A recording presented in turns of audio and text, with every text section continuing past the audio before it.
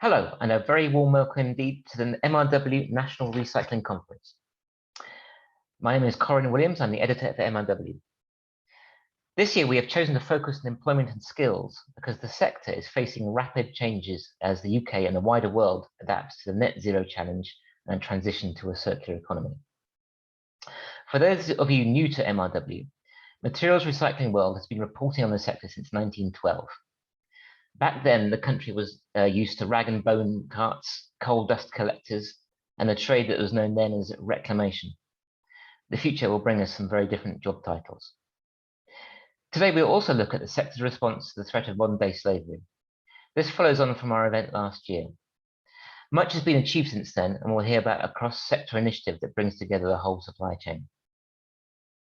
It has been estimated that the sector generates around 9 billion per year and provides somewhere between 150 to 180,000 jobs. Around 18% of those employees, though, hold no qualifications. Even the technical advances are putting much more pressure on waste operators. We've also discovered that we are facing a skills shortage, and we need around possibly 70,000 new trained staff. The question is, where will this talent come from, and how can we attract a wider pool of people? There are many challenges ahead. So, housekeeping throughout the day is a snapshot of our agenda. We'll be discussing how we respond to the national labour crisis, the Great Resignation, as it's been called.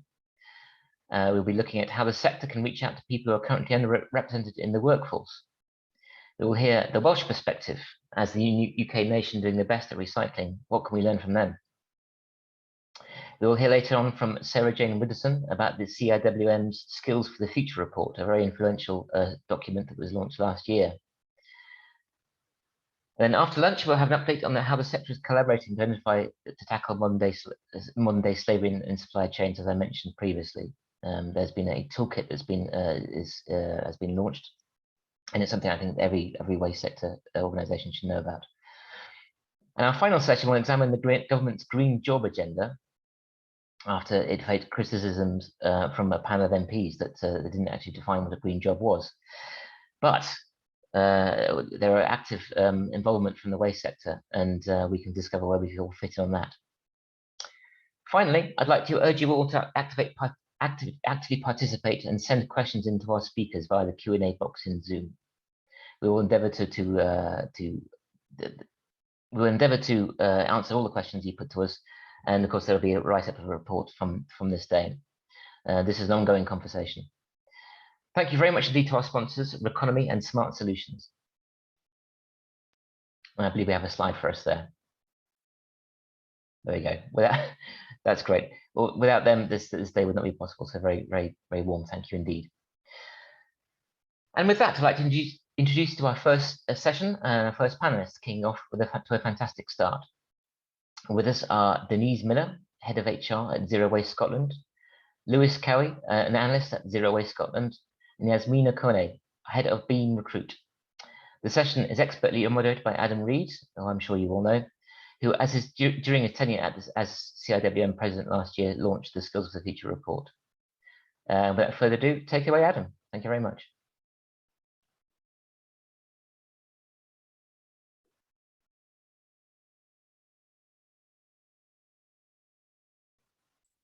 Thank you, Corin. Good morning. Good morning. Here we go. Here come the speakers. Lovely to be here. What a great topic you've set for us this year. The agenda's absolutely cram-packed, so I won't hold us up too long this morning. I just want to set a few words to set this session off, because I think, if we are going to go from a sector of, I don't know, 150,000, 180,000, core employees today, to one that's possibly going to be tipping 500,000 by 2035, we are going to have to look somewhere else, aren't we, to get those resources. It can't just be upskilling today. It can't be the normal, let's go and get a couple more engineers, we need a few more policy wonks, etc., etc. It just isn't going to be enough. The revolution that our sector is going through in terms of underpinning the decarbonisation, the greening of many other sectors, because of course our role will be to support the NHS, our role will be to support the construction sector, our role will be to help agriculture, our role will be to enable the power and transport sectors to go on their own journey. So with all of that in mind, where are we going to go and get new recruits? Some of those are going to be young, I'm sure. They're going to be dynamic. They're going to be, from a different background to you and I. But they're also going to be people coming in from other sectors. They're going to be people coming in with second careers. And how do we make ourselves attractive? How do we ensure that we're using the right language? How do we put the advert in the right place so that people go, oh yeah, it's not the rag and bone man. Oh yeah, it's not my old man's a dustman, but actually resource management, absolutely critical. Superheroes of tomorrow. I want to be invested in that sector. So that's the kind of agenda for this session this morning. So here we go with our keynote speakers, if you like. We've got Denise and Lewis both coming from Zero Waste Scotland, and we're going to hear about both their experiences of positioning for graduate recruitment in particular, but also as a graduate coming through the system, what's it like? What can we do better? What's going to make his peers want to join us? So a bit more from Denise and Lewis at the moment. And we got Yasmina, who specialises in recruitment, but more importantly, recruitment of the homeless, recruitment of those that are on the margins, perhaps, of society. So fantastic set of speakers. And, we've got about 45 minutes to let them tell you a little bit about their narrative, explain where they're coming from. I'm going to chip in some anecdotes as we go because it'd be rude of me not to. And then hopefully we're going to get your questions, audience. So don't be shy. There's a Q&A, there's a chat function. You know what they're there for. Get your questions in and we can explore those themes with our panel today. So fantastic. I'm looking forward to it. Let's kick on. So first up, I think we're going to go straight to Denise this morning, aren't we? So Denise, how are you? Hi, I'm good. Thanks, Adam. How are you? I'm all right. Thanks for joining us today. So you're north of the border. I certainly am. And you're going to tell us a little bit about Zero Waste Scotland. You're going to tell us a little bit about the agenda that you've been ploughing around graduate recruitment in particular, and the new programs that you've got in place. So the floor is yours. Great, thank you. Morning, everybody. I'm delighted to be joining the conference this morning. As Adam says, I'm Denise Miller. I'm head of HR at Zero Waste Scotland. We're an organisation primarily based in Scotland, but most of our employees are home-based. Obviously from a carbon footprint perspective, which is great. So just to put some context around this, we are a not-for-profit or environmental organisation. We're actually funded by the Scottish Government and the European Regional Development Fund. Using evidence and insight, our goal is to inform policy and to motivate individuals and businesses alike to embrace the environmental, economical and social benefits of a circular economy. So we're a leader of that within Scotland. We'll lead in the use of products and resources responsibly, focusing on where we can have the greatest impact on climate change. So we do an awful lot of work on the overall agenda. In terms of how we've grown quite significantly over the last few years, from being a very small organisation to being an organisation with 180 employees. As a result of that, we've had to recruit quite substantially, some really, really fantastic technical expertise across the whole industry. I think for us, from an organisational maturity perspective, we have really matured quite significantly over the last few years. And specifically around the graduate cohort, whereby we have engaged with graduates in the past. However, it has been primarily from an internship perspective. It's been about engaging with universities and colleges across the UK in terms of research, analysis, evaluation, but never from a recruitment side of things. So Lewis, who's with us today as part of this panel, is one of our new graduate recruits. It's a pilot scheme that we've actually introduced this year, just in January. And it's something we're really, really excited about in terms of that talent acquisition and that talent management side of things. And certainly in this kind of post-pandemic world that we live in terms of ensuring that we've got the right talent within our business to ensure that we can reach all of the goals that we're looking to achieve in the longer term. In terms of where we're at, we've huge engagement with universities, like I said, but in terms of the graduate cohort, we had over 130 applicants for the graduate roles that we had available. And like I said, we're only a really small organisation, but to have 130 people keen to join us, keen to know what Zero Waste Scotland's all about. We only had 4 available appointments. So obviously with a lot of people really keen to join, it's a lot of really disappointed people, but it was absolutely great to see that, you know, in a world where we're seeing, you know, as previously noted, this great resignation, where the market is just really strange at the moment, but we very much want to invest in our talent. You know, previously we would have our entry level roles would be kind of assistant analyst roles, whereby we're looking for individuals with relevant, you know, disciplinary academic capability, but relevant experience within the relevant industry too. However, that has changed, you know, bringing on board someone like Lewis and, you know, his other colleagues as part of that graduate cohort has changed the way in which we think. So it's about embracing that diversity of thought. It's about ensuring that we've got top talent coming from academia and then helping to nurture that talent internally within Zero Waste Scotland.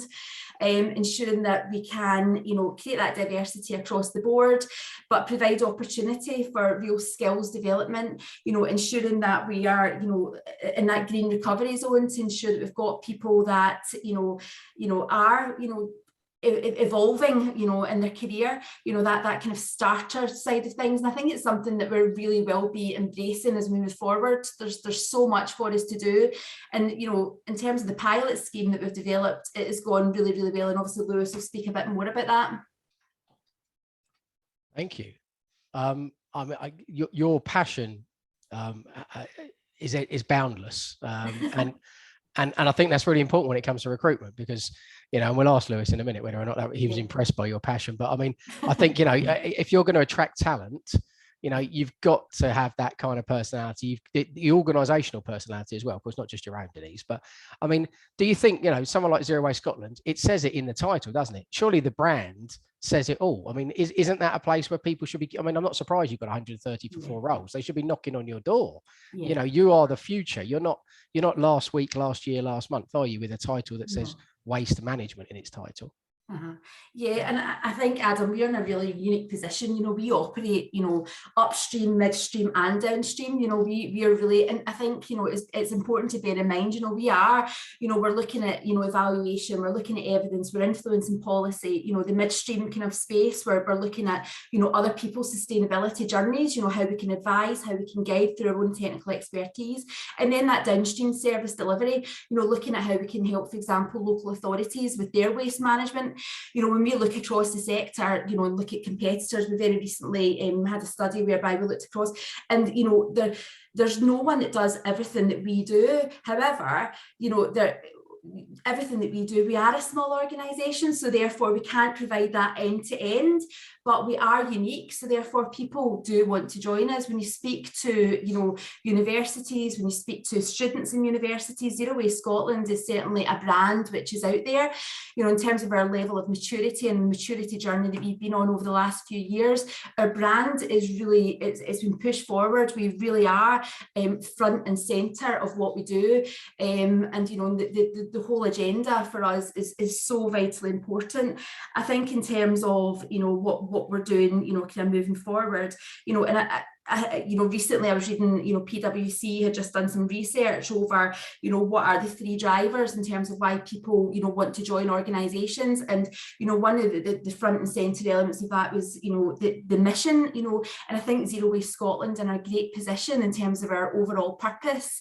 You know, you just have to have a look at our website, you can have a look at the, you know, everything that we're doing in this space, and you can't help but being enthused by it. You can't help but think, you know what, that's an organisation that I'd like to be part of in one way or another, whether that's through, you know, graduate recruitment, or whether it be, you know, career choices, career changes. So it's fantastic. It's a brand that really is out there and is really punching above. We're really punching above our weight in a lot of different areas, which is great to see. It's great to be part of.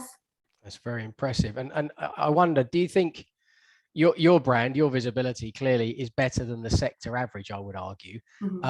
What's your advice for the rest of the sector, whether it be, you know, an SME or a big corporate? You know, if we're tagged with being, oh, you know, yesteryear's waste manager, how do we make ourselves more interesting?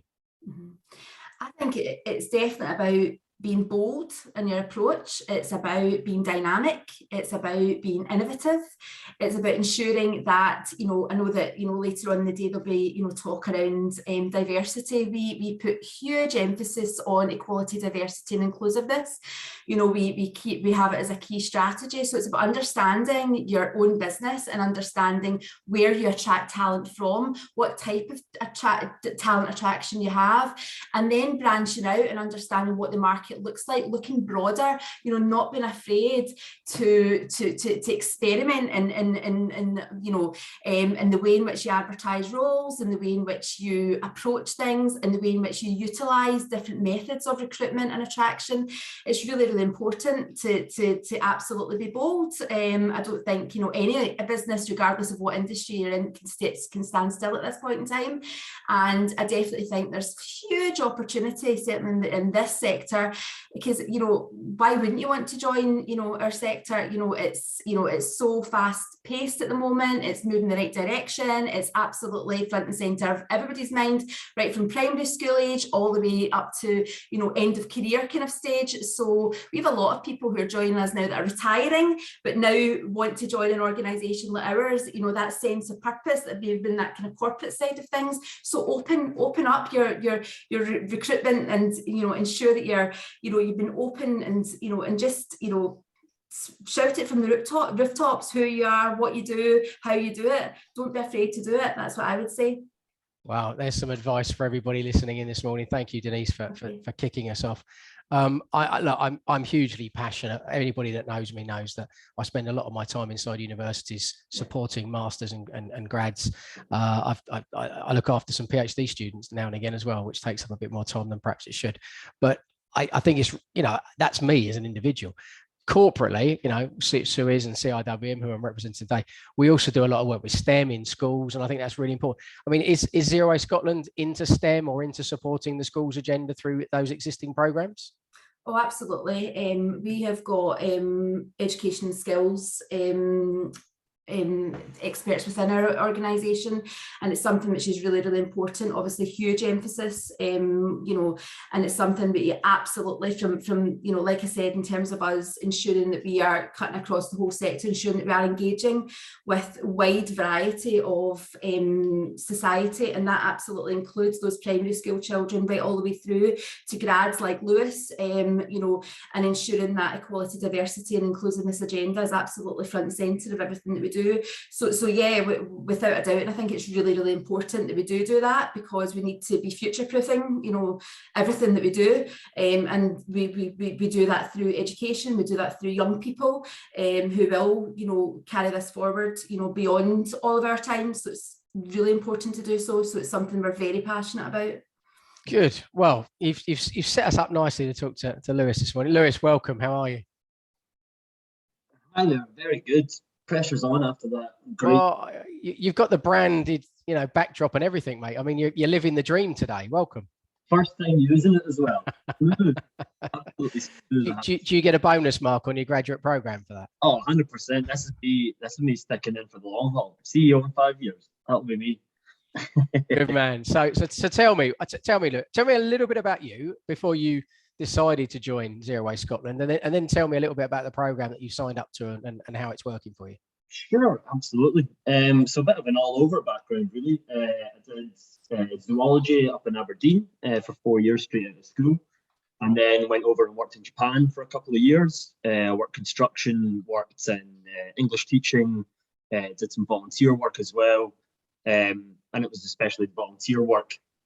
You see things like plastic pollution and things like that in different countries, and you realise really this is an upstream issue with the problems that we're seeing. You can do all the litter picking off the beach that you want, but if the litter keeps on flooding in, there's a real issue to be had there. So yeah, quite a diverse background. But then I came in to do my sustainability and environmental studies masters at Strathclyde.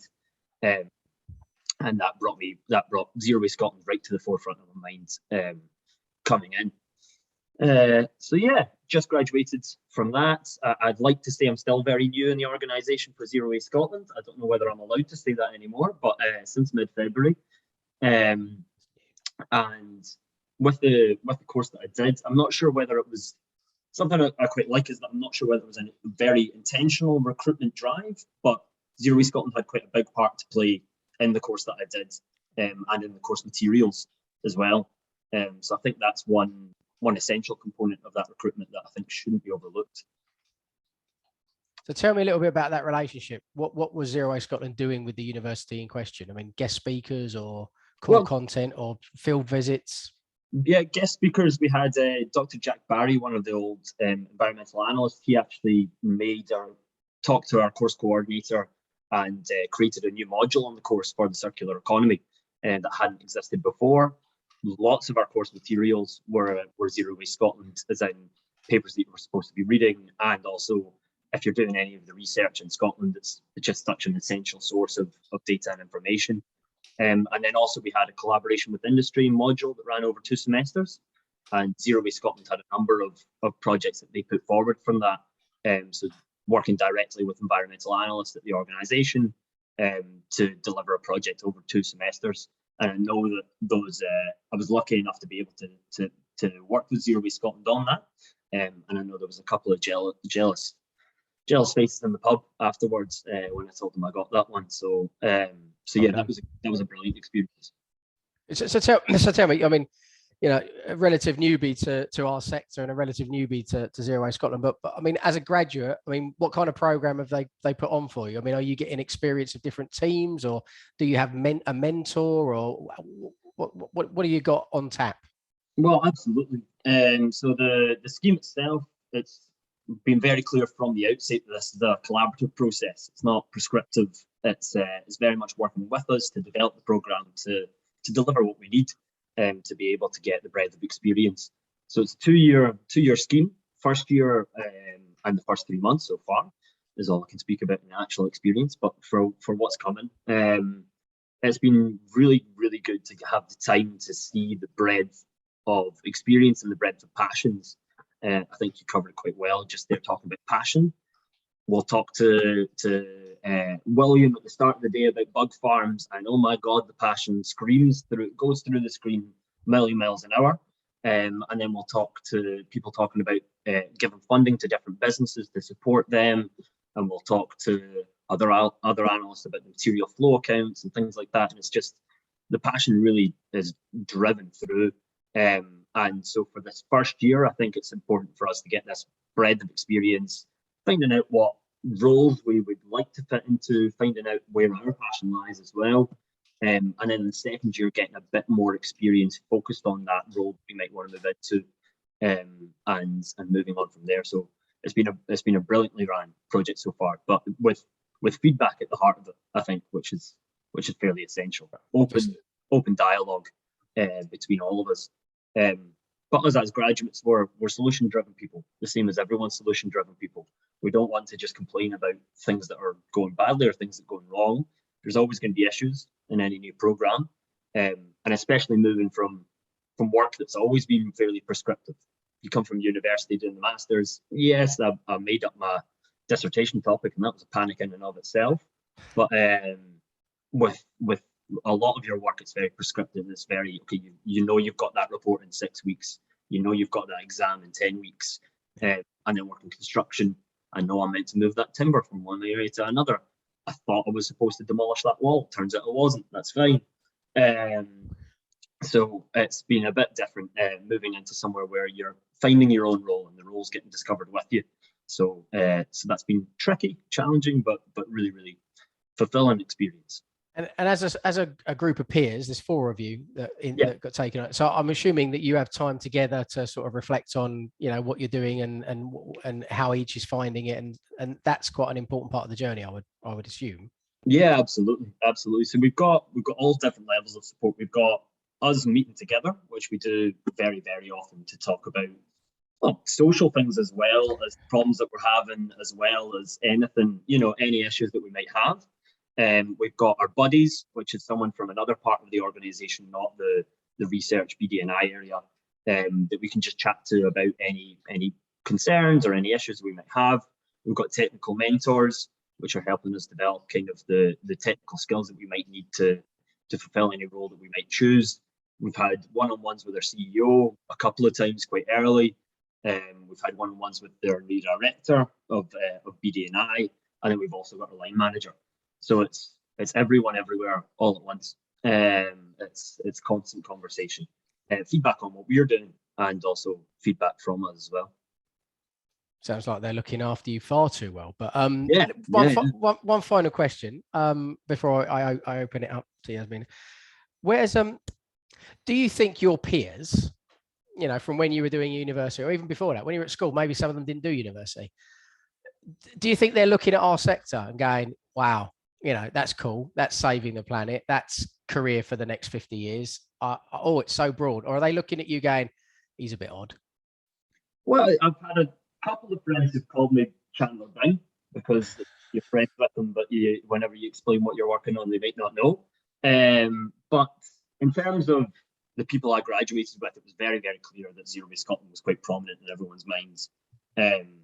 We were doing sustainability and environmental studies, so maybe not all of the modules were focused on resource scarcity and things like that, or on waste in any way. But for example, one of the examples I always kind of look at is some of the larger, more international organizations that offer an internship for 6 months unpaid. Who's getting that job? Who can apply to that job? You're immediately limiting the cohort that you're allowing into your organization and the kinds of thought that you're letting into your organization. So I know that, especially for people who are involved in my master's specifically, we're very, very enthusiastic to join Zero Waste Scotland. And then whenever I do get longer than 5 minutes to talk to someone about the job that I do, a lot of people say, you know, that's incredible, decoupling strategy or material flow accounts or things like that. It's people, especially young people, they understand the urgency of the situation that we're in. They understand the severity of it. I think a lot of people are looking for impact in the jobs that they're making. That's really the key thing. So I don't think it's lost on anyone how important the work that we're doing is. I think that's really great to hear. And I mean, I think, you know, we need to sort of share that with you know, non-environmental people and let them see just, you know, how interesting this sector is now, but more importantly, how interesting it's going to be 5 years, because you know, it's got great career opportunities, I would argue. But I'll come back to that when we open the panel up. I just want to reflect a little bit. Look, I work for a big organization, so we've got a graduate training program. I've got 150 grads currently going through ours, and we've done collaborative graduate programs with Unilever as well. So you can go, you know, how do you design packaging for tomorrow that fits in a waste management system of tomorrow, not this silo thinking? And I think that kind of collaborative thinking is absolutely the future. And I'm a huge fan of graduate programs. And, you know, I've had graduates working with me on and off for 25 years now, I think it is, you know, in various guises, which has been great to see their career progression. Some of them senior directors in big business. So, you know, it's been an interesting learning curve for me as much as it has been for them. But I've got a grad starting with me. Well, actually, she's not. She's taking a year out of university. She's going to come and work for me starting in September. And I think I had a kickoff meeting with her yesterday, which I think was really interesting. And I spent most of the time trying to understand why she approached Suez. And what it is about my sector that's so interesting for a human geographer, you know, because we might not be a natural bedfellow, you know, and I think that's really important is how are we being seen by people that don't naturally go, oh, I'm into resource management, I'm into waste management, I like recycling. So I think I'm going to tease the three of you with that kind of thought in a minute. How do we reposition ourselves to be more interesting to not only grads, but, you know, the retired types that Denise has already talked about, and a host of others that aren't already in our sector that should be, if only they knew what a great sector it is, which is my segue to Yasmina. Yasmina, good morning. How are you? Good morning. I'm doing really well, thanks. Are you enjoying this chat? I really am. And I have to say, I didn't know much about the industry, but you are all positioning it incredibly well. And it is already very, very interesting. So thanks so much for inviting me along to talk. So yeah, I'm from quite a different industry. So I have focused my career so far on opening access to employment opportunities by working with disadvantaged candidates and supporting them into work. And I've done that in lots of different ways, from working with tech solutions that allow people to really understand the backgrounds of their candidates and adjust the way that they assess them on that basis, from running a graduate recruitment team at a global law firm to my role now at Beam. So I'm head of Beam Recruit at Beam. And to give a high-level introduction to Beam, we open access to opportunity by removing the financial barriers people are facing that are stopping them from getting into work. And then we support those people into work. And I always like to set the context a little bit when talking about the work that we do. And it feels at the moment like it's a really good time to be having this discussion, because there have been a series of pretty big socio-political events that have happened over the past couple of years, with the pandemic being the most evident, multiple refugee crises, particular focus obviously at the moment on Ukraine, and the Black Lives Matter movement, the current cost of living crisis. And businesses are all looking to, okay, what can we do? How can we have an impact? And how do we meaningfully respond? And when we tie that into the current recruitment crisis we're experiencing, we actually start to have a really interesting way to address some of these socio-political issues. So you solve a problem for your business, which is that there is a lack of talent, at the same time as addressing these socio-political issues. And why is that important? Well, I always like to refer back to the Black Square Summer. So the resurgence of the Black Lives Matter movement, a lot of organisations realised that they wanted to stand up in support of the Black community and make that really clear. And so loads of people posted Black Squares to Instagram and various social platforms. And the question after that was, okay, great, but consumers, employees, potential applicants alike, where's the plan for racial equality? You see the same thing happen during Pride Month. So now lots of flags, but how are you supporting the community? And so you have to find a way to meaningfully respond to events. And that's what brings me on to talking to recruitment. Talent is consistently cited as a top blocker for growth. It was in a report by McKinsey probably about 10 years ago, and it continues to be as true as it is today. And in fact, now, if you've seen the headlines, it's worse than it has been in the last 50 years. And the number of vacancies continues to go up, while the number of people who are unemployed continues to go down. And you really see this convergence point on graphs. So what's the solution? Well, one of them is looking at completely untapped pools of talent. And that's really where Beam comes in. So I'm going to talk to you a little bit about a talent pool you might not have considered before, and it's people who are homeless. So did you know that nearly 2/3 of London's homeless population are actually at working age? Now, it's worth as well doing a little bit of myth busting on what homelessness means. So people are classed as homeless or at risk of homelessness if they are living in temporary accommodation, if they are in a refuge, for example, a hostel, if they are in, a sofa surfing situation. There are plenty of hidden forms of homelessness, as well as being in arrears with rent, which with the pandemic and people going onto furlough and the cost of living crisis is actually only increasing.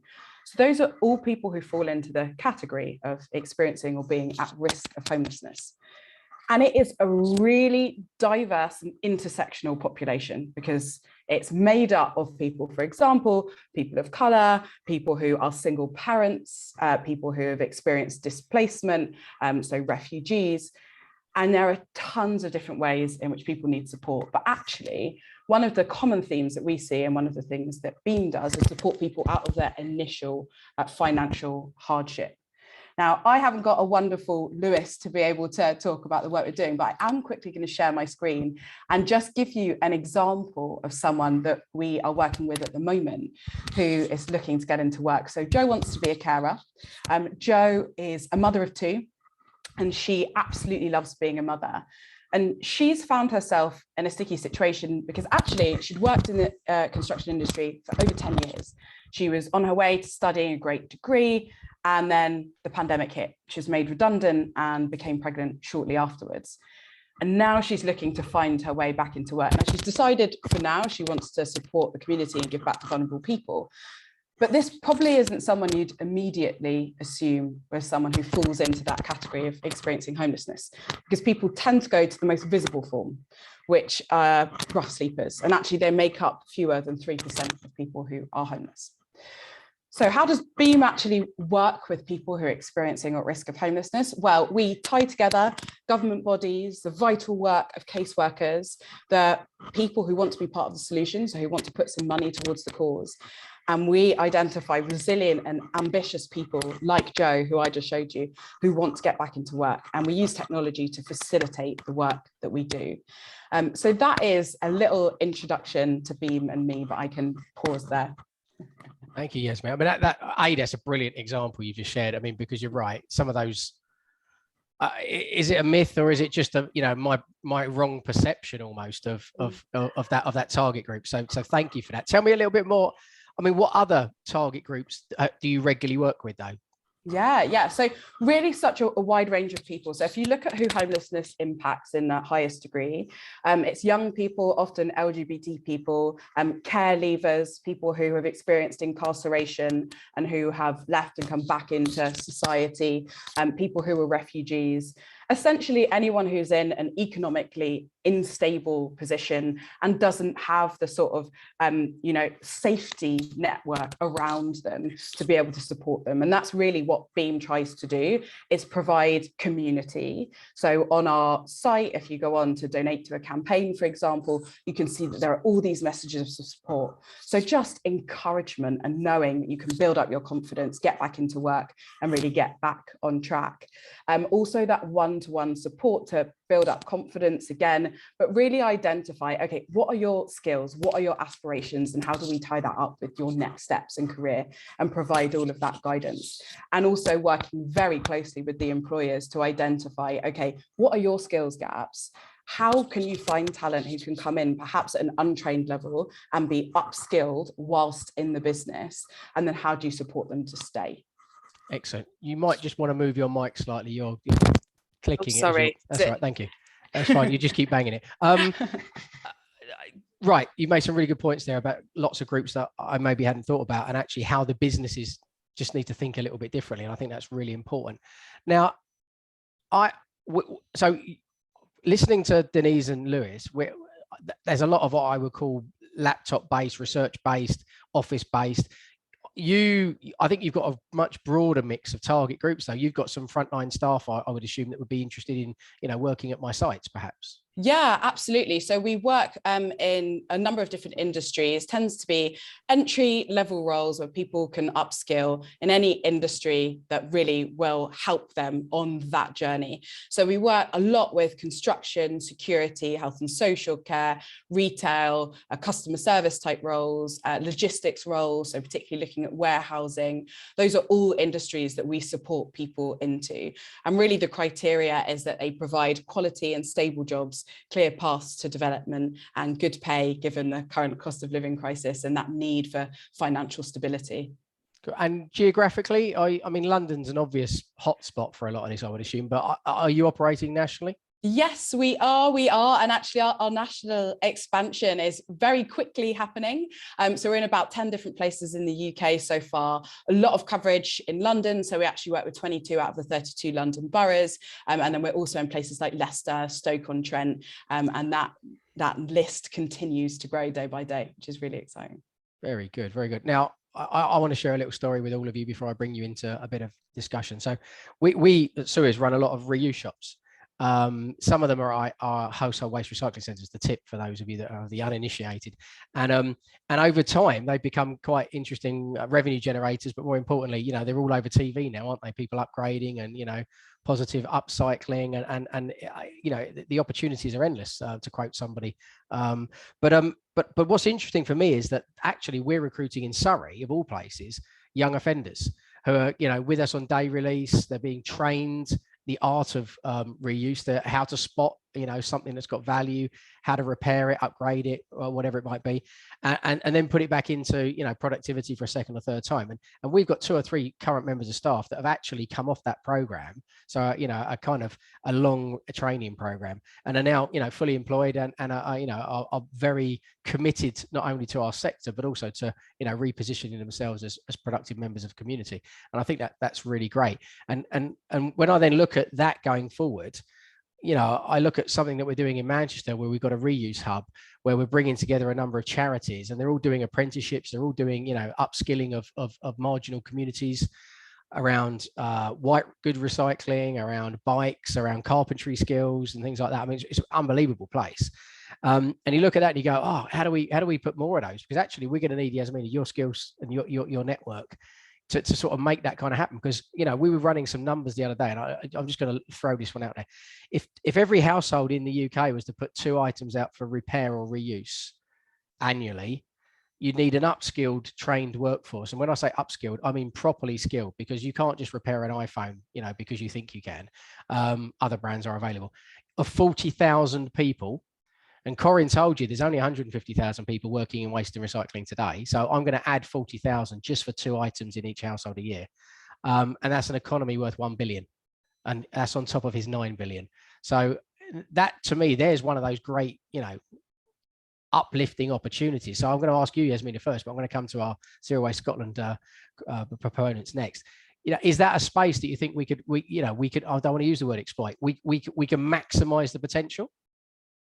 Yeah, absolutely. And I think one of the exciting things about the current social state we're all in is that there are so many ways that businesses can have an impact. And I think, to Denise's earlier point and Lewis's about everyone looking for impact-driven organizations these days, is that CSR initiatives, and in particular, how you adhere to the Social Values Act, and all of the work that I assume a lot of people on this call will be tendering for work with local governments. And as a part of those tenders, you will be having to state exactly what it is that you're doing to support local communities, to support sustainability goals, and to make the world a better place. So there are tons of opportunities and ways that you can, exploit those opportunities for the benefit of your business, but also the local communities that you're supporting. And recruitment is just one of the ways to do that, but there, of course, are plenty of others. And I love the fact that you've linked social value, community benefit to something like waste management, because it's not always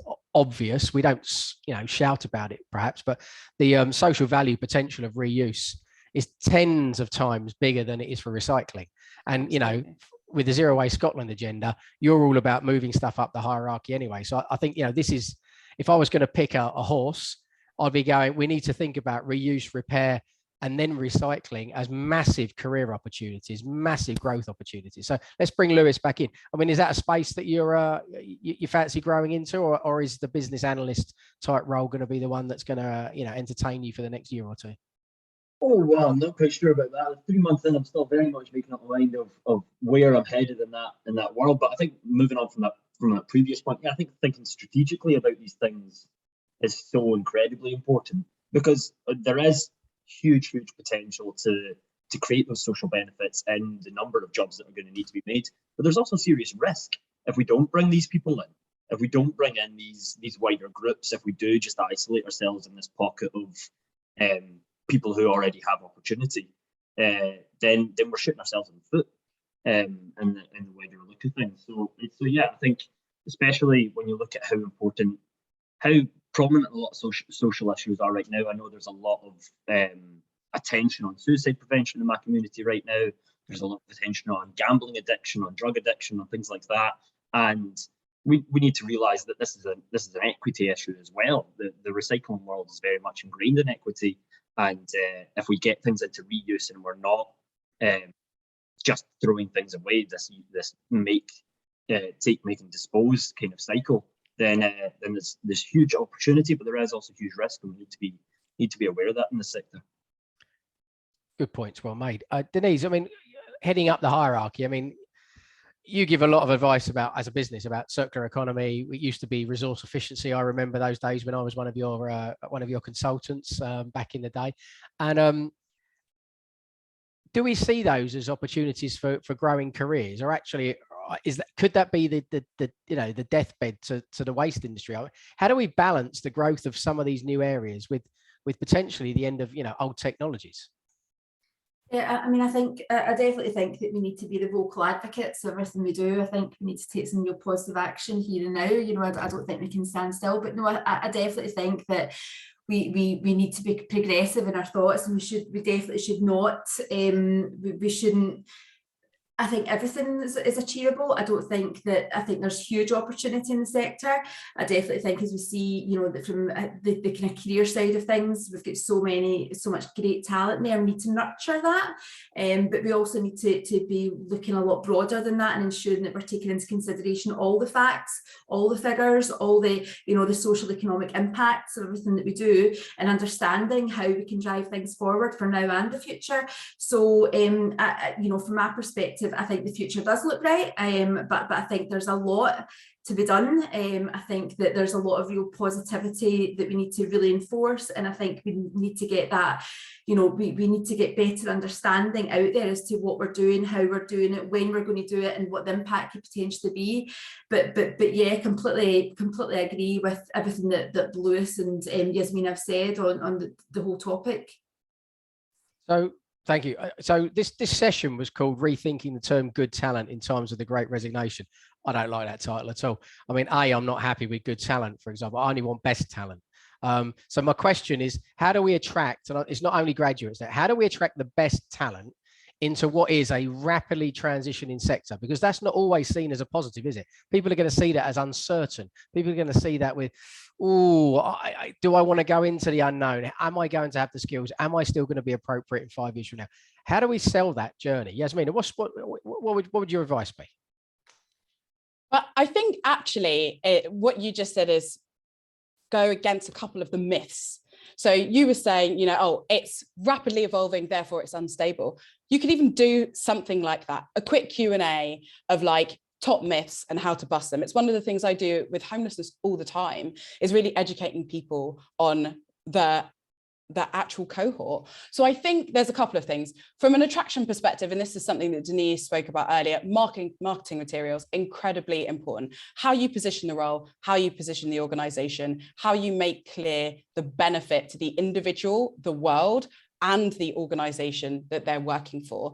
And tying those things in together is so key, having a really clear mission and how people can get involved with it and how it will benefit the employee as well. Being part of a rapidly growing sector means ever evolving opportunities to upskill, opportunities to grow and progress, and opportunities to be at the forefront, which I think is so exciting. And definitely, you know, I'm thinking about that off the back of today.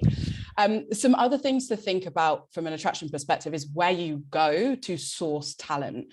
Are you posting on the most broad range of job boards possible? Are you working with specialist D&I providers who can support you to hire underrepresented groups? If you've got roles with no barriers to entry, then you should be opening them up to people who have experienced homelessness, incarceration, or are in, you know, tricky situations. Then, of course, the conversation, which maybe we'll get onto if we have time, is around retention. But from an attraction perspective, keep the talent pool really broad. Then there are some small logistical things. And I just popped in the chat an article that I wrote recently. One of them is like interview questions. You can have a couple of different versions of interview questions. For example, if someone's been out of work for 5 years. If you say, tell me about your most recent job, and they get a bit flustered because they haven't had one in a while, you can simply rephrase that question. Tell me about your number one transferable skill from either your personal or professional life. And there are ways that you can just make people feel comfortable. So looking at things like interview questions, whether you need to do CV reviews, and what support you get externally to make sure you're marketing your roles to the right people in the right places, are all really key ways to attract diverse talent and position your business as well. Excellent advice. Thank you. Denise, you got anything to add to that? Yeah, again, completely agree with everything Yasmin is saying. I mean, certainly from our perspective, as I said before, we're going through a massive change journey, and the people agenda is absolutely front and centre of that. I mean, I think that for us, it's about being the vocal advocates of this sector.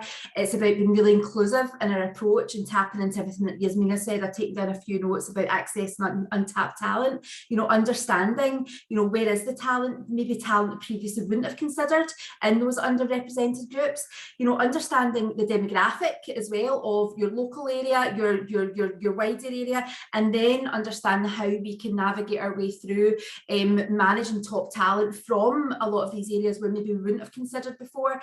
And the marketing side of things is absolutely so important, and ensuring we're taking that positive action and ensuring that inclusivity is absolutely at the heart of everything we do. And in turn, that improves the brand image, it provides opportunity, it has got so many different benefits that we could sit here and talk all day about, to be honest. And those are all measurable benefits for whether you're an employee, whether you're part of a community, whether you're an underrepresented group. You know, there's masses of benefits that we can discuss. But for me, it really is ensuring that the approach taken we shouldn't leave any stone unturned for me. One example would be, for example, we've just provided all of our line managers with inclusivity training, which is part of our overall ED&I strategy. We're aiming high. We want to ensure that we are absolutely an employer of choice. We need to make sure that we are considering everything, and ED&I is something that we are absolutely so focused on at the moment. So hearing Yasmina is really, really inspiring, and it's certainly given me a lot of food for thought. And I'll certainly take that away and obviously drive that forward in Zero Waste Scotland too. That's really good to hear, and you're right. I mean, diversity inclusion training, I think, is critical. And as an organisation, we've also rolled that out to all of our management teams over the last 12 months. But and the chartered institution is busy looking at the diversity inclusivity of the sector at large, because I think it's always hard to attract new talent when you look at what's inside the machine and you go, oh, it doesn't look like me, it doesn't talk like me, it doesn't feel like me. So I think we've got a long journey to go. Now, I'm conscious we've got 5 minutes left, so let's ask. I've got 2 questions. One quick one for you, maybe. No, actually, I'm going to ask you, Yasmina. How do you get recruitment teams in-house at big organisations to think like you? Because I think historically, they're a bit like procurement officers. They like their box, they think in their box. This is all a bit new age. How do we convince them in quick, simple terms to get them to think differently? Yeah, fantastic question. And I think it has got easier, actually, because every senior level executive right now is talking about social value and how each business can contribute to it. So I think certainly having that support at every stage of the business is helpful. But in terms of getting people invested, I think often it's showing that you can solve a problem and you can solve it well. One of the challenges, I think there are a couple of challenges that people assume they will encounter when they work with a different population of candidates, a demographic they've not worked with before. For example, with homeless people, what if they lack the skills? Well, Beam can upskill them. We crowdfund in order to pay for the training that people need to, for example, do their forklift digger course. Okay, well, it's expensive and time consuming to recruit. So I don't want to take a risk by seeing people I've not seen before. Okay, well, Beam does the pre-screening for you. Okay. And so we do that stage. Okay, but how do I understand the challenges once these people get into the business, and how do I measure and prepare for them and preempt them? Well, we'll share best practice with you and really help you to overcome that. And then, okay, but we're recruiting from this completely different group. What will the retention stats look like? Well, I can tell you that the retention stats amongst Beam candidates are at 82%.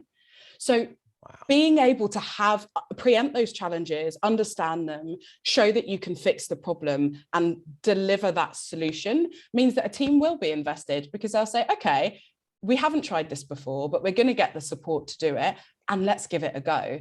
Either way, we're going to do something good for our business and hopefully help some people out of a tricky situation.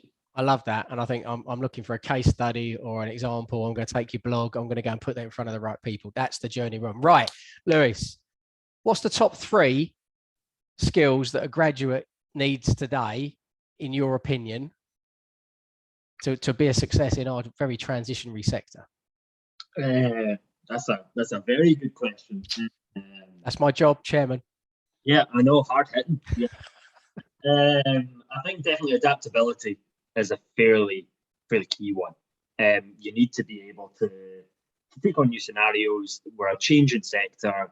Everything's we're all moving in one direction. You need to be amenable to change. I think that's fairly essential. I think you need to have a bit of compassion and understanding of other people's situations. Not everyone's the same as you. Not everyone works the same way as you. If you're trying to get deposit returns scheme set up and you don't think about how people with disabilities might get involved in that, or you don't think about, if you're trying to do all of these kinds of things, you need to be aware of the impact it might have on different people and the different ways people might interact with it. And then you asked for 3, not 2. 2's okay. I don't want to push you. Yeah. It's all right. I'll stick with 2 if I can. 2 it is. That means I can ask Yasmina a quick question. Do you do your work, Yasmina, with local authorities as well as corporates? Yes. Yeah. Right. I'll hook you up with somebody after the call. Thank you. Right. Here we go. I'm into the last minute. I want you each to give me a hashtag takeaway message. So Denise, what's your hashtag takeaway message for the audience today? For me, it is understanding the new meaning of talent. That just something quite simple. What does new talent mean? What is the new meaning of talent in this day and age? Wow. Okay, we've gone big. Yasmina, hashtag. I think it's going to be just a simple one. Focus on potential. It's the advice that I always give to people when they're looking to recruit. Loving that one. Lewis, can you top it? Have you got a better one?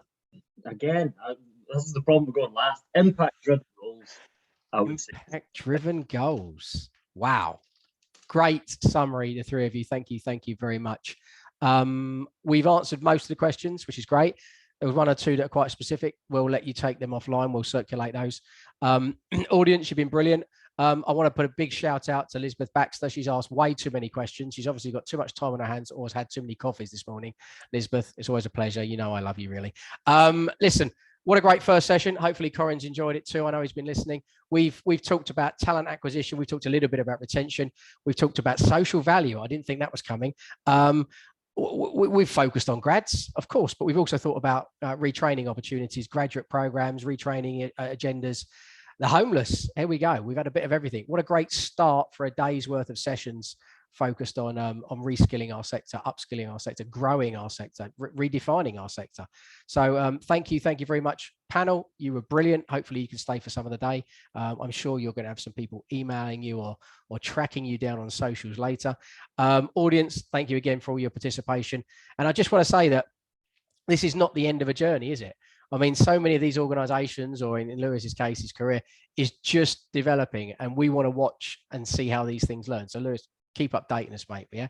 And, you know, CIWM is working, you know, very aggressively on making sure that, you know, stuff is happening across the sector, and we will be sharing that, working with the likes of the ESA as well from a business perspective.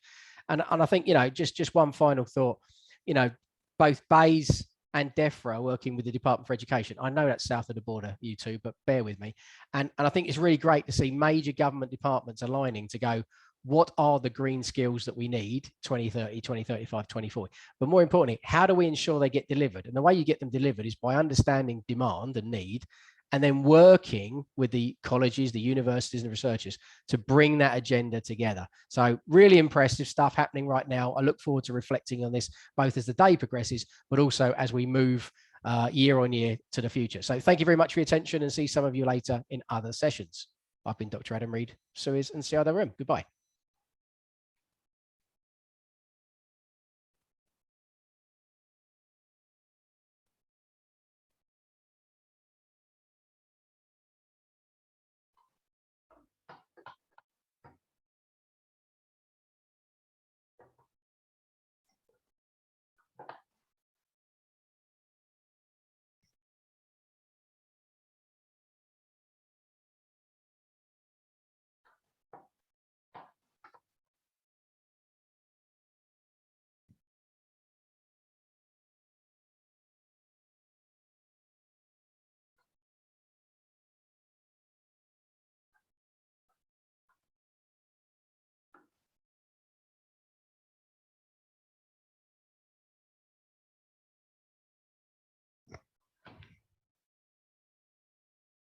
I do apologize. It turns out I was actually on screen all that time. I do apologize so much. Thank you so much to Adam. I absolutely enjoyed that session very much indeed. The enthusiasm was incredibly infectious. Fantastic start to the day. Thank you to Adam. Thank you to Yasmina, Denise, and Lewis. I think we've heard some really interesting points there.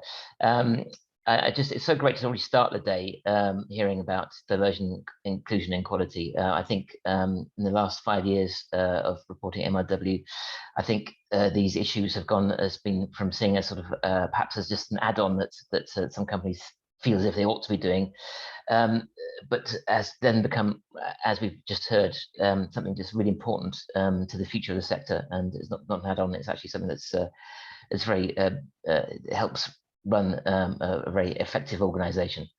And of course, many companies in the sector have terrific inclusion and social value programs. The question is, as Adam says, how can SME waste firms take on this agenda, and do have the experts and resources? And I think this leads us perfectly onto our next session, which is how these issues and more can be kept at the forefront within organizations' HR policies. How can we create a work environment in which all talent can thrive? And as a result, and here to tell us all about this is Ayo Bali, who's lead consultant and managing director of Bakar Bali. Over to you.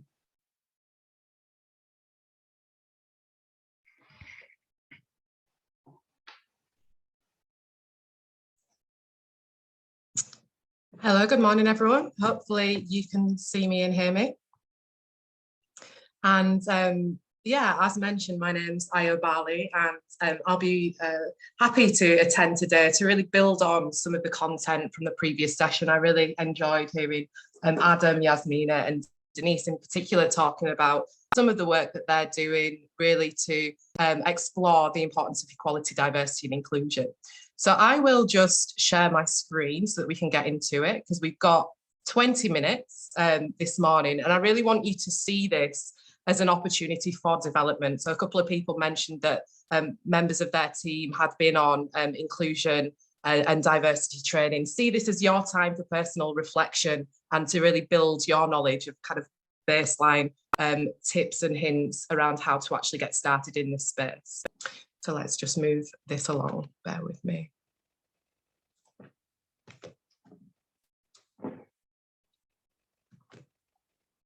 I always seem to have an issue with the slide moving initially. It always likes to make me sweat, but we'll see. Hopefully it'll move along.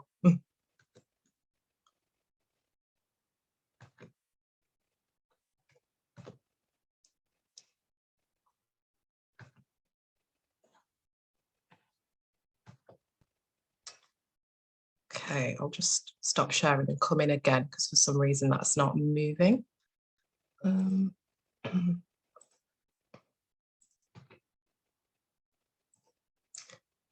Okay, I'll try again.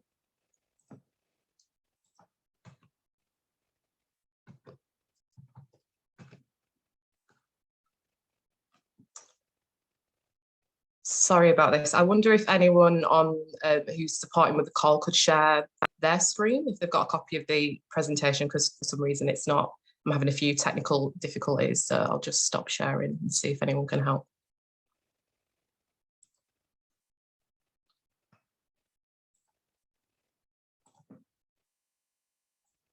Just try one more time.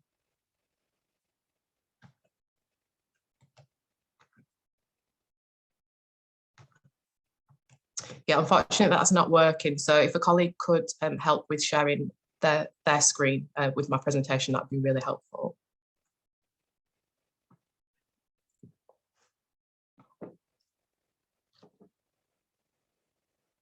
All right, thank you. Hopefully we'll just be 2 minutes. Sorry for the delay on this.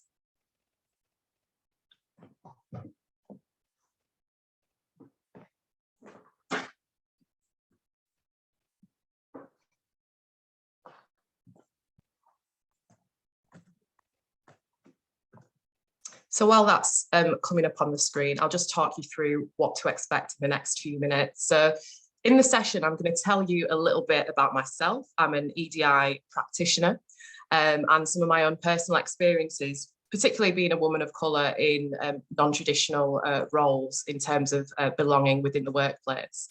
I'm going to talk to you about changing workforce in the UK and the key terminology really to get you started to understand and really feel confident talking about issues of equality within your own organisations. We're going to talk a little bit about the benefits of inclusive environments and how that ties into retention, which of course was something covered in the previous presentation. And we're also going to talk about how to actually measure progress. So how do you actually understand what the starting point is within your own organisation, and how do you actually measure how you are actually making improvements, particularly around the diversity within your workforce and also the sense of belonging and inclusion within your teams. I'm going to talk to you about how to avoid some of the major pitfalls that can exist with this type of work. And then we're going to finish with some practical takeaways. So what I want to do is leave you with kind of some free advice that doesn't really require any training so that you can actually get started in this work. And I can see, thankfully, so thanks colleagues for sharing that. If you could move the slide along, that'd be brilliant. Just move it along too, that'd be fab. It is going to be an interactive session. So we're going to start with a poll because I'm really curious to get to know who's in the role and to get your initial views on the equality, diversity and inclusion space. So if you could reply to this poll, I'd really appreciate it. It's the first one. I want to know who's in the room. And secondly, I'd want you to kind of take a non-scientific approach to telling me how diverse you feel or inclusive you feel your organisation is. It's anonymous, so please do feel free to answer those polls.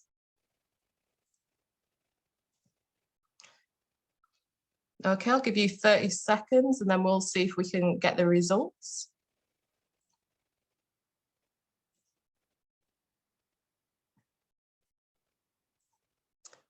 Okay, well, are you able to put the results up on the screen so that we can share that?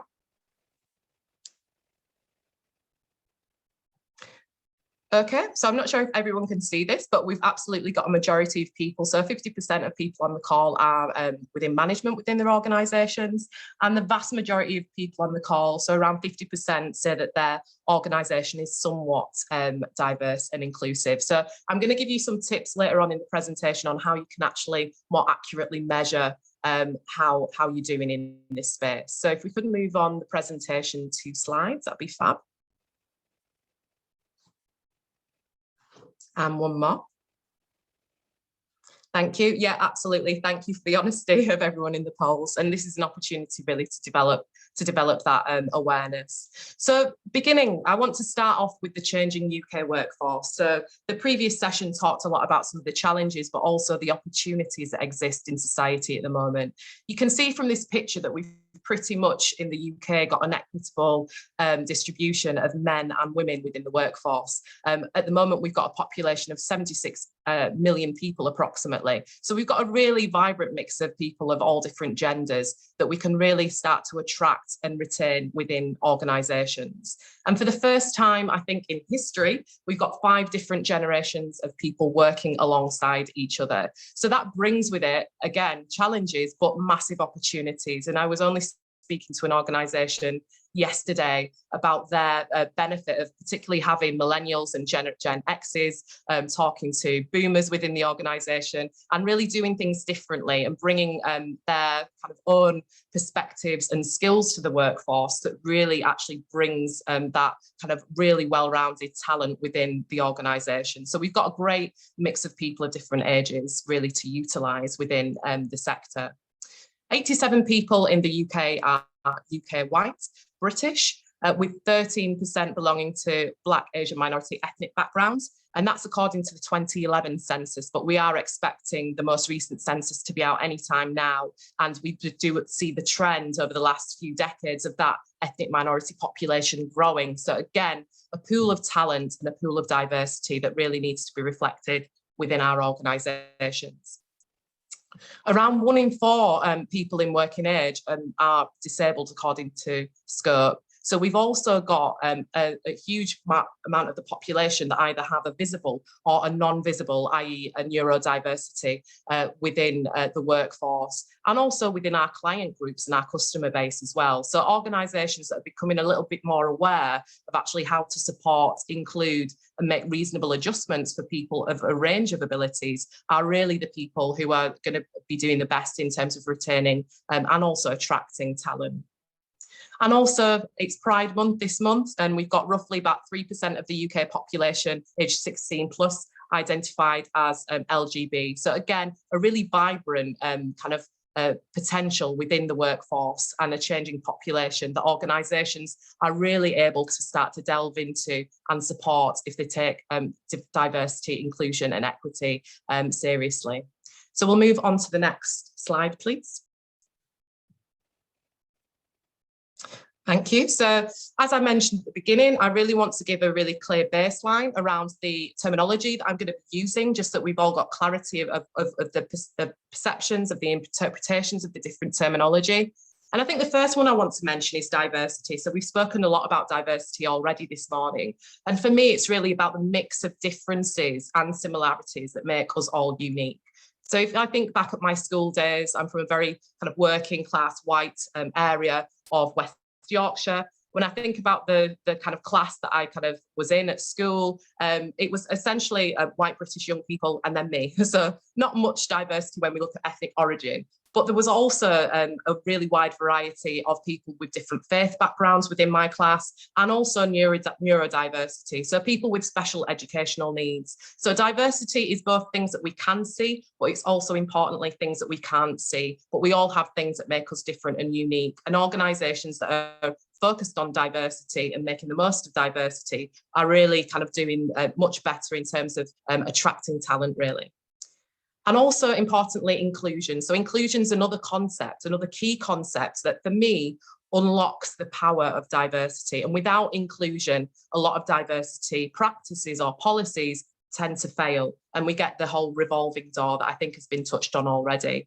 So for me, inclusion really is about positively striving to make an effort to not only have diversity within the organisation, but to take deliberate action to make sure the environment is actually suitable for that diverse talent. So I'll give you an example just from my own personal background. So for example, I'm a vegetarian, and there's one thing about kind of being involved or invited to a dinner party and being there. But if there's nothing on the menu that necessarily caters for me, I'm not going to feel welcome, and I'm probably going to want to go to another party.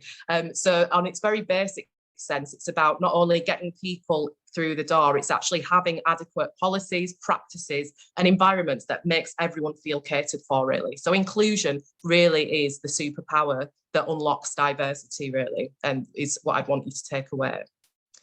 Now, I've also put on the screen equity, and I've kind of purposefully used equity as a terminology rather than equality, because actually sometimes equality isn't enough.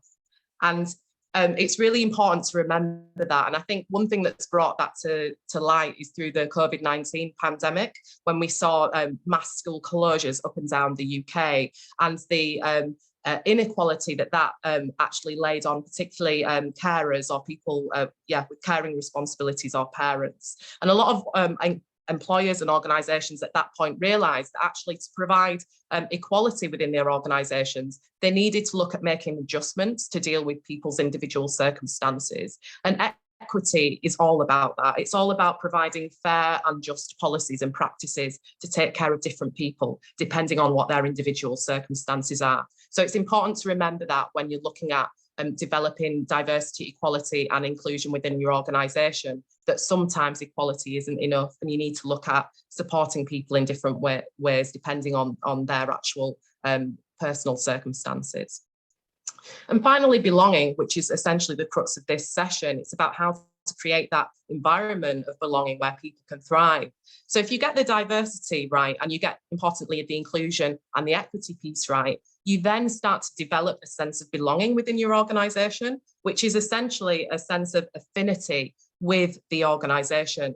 And I always remember the quote by Maya Angelou, which is, you don't always remember what people say, but you tend to remember how they make you feel. So having a manager or a leader within the organisation who's really open to understanding different people's perspectives and being open to developing different practices based on different needs, you create that real sense of value within an individual that then can create that sense of belonging that is a great key to actually retaining talent and for talent to actually progress within organisations.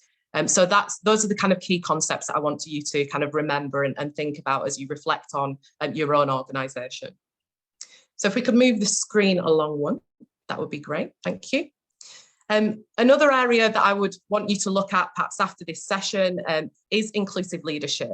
So inclusive leadership essentially is a process of social influence that strives to include and respect everyone involved in achieving a goal. So it's in addition to leadership, it's really looking at how we use our influence as individuals, whether we be in management, a chief exec, or a member of staff in general. How do we use the influence that we all have to actually include and respect everyone in the team that's involved in achieving that goal? And that sometimes means going above and beyond and actively including, asking people for their views and encouraging them to actually get involved in decision making and feel included in that process. And there's actually 6 key competencies of an inclusive leader. So again, we don't have time to go into that this session, but I definitely encourage you to have a look at those 6 key competencies and map yourself against those to see how you're doing.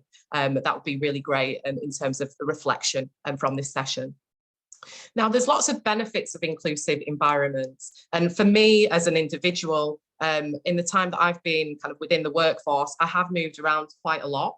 And part of that is due to being early career and wanting to move around and see what suited me. But something that is also attributed to it is absolutely a lack of sense of belonging and perhaps a lack of focus on inclusivity, which I think a lot of organisations are now becoming a lot more interested in and proactive in. But by not doing that, you can see a lot of people moving around quite often. And there is a big link between that inclusive leadership, so involving everyone in decision making. There's a link between that and engagement within the workforce. And the latest stats that I saw is that in the UK, in terms of people who are actively engaged at work, the percentage is 15% currently. So we've got a long way to go. And obviously that will be different for different sectors and different individuals. But a general sense is that we've got a lot of ground to cover in terms of getting people to feel much more actively engaged. And this sense of belonging and inclusion is a really great way to get started on that. So employee engagement, as we all know, it leads to productivity. I know from my own experience where I have felt included and actively engaged, I've really worked my socks off. And I think a lot of people would probably agree with that there's a massive link between engagement and productivity. And of course, that link between engagement and inclusivity brings the whole piece together. There's lots of research out there in addition that kind of shares how team decision makers outperform individual decision makers 66% of the time. So it pays off to actually include people in decision making and inclusive decision making. So that is actively and proactively getting the voices of people different to you leads to better business decisions 87% of the time. So there's lots of data out there to support the benefits of inclusive environments within your organisation.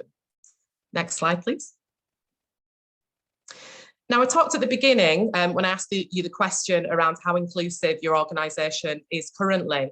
I talked about the fact that that's not a very scientific way of getting the answer, but it gives an indication, and I thank everyone for providing that. Now, if you are interested in measuring your equality and diversity and inclusion efforts, there are actually lots of ways to do it. And I would definitely suggest that the first step on your journey would be to understand your baseline. So if we take diversity as one of the key concepts, can you map out the diversity within your workforce when compared to the protected characteristics of UK law? So there's 9 protected characteristics that include everything from gender to ethnicity, religion and belief, disability, sexual orientation. So can you actually have a look and do some diagnostics of your own current company in comparison to those protected characteristics to see how you're performing, and go even further to potentially benchmark against those population trends. So in an ideal world, you'd be striving to ensure, for example, that 13% of your workforce is from Black, Asian, minority ethnic background to reflect that population that we've currently got. And that should be the case across all levels of the organisation. And if it's not, what can be done to actually tackle that and to progress it year on year? So it's about understanding your baseline, agreeing some key metrics that you might have. So it might be, for example, that you want to increase the level of neurodiversity within your workforce, or you want to increase the number of women in leadership positions, for example. It will depend on what the drivers are for your particular organisation. But agree on some key metrics, even if it's maybe 5 or 6, and then measure those on an annual basis. Once you've actually put in some type of solutions for actually moving towards those targets. Another area of actually measuring your equality and diversity efforts is really through staff surveys. So this is a really great way to measure inclusion and belonging. You can ask key questions about whether people feel that they've got equal career opportunities, whether they feel a sense of belonging, their levels of happiness and satisfaction. And again, you can do those and run those surveys year on year to understand how any new initiatives that you're developing as a management team are actually impacting on the EDI efforts that you're making within the organisation.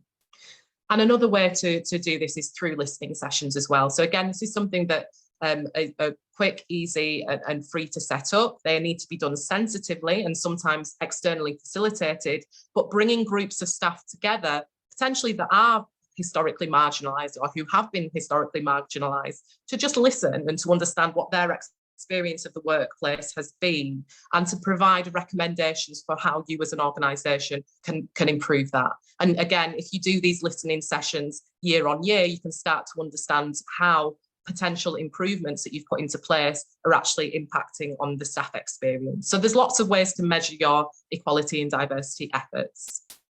Next slide, please. I also promised you at the beginning that there'd be some practical takeaways that are free, that don't require any training. And I definitely encourage you to think about maybe taking 1 or 2 of these away for your own workforce. The first one really is around inclusive meetings. So when we do a lot of research around the levels of inclusion within organisations, one of the things that comes up again and again is people feeling excluded in meetings, and that being one of the key measures. So one thing that you can do within your organisation is actually review how you conduct meetings, potentially put into place a values statement at the beginning of a meeting to acknowledge and affirm the fact that you want to hear from a variety of people, and potentially specific people that have not particularly spoken up before. So it's really important to have that values statement around the nature of meetings. And also be really aware of the different needs of people and how you might need to treat people slightly differently to get that inclusion.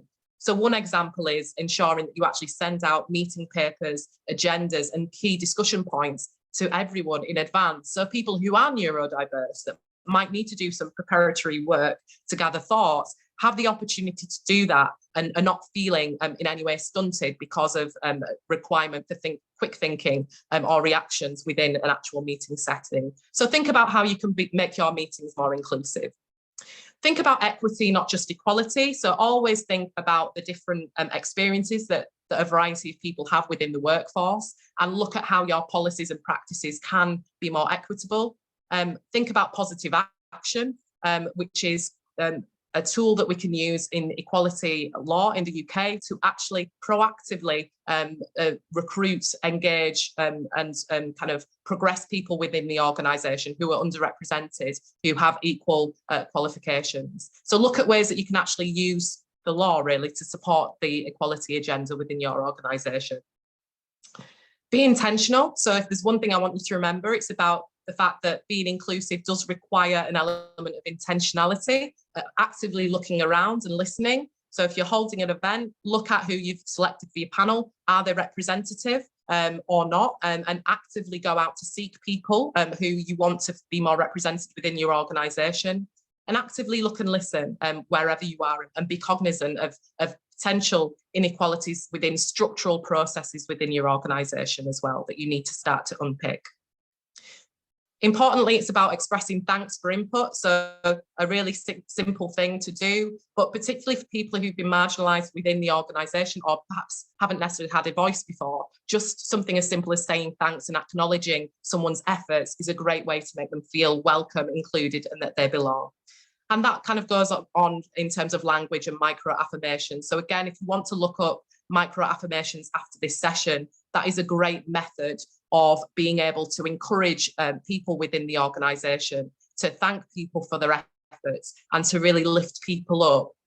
And particularly for people who perhaps generally been marginalised or suffered microaggressions in the workplace because of their race or their gender, using this micro affirmation of saying something really positive on a regular basis is a great way to kind of turn the tide on that really, and encourage people to remain within organisations and feel a sense of belonging within their organisation as well.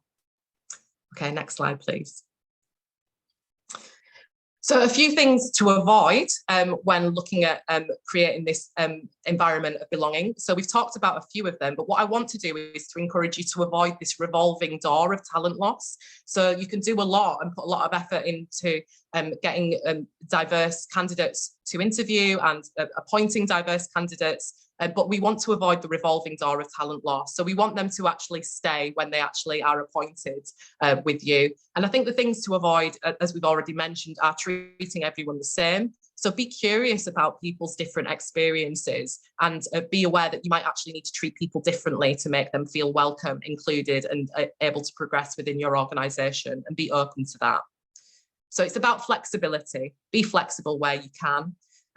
This is one for the leaders. I think that particularly leaders and chief execs within organisations, it's sometimes difficult to be vulnerable. And I think when you're looking at developing your inclusion and your culture of inclusion, it can feel like it's almost a little bit scary, really, to show that vulnerability about not necessarily knowing about different communities, whether it be people of different ethnic backgrounds or different genders, and also not knowing kind of what language to use. But I would encourage you to sit within that vulnerability, to acknowledge the fact that the whole point of this really is that we don't all know it all about everyone. So actually being curious, asking people questions about their experience is a real key way to avoid losing people and to make people feel valued, really. So avoid that whole kind of feeling that you need to know it all. This is all about kind of learning and development, and particularly understanding the changing workforce that is out there. And the final one to avoid is a lack of recognition for people's contributions. And I think this is something across the board, but particularly for historically marginalised communities within the workforce, it's really important to recognise contributions and to create that micro affirmation that people are welcome, they're needed, and they're really got a place within your organisation. Okay, just moving on to the final slide now, and then I think we're going to have a bit of time for questions. So just in closure, to create an inclusive environment, and what I'd love for you to take away today is to think about what we've discussed, particularly around the key concepts of diversity and inclusion and how important inclusion is to this whole agenda, and think about how you can continue your learning. So that might be taking up internal programs around inclusive leadership, or kind of avoiding biases, for example, but look at how you can actually continue your learning to make you feel a bit more confident around talking about issues of equality, diversity and inclusion within your workforce. And I would definitely encourage you to share some ideas with friends and colleagues. So particularly within a trusted environment, speak to people about how this has made you feel, about what you feel the organisation could do differently or better in this space, how the organisation could challenge itself, and have some ideas around that, because I think it all starts with that first conversation, and it can create a real ripple effect that can really wash through an organisation and create that culture change and lead to that kind of feeling of belonging that we all want to have within the workplace. So I definitely encourage you to do those things. So yeah, thank you so much for listening. Apologies for the initial technical hitches, but thank you very much for getting the slides up. If you want to find out any more about the work around equality and diversity and inclusion, feel free to have a look on the website, and I'd be more than happy to take any questions that you've got now as well. So thank you all for listening.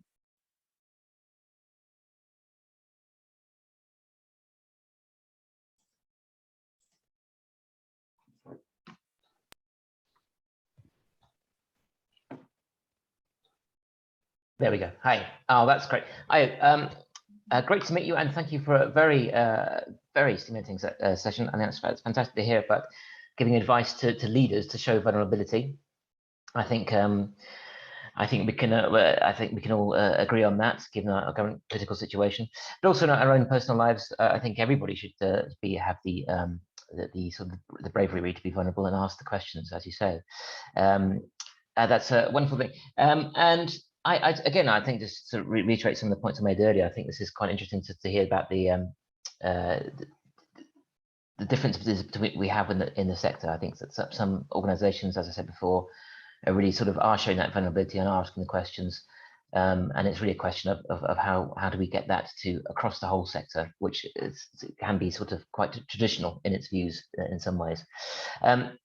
Anyway, this leads very nicely indeed again to our next session. We have a short video to show you on how Reconomy's Revolve program can help you rethink your strategy, reboot the way you work, and help you play your part in the circular economy. After that, it's a short screen break before we come back at 11:40 to dive into future skills and hear insights on how you too can close the skill gap. So over to our next video broadcast. Revolve from Reconomy is a powerful solution that combines Reconomy Group knowledge, products, and services. It helps evolve your business and achieve your sustainability goals faster and more cost-effectively. If your sustainability strategy and the procurement of the services you need is divided across departments like compliance, logistics, property and operations, you're missing out on huge benefits. Join the dots with Revolve from Reconomy. Get everything in one place, on one plan, and save money. Our consult services can take a deep dive into your data to create a detailed sustainability plan. We can equip you with advanced recycling technology, implement a total waste management solution to collect your waste and sustainably manage all product returns from your customers. We can help process your surplus materials, piloting innovative ways to turn refuse into value, while market-leading schemes ensure you comply with all packaging, WEEE and battery regulations and keep you ahead of the curve.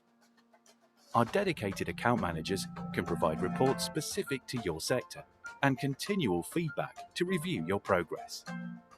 Revolve encourages you to rethink your strategy and reboot the way you work to get you to zero waste and zero carbon faster, more simply, and more profitably. So you can play your part in driving the circular economy and evolve with Revolve. Rethink, reboot, Revolve. Revolve from Reconomy.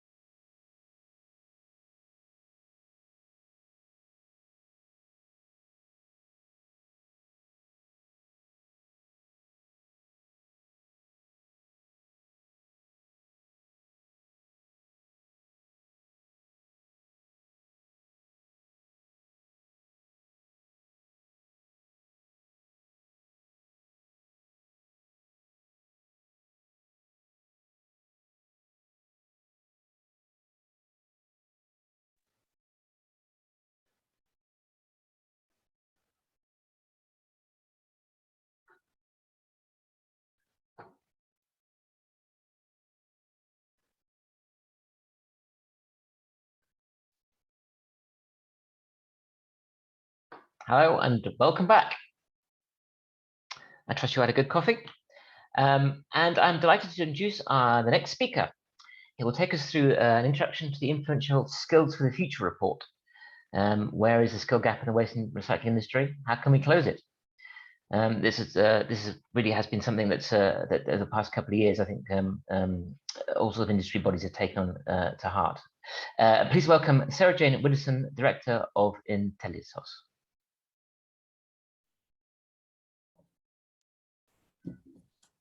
Hello. I hope you can hear me okay. Thank you very much for having me. Fantastic. Thank you so much for inviting me to this really interesting conference. I'm just going to take 1 minute to share my screen, and then I can talk you through the Future Skills report. Just bear with me 1 second.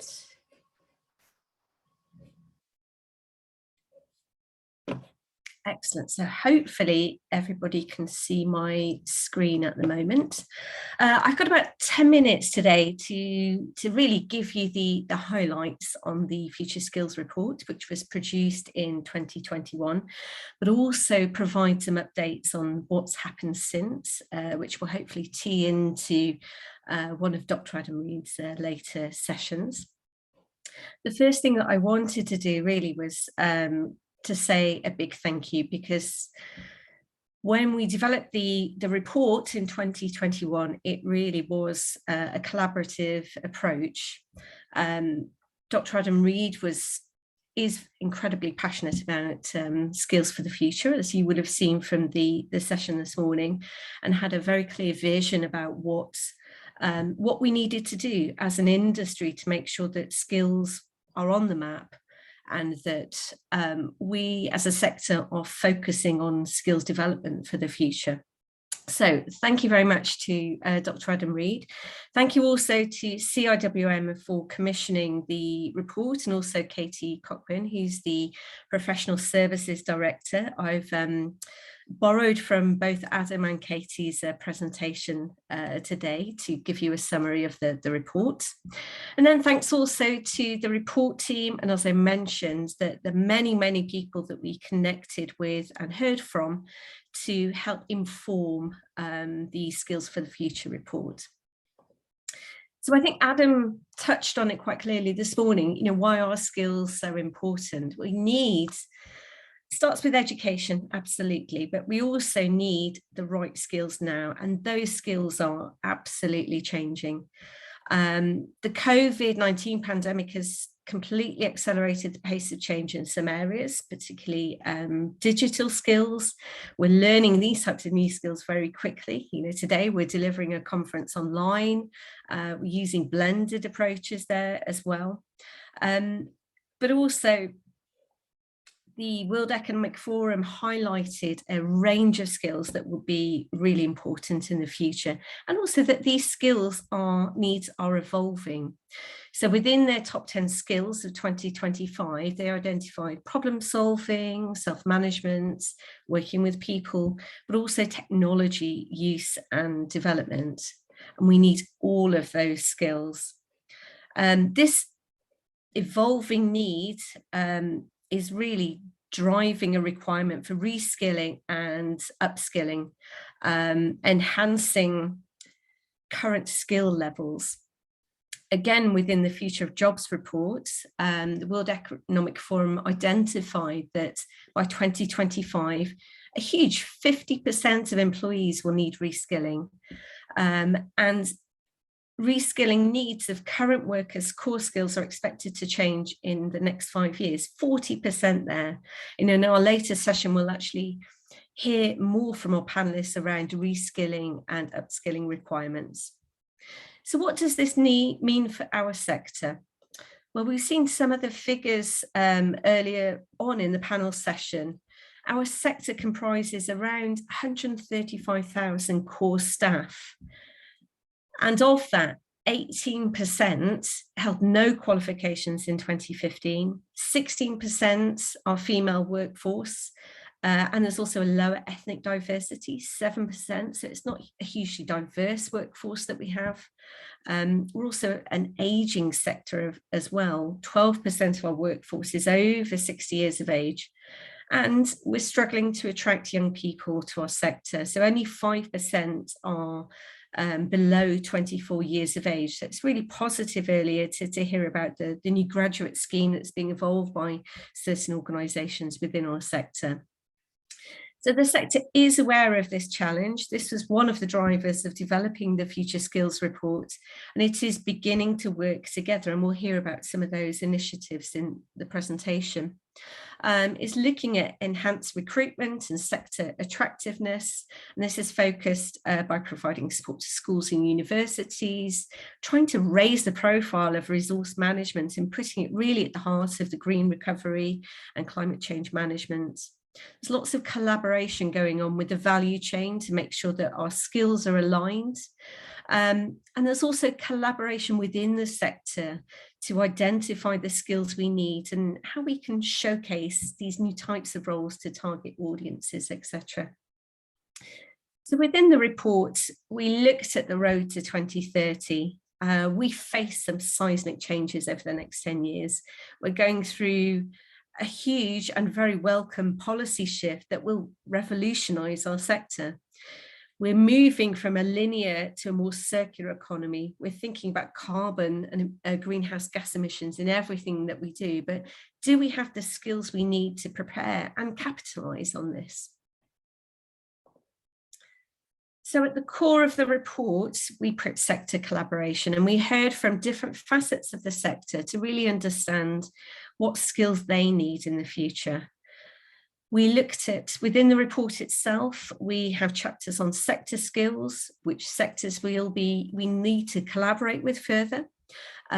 We looked at what we should be asking government for, how CIWM, the Chartered Institution of Waste Management, can support this transition, but also the role that CIWM members and also the wider sector can make in this. Now, in terms of our sector skills, according to the World Economic Forum Future of Jobs report in 2020, soft skills such as critical thinking and problem solving top the list of skills employers believe will grow in prominence from 2020 to 2025. And this was confirmed really through our interviews with the sector.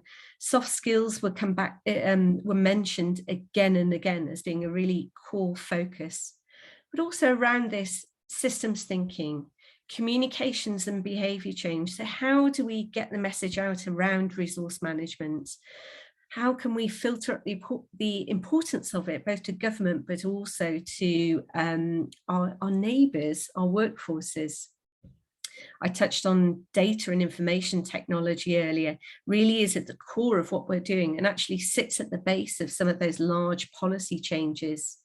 And then we've got the circular economy, and within that, reuse and repair. So how can we make better value of the resources that we already have? In terms of sector collaboration, the following sectors were identified as those that are central to managing the flow of material resources in the future, from products and packaging manufacture to support services and new end markets, which, if misaligned, will ensure our materials end up as waste, something we really don't want. By working collaboratively with these sectors, will drive more circular thinking, accelerate digitization, and bring efficiencies to the way that we currently collect and manage our resources. So collaboration is absolutely vital. We also put forward a number of proposals to governments that we wanted as a sector to really sort of drive skills. A vision and transition that actually the waste sector has a key role to play.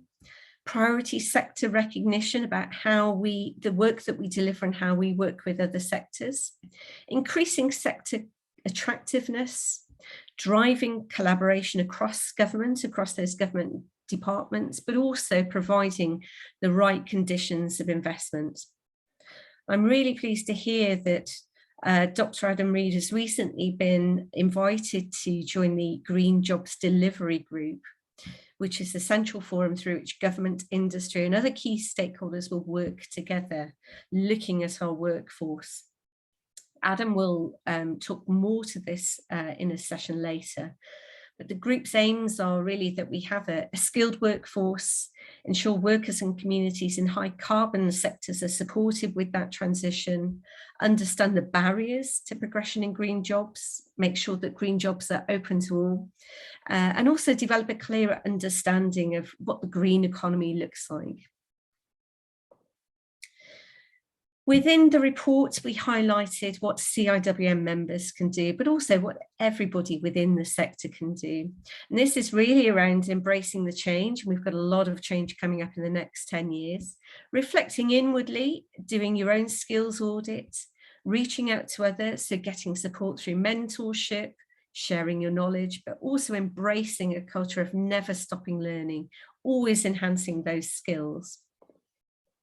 CIWM as well, we put forward ideas for how CIWM can embrace this transition. And it was really around repositioning itself, driving forward industry skills, providing support to its members in the wider sector, collaborating, but also owning this space and raising the prominence of the waste and resources sector. And again, I'm pleased to see that following the publication of the report, CIWM is driving this forward. So they've developed recently a learning and development strategy, which is looking at these areas, owning the sector body of knowledge, which includes the Skills for the Future Working Group, driving skills acquisition, and also importantly, increasing accessibility. And if you are interested in joining Skills for the Future Working Group, I would strongly encourage you to get in touch with Katie Cockburn. There is a dedicated committee for the Future Working Group, which is providing insights into future skills needs, contributing to the development of this knowledge framework, but also providing direction and feedback and considering the impact of policy. So absolutely something to get involved in. So just to conclude, we have a significant opportunity to make a contribution here to really amplify the impact of the sector. The report was launched in June 2021, and there have been significant changes since then. CIWM has published the learning and development strategy. The working group has been set up, and as I mentioned, we now have sector representation on this Green Jobs Delivery Group. But we're not standing still. I'd encourage you to get involved in CIWM, to contribute your thoughts about what skills we need for the future, how the sector is going to change over the next 10 years. And I'll leave my contact details, but also the contact details of Katie Cockburn on screen at the moment if you'd like to get in touch. And I'd also encourage you to dip into the session later that Dr. Adam Reed will be presenting about skills.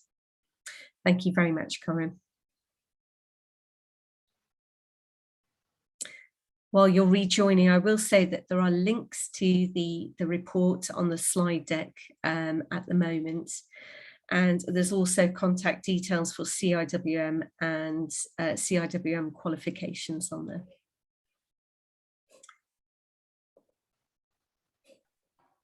Thank you very much. That's great, Sarah Jane. Thank you so much for that. Great to hear that what's been going on there. Now, I was very excited when the report was launched last year. It's the kind of thing that's exactly that I like to report on, and we were interested to sort of hear how it actually works in practice and what the effect it will have on the sector. And it's a wonderful start to get us into talking about future skills. We're now going to move on to a panel discussion involving actually some of the companies that have taken forward some of the initiatives we heard about earlier. As I said, there's many organisations within the sector that are very forward-thinking, I think, and we have two of them here today. So I'm very pleased to welcome Recycling Lives Group Head of HR, Angelina Betts-Derbyshire, and Regen Waste Managing Director, Joseph Doherty, and moderated by the very capable Sarah Jane. So please take it away. Lovely. Thank you very much for that. And a warm welcome to Angeline and Joseph.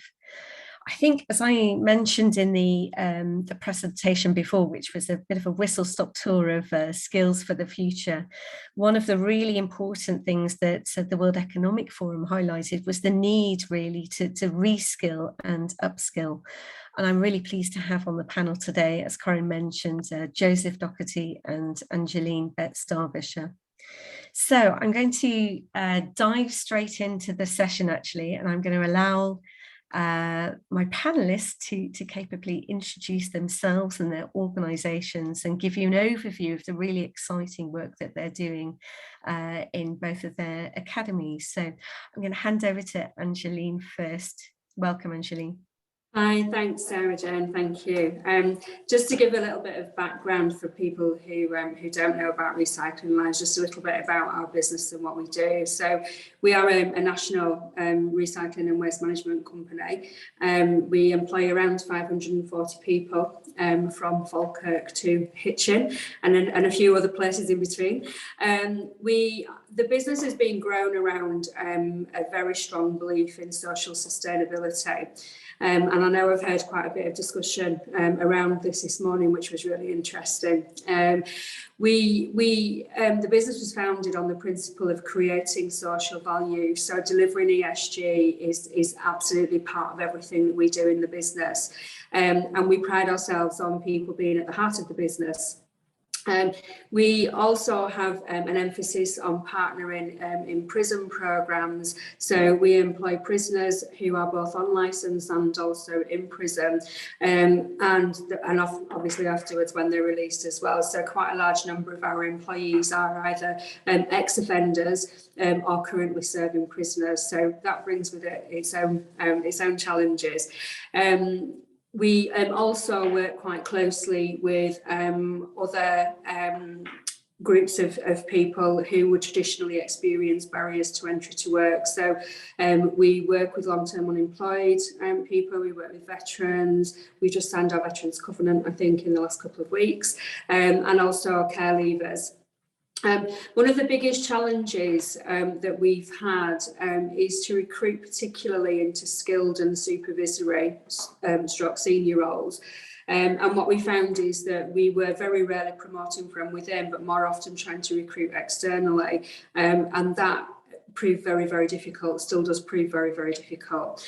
And we also, despite our ethos and how we approach things, we do still struggle to recruit generally. And I think certainly what I've experienced in the kind of 2 years that I've been with the business is that our entry-level roles are kind of no longer unskilled entry-level roles. And, even a role like a depolluter, which is what we would consider to be entry level, is actually now quite a skilled position. And we have just struggled across the board, both in retaining people, but also in recruiting externally. So in one of those coffee moments, as you do, we came up with the idea of one way to address it would be to formulate our own academy. Which then developed into the Terry Jackson Academy. And Terry Jackson is actually one of our founders of the business. We had a site that during COVID ceased to be operational. It was actually the original founding site of the business. So it seemed quite an appropriate place to start an academy, because it's where our people will start, is the same place as where our business started. So I've spent the last 12 months putting together 4 main programmes aimed at every level within the business. So we have a management programme, we have a senior leader programme, we have a skills programme, and we have an employability programme, which is aimed at giving people the skills that we believe we need for the future, but also to develop people who are, hopefully our succession plan for the future.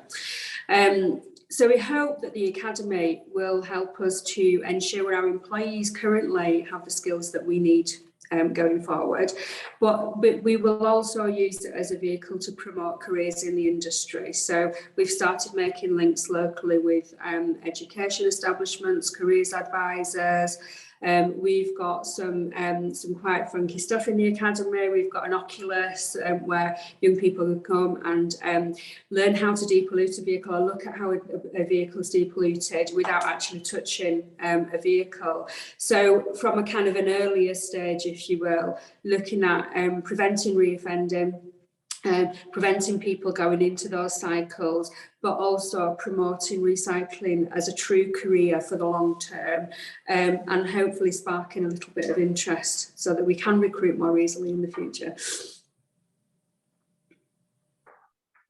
Lovely. That's fascinating. Thank you, Angeline. Just to follow up, when will your academy be open? Because I know you're doing the preparations at the moment, aren't you? Yeah, yes. So we have started. So we've started with a soft launch, because as with all these things, I think it's a little bit nerve-wracking as to how, I mean, this is just me and my team kind of working with our managers, doing what we think we need as a business, and fairly internally, I have to say as well. I don't know whether I've got it right yet, so I'm doing it a little bit slowly. So to start with, we've enhanced our induction offerings. So that was the first place to start, to make sure that everybody who comes into the business has a 2-day long induction before they're even allowed to walk onto a site. And some of that is a traditional kind of corporate style induction, and then some of it is around enhanced health and safety training, and some off-job experience as well. So initially we are on our 3rd week of delivering our inductions at the minute, and so far so good, going quite well.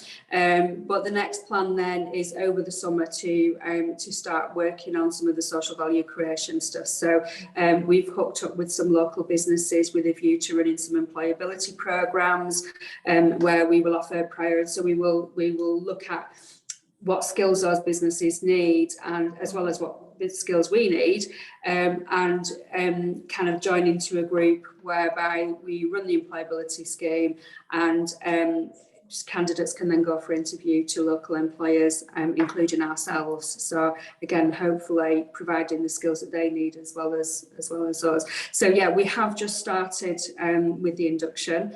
The next few weeks are going to be the exciting time. I'm sure everybody is going to be watching keenly, and it's fascinating to hear about the collaborative approach you have with other local employers as well. Excellent. Okay, so lots to dig into there, but I'm going to turn to Joseph now to introduce himself, his organisation, and the fantastic academy. Sergio, thank you, and Angeline, it's going to be hard to follow that, but I'll try and sort of keep up. Look, just a bit of an introduction in the company to start with. Regen's a recycling company, focuses mainly on commingled recycling. We'd be the 3rd largest sort of recycler in the UK, and we employ 300 people, and going 17 years, family business. So I'm very connected throughout the whole business and grew with the business. So over the years, the academy was something that was near and dear, and something that I wanted to do to help grow the business, as well as offer something back to the local area at the same time. So, but our business, I think, has a great range of places where people can learn, and that's right through from sales to winning the work to the logistics, and there's a mechanics along with that logistics team. We have also then the processing equipment and plant itself. So there's a lot of skills needed in that part of the business, then also into the selling the products, and even the final part, not only selling the products, we're seeing the industry change and industry going towards circular economy, and with that having to upskill your workforce to be able to either do the R&D on these new products that we may need to do to meet the circular economy. So we're seeing that there's the resource or waste industry is a real hotbed for growth, for a lot of new ideas, new innovations, and new possibilities. And so I think we as a company are hoping to grab those. And to give you an example, in our internal academy, which we set up, is mainly focused on the accounts engineering, and we have a number of school leavers and graduates coming in and coming up through the organisation But we believe to make that happen, we need the business to have a tension within the business of growth, and that growth gives the people the possibility of somewhere to grow into.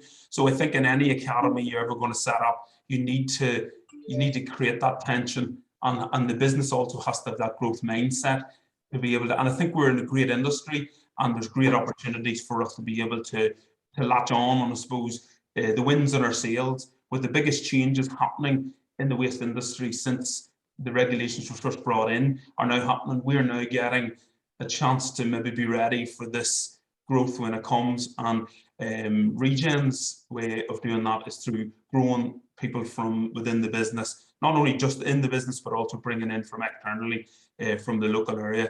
So, and then we've got the external academy, which we've been working on, which is also given back to externally outside, which is training that's been done either virtually or in class or in person, one-to-one training. So that's been rolled out in conjunction with CIWM, and I believe has been very successful. And there's been a number of people who've been through the program. I don't have the full stats. It's not something that I look after directly myself, but the internal academy is something that I can talk at length about if you want to ask me any questions on it. So I don't think there's anything else to add. Fantastic. I'm really struck by the breadth of skills I think that you both mentioned in your introductions there. So I suppose the first question for me is really, what skills gaps did you identify? So what did you see within your organizations that you were missing or needed to bring, you know, to reskill or to upskill, and why? Angeline, should we go to you first for that one? I think as I said in my opening, you know, traditionally we would bring, for example, a depolluter in with absolutely no skills or experience, and they would come in at ground level and depollute a vehicle.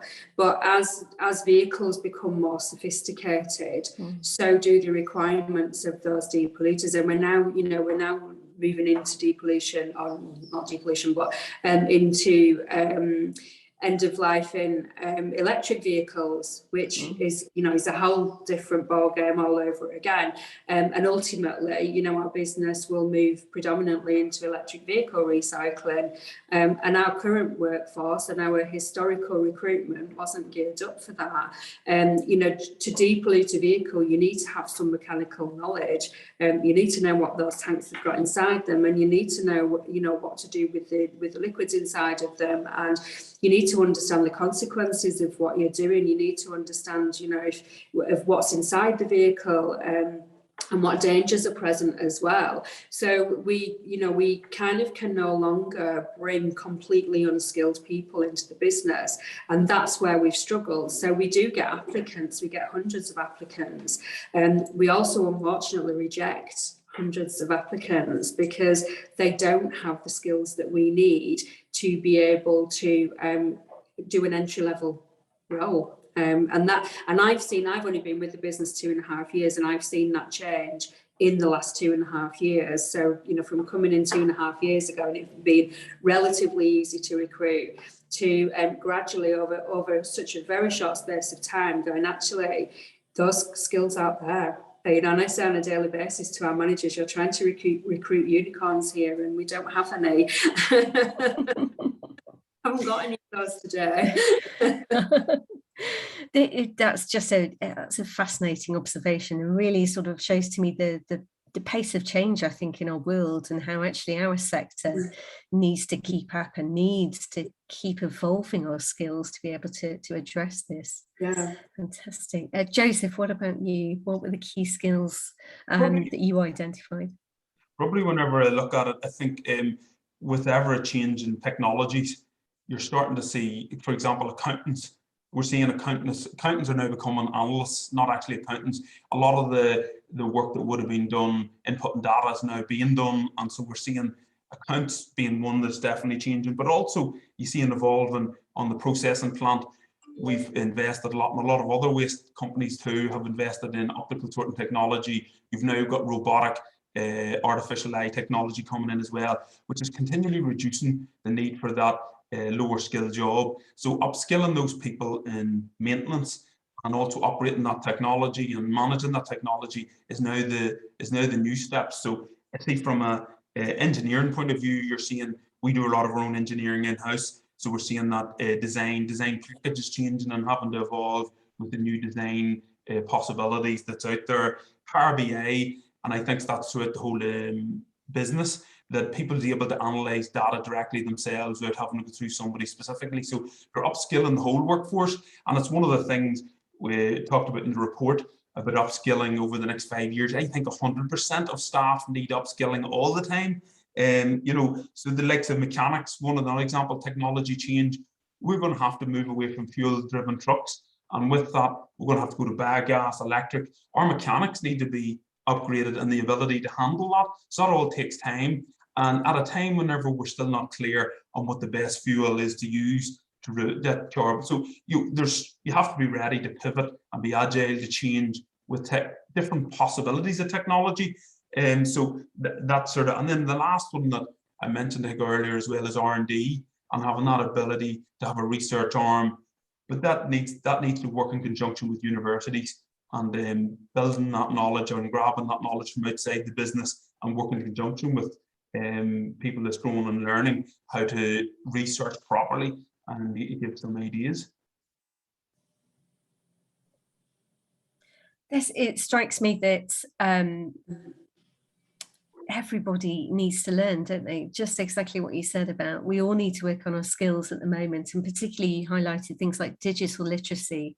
I mean, it's becoming so sophisticated. I think I reflected this week on the fact that actually I'm having to process a lot more data, so I'm trying to get to grips with Power BI at the moment, and it's like going back to school, trying to learn the basics of things. So it really does, it's part of everything that we do. A question for you both again. What does success look like for your programs, or in your case, Angeline, what will it look like when you're a year in, I suppose?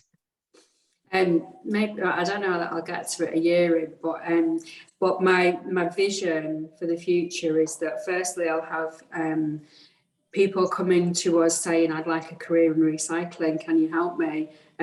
Instead of people coming and saying, I need a job, can you help me? So, you know, there's definitely something around the promotion of recycling as a career and the sophisticated career levels that there are in the business. And that secondly, our existing workforce will be fit for the future. And so the people we have today are still with us in a year's time, 2 years' time, 3 years' time, with the skills that they need to work in our business as it will look in that time. As a head of HR, I don't want another redundancy programme. So this is our solution, I think, you know, is we can see it on the horizon. We know electric vehicles are coming. We know, you know, as Joseph said, we know that the need for mechanical knowledge is changing. We know our mechanics will need to upskill. And I would like to be able to sit here in 2 years' time and say, well, we did that. And they're also with us on the journey. Yeah, I think that's a really important point, isn't it? Investing in your staff to be prepared for the future, and also encourage them, I suppose, demonstrating that you are investing in them and they should stay with the organisation.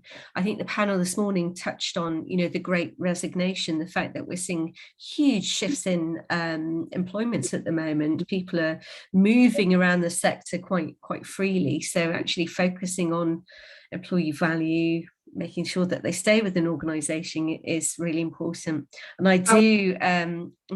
Oh, sorry, our retention rate has improved already, and we're not actually fully open yet.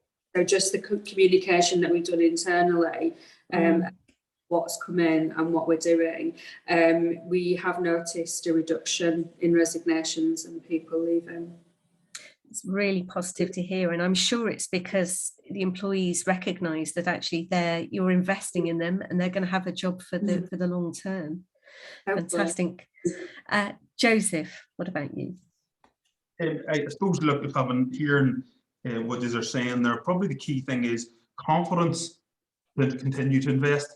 That's key, because I think that, and I think that for us, the hard yards is done in getting it going, because we now have the confidence after having done it. So I think that, like, for me, what would success look like? Success is matching the skills needed of the business before it's needed. That's what success in a few words, but consistently doing it, and also that support of the growth, and also then seeing long-term staff that's with you growing and staying with the organisation, and it's maybe leaked into that less people leaving, and also then seeing the new starts growing and starting to come from being school leavers or graduates into people that's able to go toe-to-toe in a debate with somebody stronger in the business and learning and growing. So, you know, there's a number of things, but I think that you have to jump in and you have to get it moving and be prepared to invest to see the recoup the investment then for years after.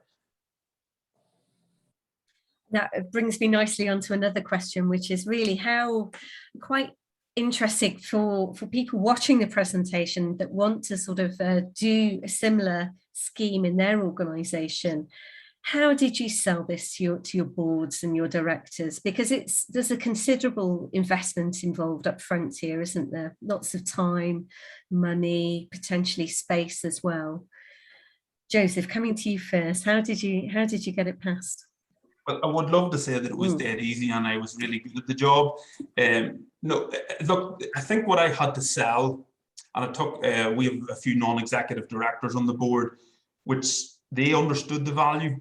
And with the help of those, we were able to argue the case to the more commercial people in the business. Do you realize that this is a win? You know, we have to go back to, this is a win. This is a positive from a number of directions. And the positive is that you're growing your second bench team in the business. That second bench team is what allows the tension of the growth to happen. So, you know, and getting that explained, but for us, our first step, we had invested 250,000 in the first 8 starters, and we have continued. I've never had to bring it to the board again. It has just been repeated year after year, and we're now 3-4 years into the program. So, you know, I think that the likes of there is a bit of jumping off the cliff and trusting that it will work, but once it's there, and also I think we're in an industry where we're lucky to have the growth opportunities to create that tension, to give that value, where maybe a lot of industries just don't have that. So I think we all have to recognise that we've got a great opportunity in front of us in the waste industry. Yeah, I think you're absolutely right. We do have a great opportunity, and it's great to see your board understanding that you need to embrace that opportunity, because otherwise we're going to be left behind as a sector. We don't keep this pace of change. Angeline, what about you? How did you get the academy passed? I was quite lucky. I think our CEO was very, very supportive from the very early stages. I think, you know, because going back to the original ethos of our business, it is about our people, and it's about developing our people for the future. And the way I kind of put it to him was that, you know, we are very good at giving people a job, and what we're not very good at is giving people a career. And actually, you know, our business was going through a huge amount of change at the time, and still is to some extent, and a huge amount of growth. And I was very lucky that when I kind of went to him and said, look, you know, we need the right skills in the business going forward. You've got all these great strategies and plans. However, I can tell you that the recruitment market is not matching that, and we need to start looking at that now. And I was very lucky that he realised that and recognised that with me, and was very supportive. And we just so happened to have a site that was that lent itself very well to that, and also the fact that the return on social value part of the academy is huge, which is a massive part of our business. So it just really fit with everything that we were trying to promote or re-promote within the business. And that was the decision as well, that you set up the academy within your organisation, I think, rather than going externally for support. Yeah, because I think, you know, I mean, since I started setting up the academy, we've been doing it, you know, probably just over 12 months now. Initially, I wasn't aware of anything else around me that could help. And so I kind of said, well, I can't see anything that answers these questions for me. I can't see an NVQ in a local college that matches the skills that we need, and therefore the solution. And also we can't, the nature of our people is that they wouldn't have wanted to do that. They're not the kind of people that will want to go and sit in a college classroom for a day a week or you know, a few hours of an evening. So we needed to come up with something different, something else that would appeal to them, and would also allow us to get the skills that we needed. And is that the same reflection for you, Joseph? Oh yes, look, the academy's just been really successful for us, and I couldn't shout about it enough. What more do you think could the industry do? I mean, it seems that both your organisations have really had to sort of dig internally to make this happen, and are pioneers, I think, in this area. If you were providing advice to others or talking to, you know, industry leaders, what would you ask for?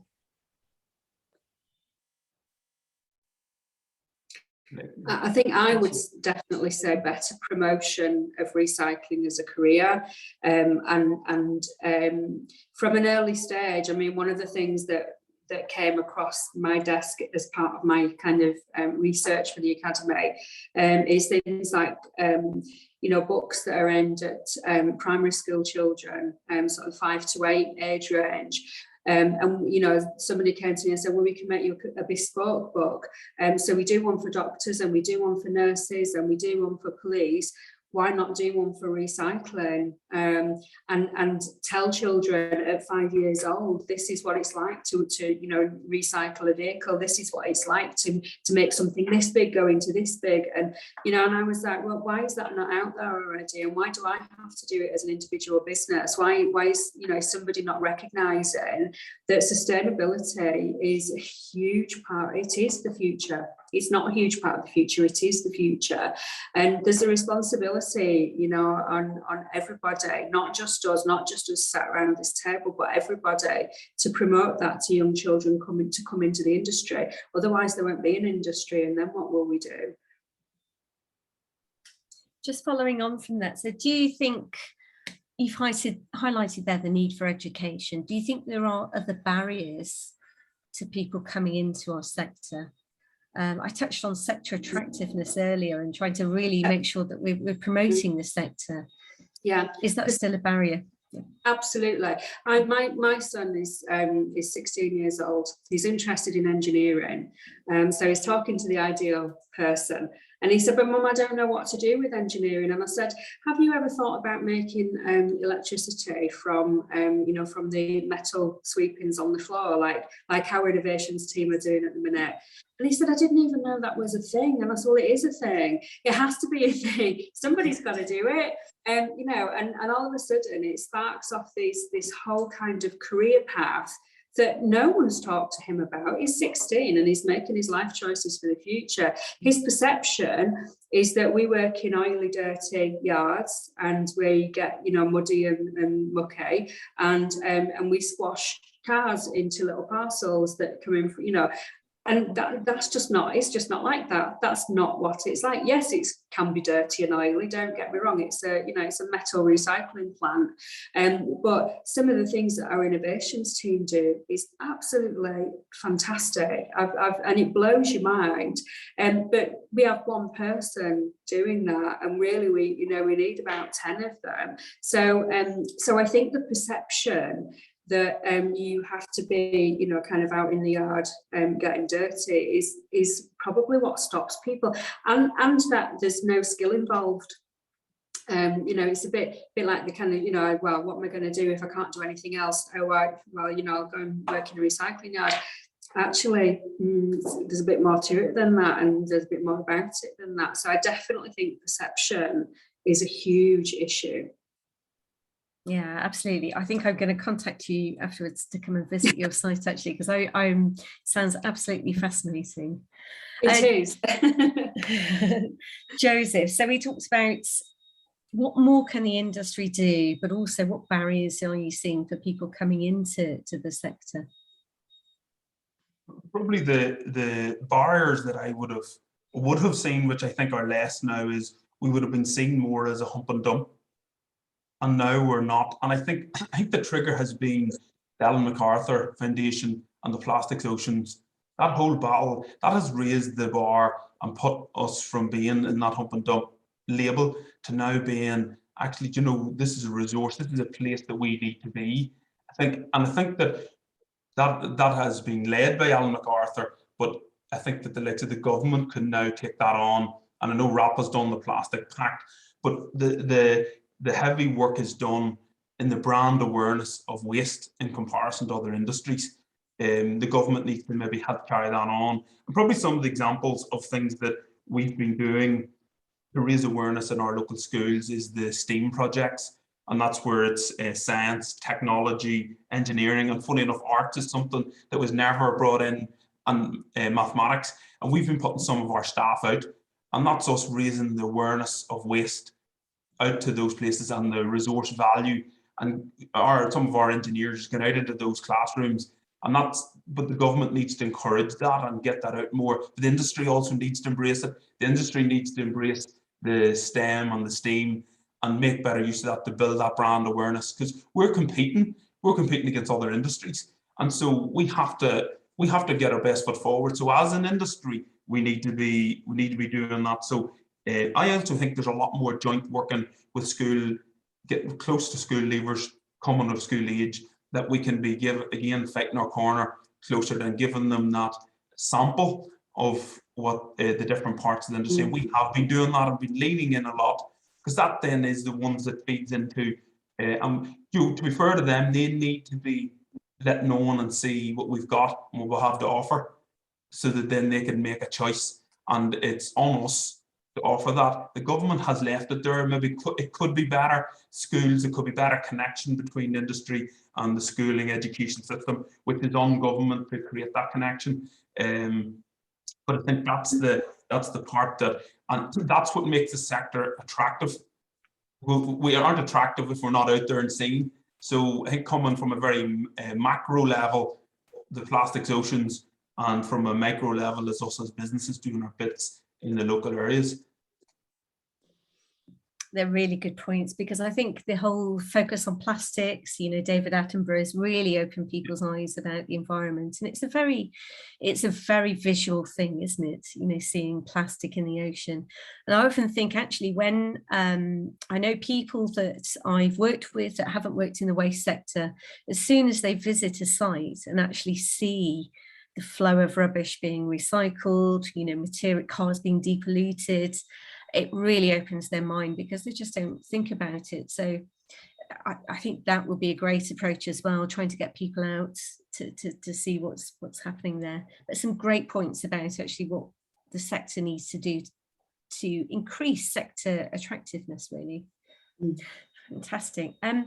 So I'm going to ask you to get your crystal balls out now and think about 2030 onwards. So I think you've both identified a vast range of skills that we need for the short term, particularly digital skills. What are we looking at 2030 onwards?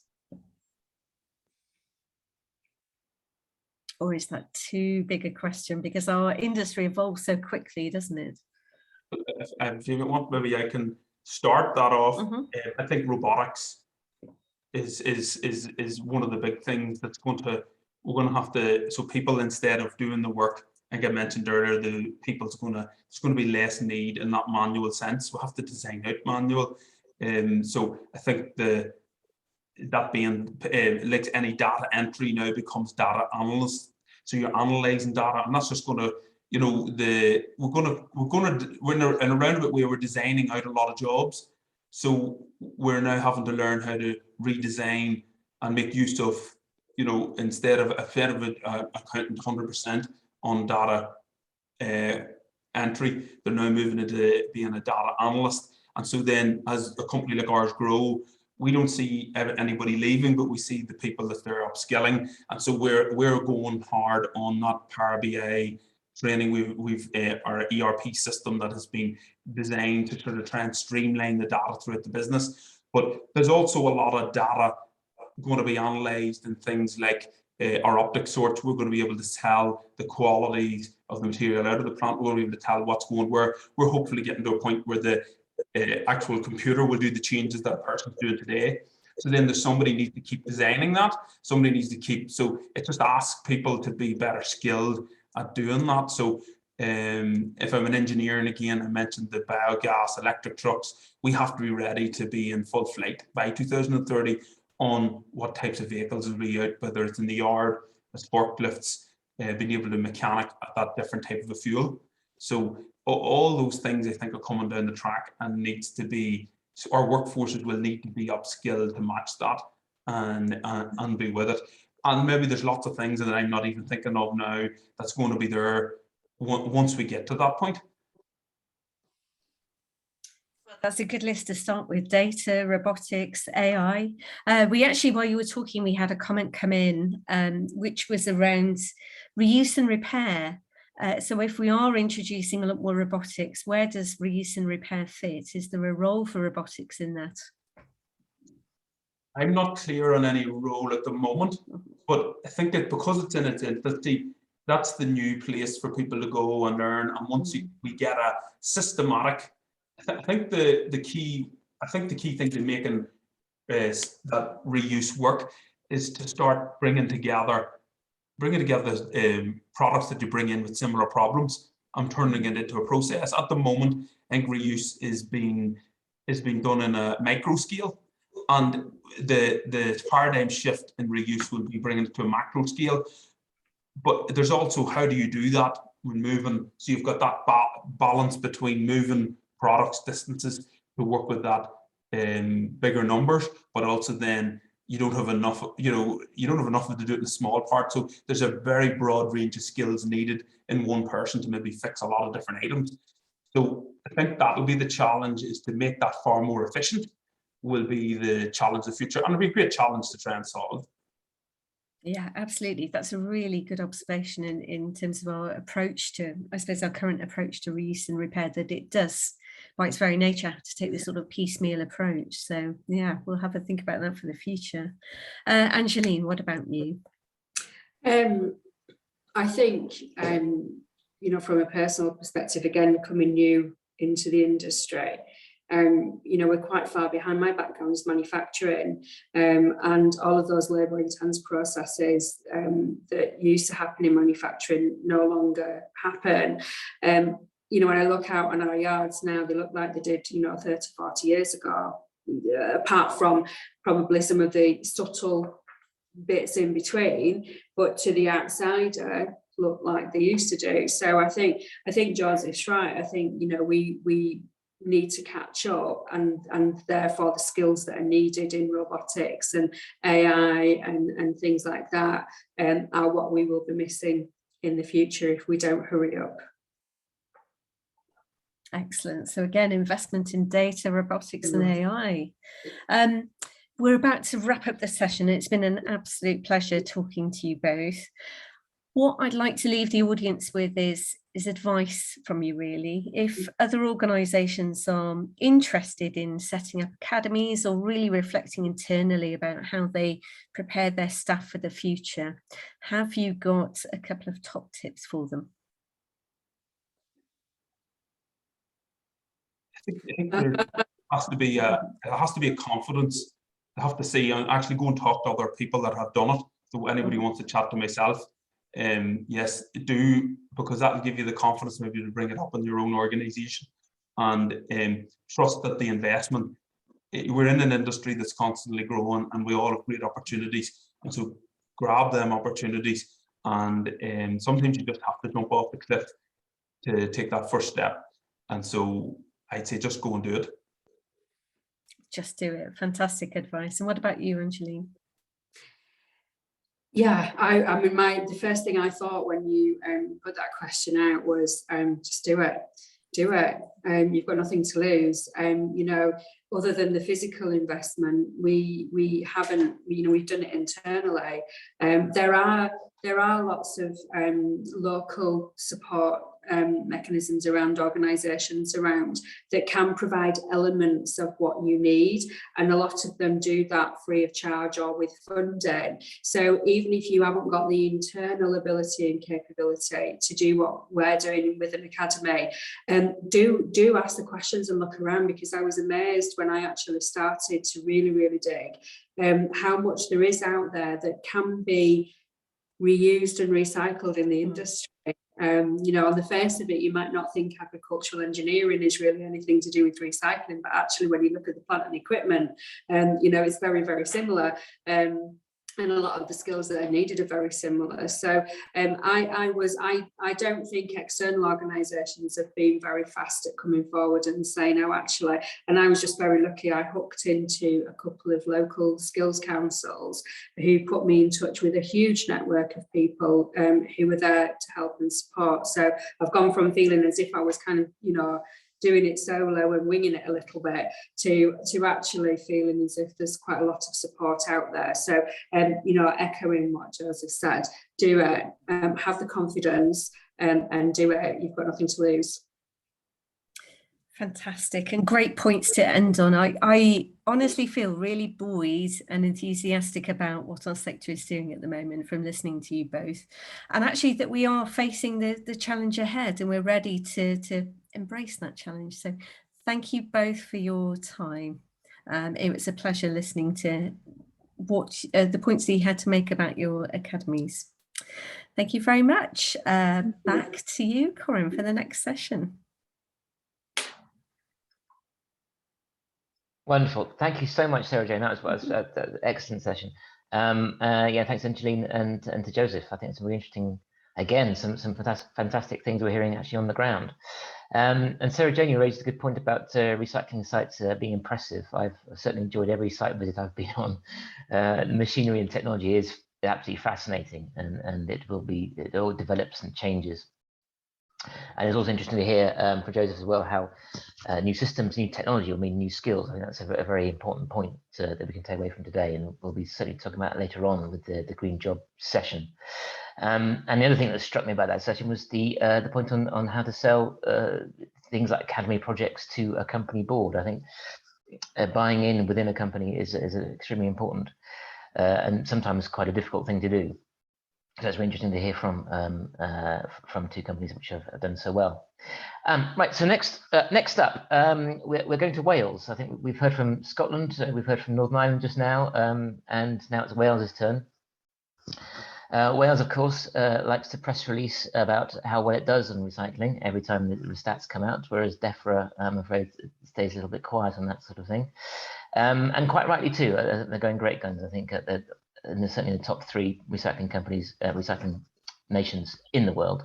And that's why we wanted to speak to Howard Davies, who's the Plastic Policy Manager for the Welsh Government, about why, and hello to you, Howard, good to see you again. Hello, Corinne, hello, can you hear me okay? Yes, I think you're fine. We're doing well. Excellent. Yes, so I just explaining to the audience why we wanted you along, because obviously I think it's fair to say that you are showing great leadership among the nations, and you're perhaps showing us where we need to be. And I'd be interested to hear from you how you got there and what kind of lessons can us poor stragglers learn from you, I suppose, is the idea. And of course, you've also got the transition to zero waste by 2050. And I think a lot of countries have quite similar sort of ambitions to be zero waste by a particular time, or net zero carbon, or what have you. But it seems like Wales is quite good at meeting its targets. How confident are you about this latest target? About the 2050 target? Well, yes.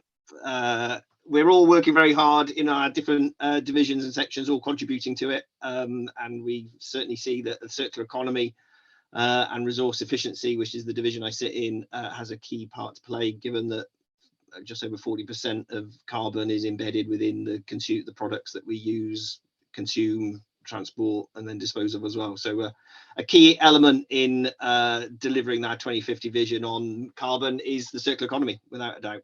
Indeed. And this is also, this is a leadership issue, isn't it? Because it's the Welsh Government that has chosen to plough ahead with this and has put the investment in. And I was wondering from where the most effective place, I mean, this seems the most effective place for investment from your perspective. So in terms of where we are with our recycling rates and the story that we've told, or the journey that we've been on to get there, there are some key features that I think are relevant to anybody to kind of understand what we've delivered. And you mentioned it in your introduction, but we're extremely proud that we've maintained and increased very, very slightly our recycling rates our domestic recycling rates over the last year during the pandemic. Unfortunately, the other three nations actually saw a drop back. We managed to maintain it. We're very, very proud of that, and we'll keep talking about it. It's maintained our position of third in the world behind Germany and Taiwan. And we've also got then ambitions to reach a 70% target for our local authorities by 2025. So, the ambition is still there, but certainly the journey that we've been on has got some key features that you can see. And one of those is consistency. So consistency of purpose, so consistency of direction. When the Welsh Assembly, and now Welsh Government, was set up in 1999, in the turn of the millennium, that was at a point where real devolved powers came back to Wales, and waste and the environment was one of those areas that Welsh Government and officials could do something about. And through that, there's been a consistent journey that we've wanted to target recycling. I think in 2000, Wales's recycling rate was around 5%. There's a story that my colleague Andy Rees often says, that he was in front of a group of local authorities back in the early 2000s saying, look, we want to get to 15% recycling. He was kind of being laughed at the room. And then we're now knocking on 70% and 70% by 25. But what's helped us along the way, there are a number of things. Carrot and stick has been a key component of it. So having the statutory targets, that local authorities can face quite significant fines if they don't meet those targets. But that's come with a significant package of support, and that's money. But also building up partnership working relationships with our local authorities. And so we fund Wrap Cymru directly, that they do a lot of analysis and they support our local authorities with service change based on our blueprint of collection methodology. So it's carrot and stick, we want you to do this, but also then providing that key support, which has been money, as well as technical expertise and support. And some of that technical expertise has been helping local authorities to understand how to achieve those targets through analysing waste. We've just commissioned, or just starting, another composition and analysis project that will run over the next 18 months or so. That will start to see what the effect of we did our last one in 2015, so it's right to update it because of new products are coming in, but it's from getting that data that we've been able to kind of advise our local authorities. In terms of other key actions around there, I think one of the most important ones was getting food waste tackled. In 2008, we started looking at food waste. So we looked at the composition of what was being thrown away and the residual. We realized that if you tackle food waste, that's a huge component around increasing your domestic recycling rates. And we did the analysis, we provided funding to it. And there's some interesting things on the food waste. Every single household in Wales has food waste collections. We provide a caddy to sit on various sizes that can sit in your kitchen. There's a box that can be put outside as well, but also caddy liners as well. And it's actually some of those little things that just make it as easy as possible for our householders to recycle has been key in that, and food waste has been one of those early areas that really made those big differences. And then from that, our local authorities are then, we now have a universal collection of plastic pots, tubs and trays, and that starts flowing on, and we've got a target for 70% recycling by 2025, like I mentioned. 3 of our local authorities are already there. Our highest is Pembrokeshire on 73%. And we know that a lot of our local authorities are in partnership working with us and RAP to reach those goals. It's going to be challenging, certainly, this next step. And then what we're also starting to think about is what are the targets for the next period. So we want to get to zero waste by 2050, which is part of our carbon and circular economy commitments. But getting there is where's the next jump, and what do we go to next? So we're looking at plastic films and flexibles as another area, but really sort of delving into what's left in the residual to try and bring that out and improve that quality. Well, I mean, I think it's a great example of how to transition from a low rate to a high rate, and when you're saying about where investment goes, and the consistency of vision, I think seems to be crucial here. In sort of when companies are recruiting, like they're deciding what their workforce is going to be, what kind of skills they need to be, then that's what you need, isn't it? Which is what you've provided. But so when it comes down to that, has there been a breakdown of the resources and waste workforce in Wales and predictions how this might change over? No. We certainly recognise that green skills and green jobs are absolutely fundamental in the transition, the broader transition to a net zero carbon economy. And we've got a commitment to publish a net zero Wales skill plan by autumn this year. And it'll be in there that will contain the detail to work out what the key skills that need to be put in place, what training needs to be put in place, but on a broader picture around whole of decarbonisation, and to ensure that the discussion that was going on earlier on in this on your seminar is there. So yeah, we are doing it, and with a plan to publish something towards the end of this year, which is around identifying. We know we've got a net zero plan, but we need to get the skills right to deliver it. So that work is ongoing and coming out shortly. Interesting. Oh, that's great. I shall look forward to that. So when it came to the transition from what you're saying, what Andrew Rees was saying 10 years ago about trying to meet the 15% rate, and now here we are at the nearly at 60. At that point, during that transition you've gone in the last 10 years, had there been analysis for that about what the kind of workforce, or was it more to do with here's the carrots, here's the market forces, here's the investment, and really sort of the local authorities and businesses kind of? Yeah, I mean, I wasn't around at the time, but I'm pretty sure there wasn't a particular skill set a kind of analysis. It was adapting our existing collection systems. I mean, there's other things that you could see where there are other areas in the future where skills need to be thought about, particularly repair and reuse. That is an area that, as we want to move up to the waste hierarchy, that's an area that we know that, and I'm sure you talked about it, repair and reuse skills is not as good as it could be, because we live in a take, make, dispose of society. And I think that would be the ongoing kind of, the future area. But, what we've done in the past really is read around kind of infrastructure, but certainly stuff around, the skills around, understanding behavior change, understanding how consumers react to certain campaigns, all of that. They're kind of generic skills that you would need across the board. But I think going forward in the future, it's the area around reuse and repair is going to be an interesting area to understand what we need.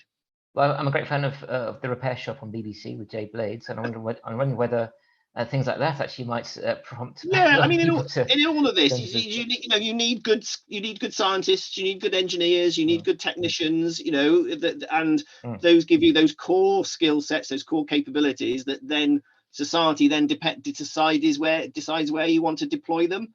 And then what creates an interest in a particular sector? Well, that's true for any sector. People are looking for jobs that are well paid, satisfying, rewarding, sense of purpose. You'd want those across the board. Career development, those are other areas. But every society needs to have good education, good core set of skills. Like I say, engineers, scientists, technicians, operators, analysts, economists, accountants. We all need them to function. And then it depends on how you want to deploy them, and what we need to deploy them in is decarbonisation. And what does that mean? That means creating a circular economy. What does that mean? Well, that means about keeping resources in use for longer, focusing on reuse and repair rather than disposal. So, you know, my view, I think the discussion on skills is there's just some basics that we need to get right. And we've got great scientists and engineers in this country, and we still need to kind of develop and encourage them. Another shift that seems to be happening in Wales is on incineration. We seem to have, as a nation, as the UK in general, seems to have reached some sort of tipping point where you can sort of see the end of new energy from waste plants being delivered. Wales has already put a stop to, I think it's over the size of 10 megawatts. Is that right? 10 megawatts, yeah. Yeah. So I mean, I presume that this is all part of a longer term plan. And how has that transition? How will that transition be managed and sort of, I suppose, you know, redeploying people who've been working on very highly technical incineration plants, very complicated things to work on. How do they really sort of be deployed elsewhere? So that's an interest. I mean, let's take the incinerator as a case study around skills and transition and all those. It's got, you know, you can apply that to there. So we always knew that incineration was a stopgap. It was is to fill the gap, and we wanted efficient incineration techniques. We wanted energy from waste recovery. You know, we wanted to maximise the benefits of burning waste rather than landfilling it. And we always knew that it was going to be on our journey. And now what we've done is we know that the capacity that we've got in Wales is just about there, and that's caused our, you know, that was the response to our moratorium. You know, we knew it was a stopgap. We knew we needed to increase in capacity. It's building, you know, highly advanced technical plants, and so, you know, who do you need to build those? You need good scientists, you need good engineers, you need good designers. You know, that shows the kind of core that you need in how you would deploy those skill sets.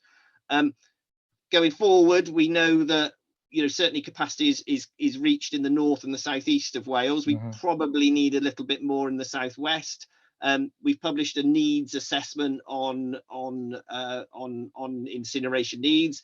I know decisions on future plants, smaller scale, would be taken by local authorities, but larger scale ones, if they come forward, would be down to Welsh ministers. But you can see how, you know, that you've got a policy which is, you know, we want to get to increase our recycling, we want to reduce landfilling.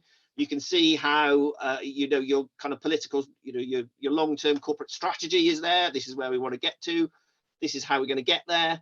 And you can see how the technical role of, like I say, scientists and engineers to build significant capital investment in energy from waste plants, you know, takes you along that journey. And of course, the big transition which DEFRA is struggling at the minute is the extended producer responsibility, deposit return schemes.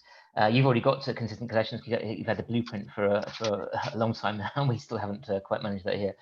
And what we heard from the previous session about the need for high-tech data management and machinery and all sorts of gadgets that can scan waste and that kind of stuff. There's been much sort of analysis from your end about it, just needing more data analysis in order to achieve EPR and DRS, etc. Yeah, I think there's a couple of things kind of unpack there. Yes, what we know is that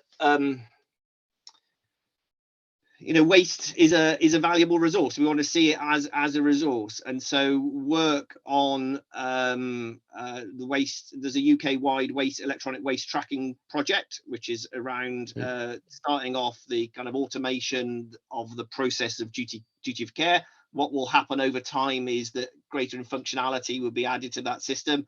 You know, ultimately, you can see complete life cycle analysis, and you can see the tracking of materials all the way through, you know, the value chain from consumer. We've been doing quite a bit of work and engagement with GS1, who's the organisation that runs the global barcoding system.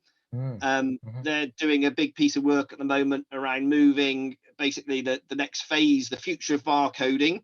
They've done a lot of work on how products are moved from the factory through the value chain to the consumer, and with that, how do you carry information with you?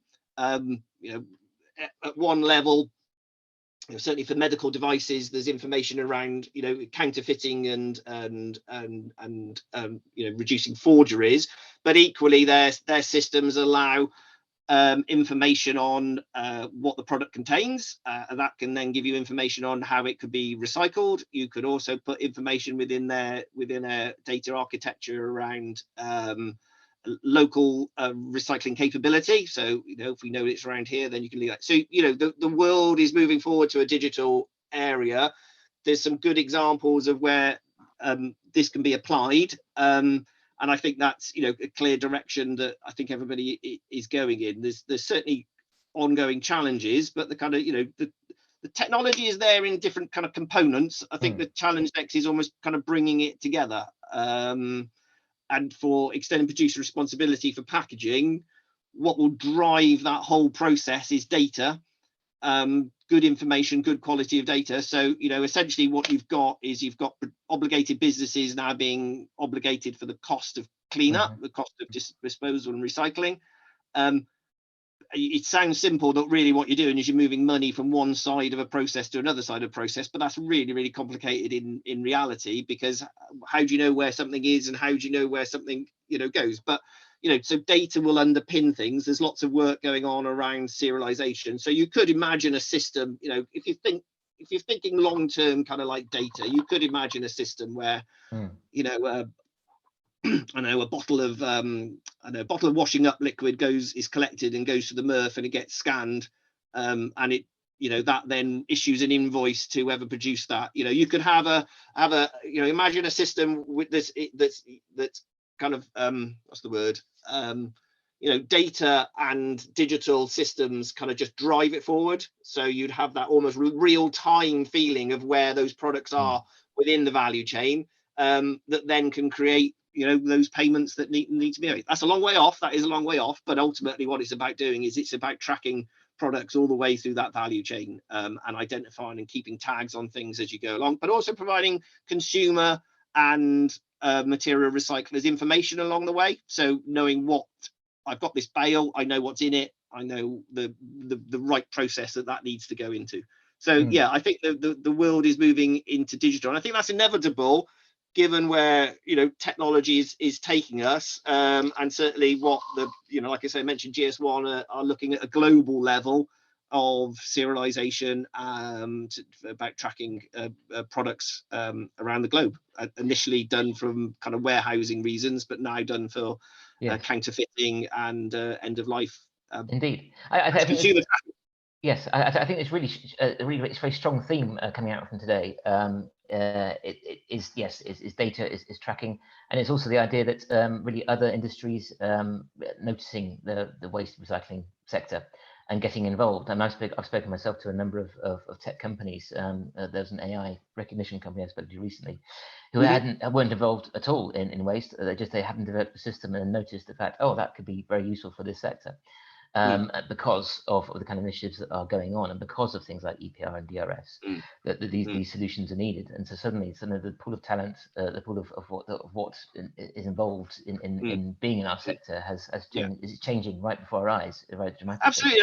I was listening to your call before, someone asked a question about robotics, and actually if you see some of the development that's going on at the key to recycling is segregation. Is that you want to keep everything separate for as long as possible, if all the way through the system. And there's some great small, well, not just, but there's some great companies that doing a lot of work in this space, both on kind of optical recognition of being able to kind of look at a conveyor belt and going, that's a Domestos bottle, or that's a Jif bottle, or whatever. So actually a visual kind of recognition. Then they can link that to automation and robotics to kind of pick it out.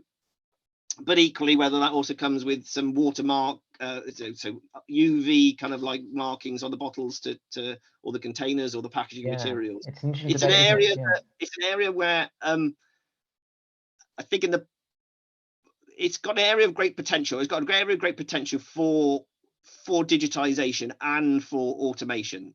But what we need to see is the investment in that area. And I mean, that's always the challenge, is that someone said to me once, if you look at the life cycle of a fast-moving consumer product, they're made in fantastic factories, very high tech, very clean, and then there's still large amounts of hand sorting at MRFs. Why isn't there the same level of kind of cleanliness at the other end of or the same level of kind of technology deployed at the other end of the process that there is at the front end of the process? And that's absolutely true. But there's some great examples. There's some funding going on in universities looking at kind of product recognition or material recognition.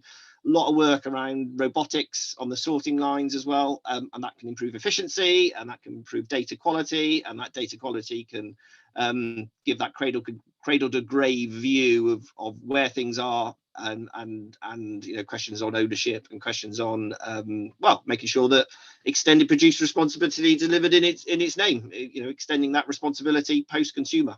Yes, I just wish we would hurry up. It seems to be getting delayed by one thing and another, but I'm sure we'll get there eventually.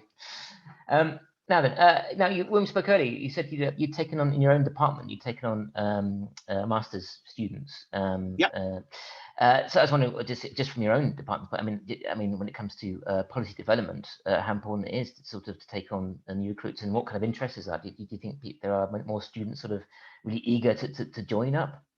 Yeah, so we've done. Welsh Government has got a kind of a relationship with a group of universities in South Wales and Southwest England to offer short-term kind of internments. They get paid internments into Welsh Government, working on various policy areas, whether that's we've had some working on the policy on single-use plastics. We've had some in our circular economy.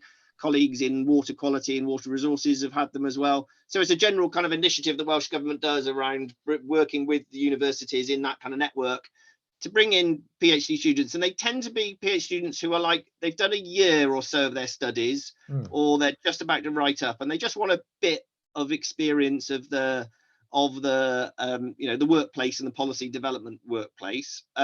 We found it really beneficial in terms of the skills that they bring.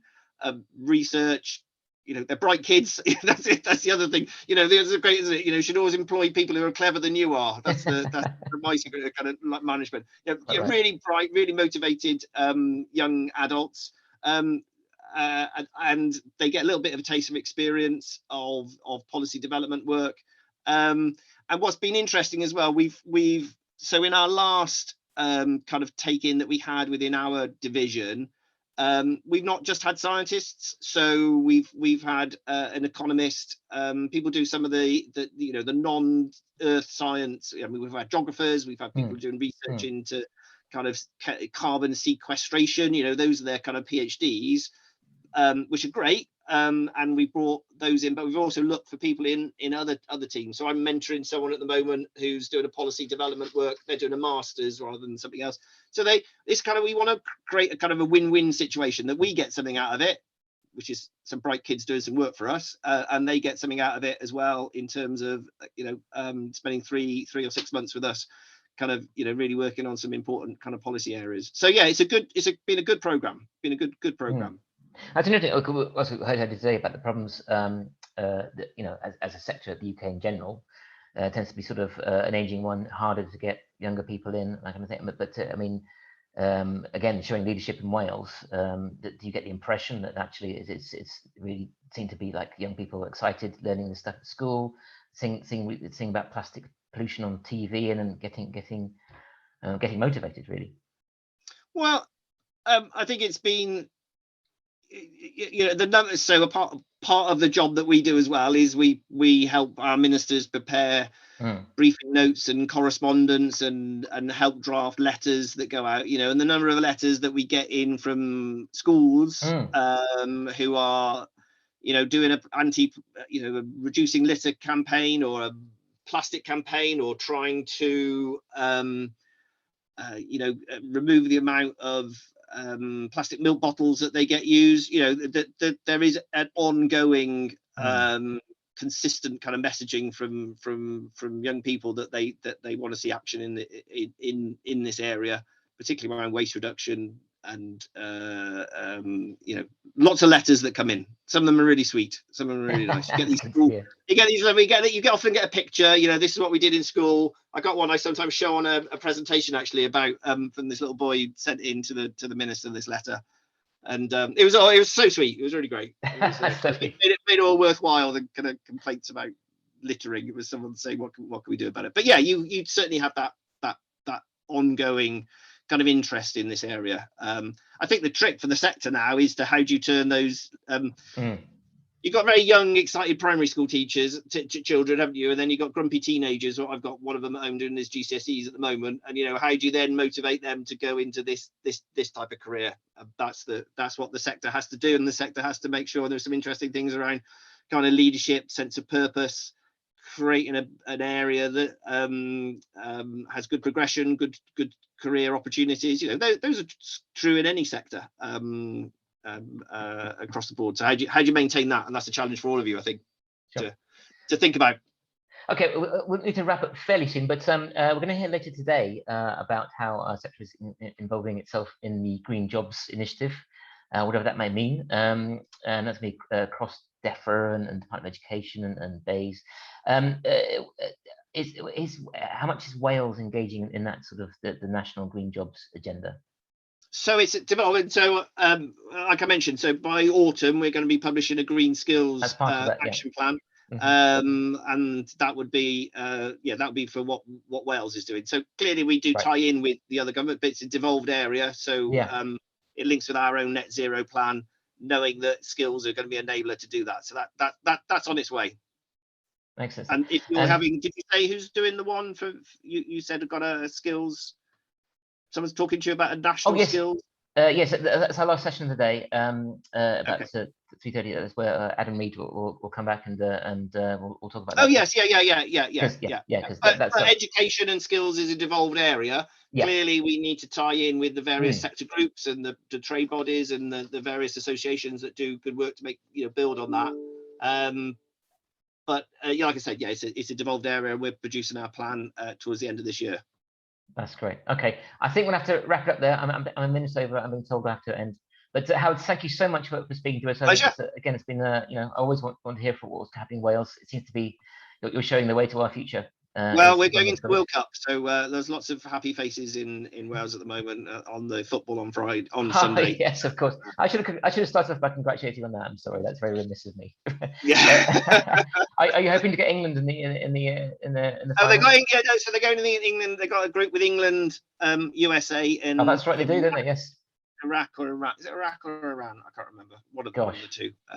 So they get group of death. That's going to be very interesting. We'll keep a lookout on that.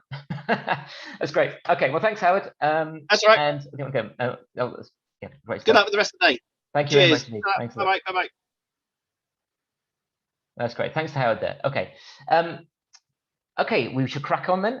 We now have a short film to show you from one of our sponsors, Smart Solutions, the waste and labour provider. This is how much Smart Solutions help you with your recruitment process. After that, enjoy your lunch, and I look forward to seeing you back here at 1:40 for our session on modern day slavery and what's going on there. I'll see you all later.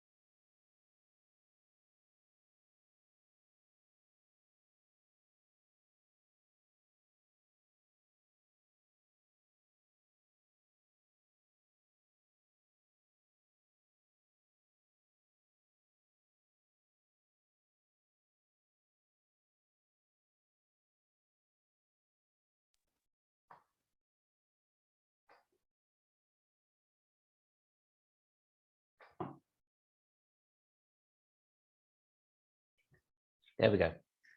Well, welcome back, everybody. I hope you had a good lunch. We now crack on to our afternoon session.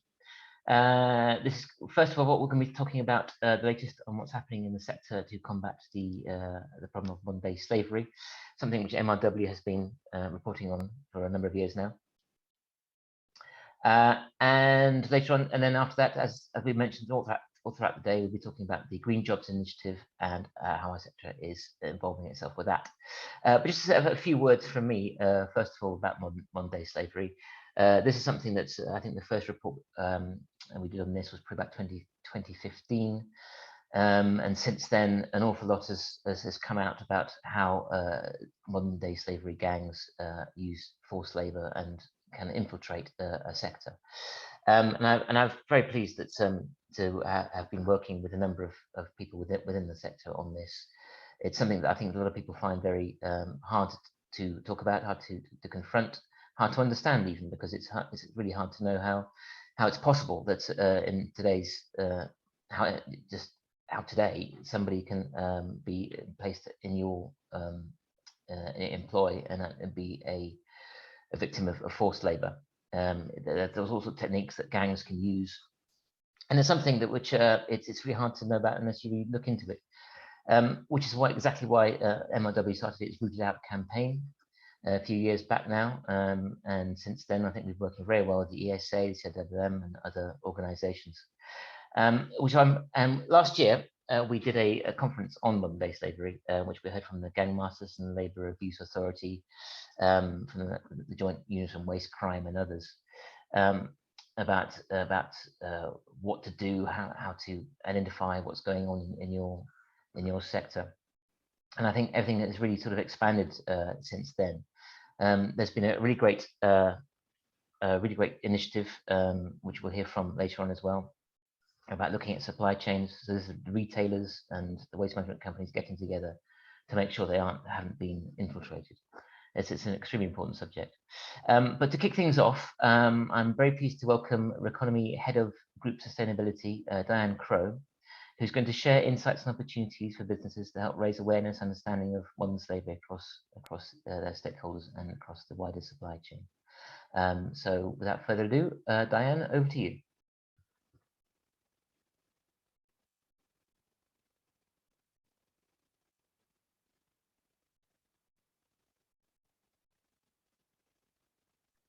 There we go, getting the technology to work.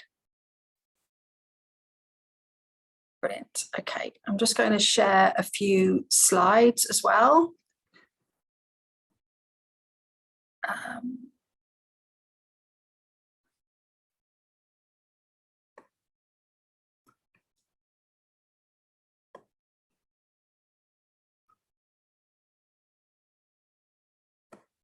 Bear with me.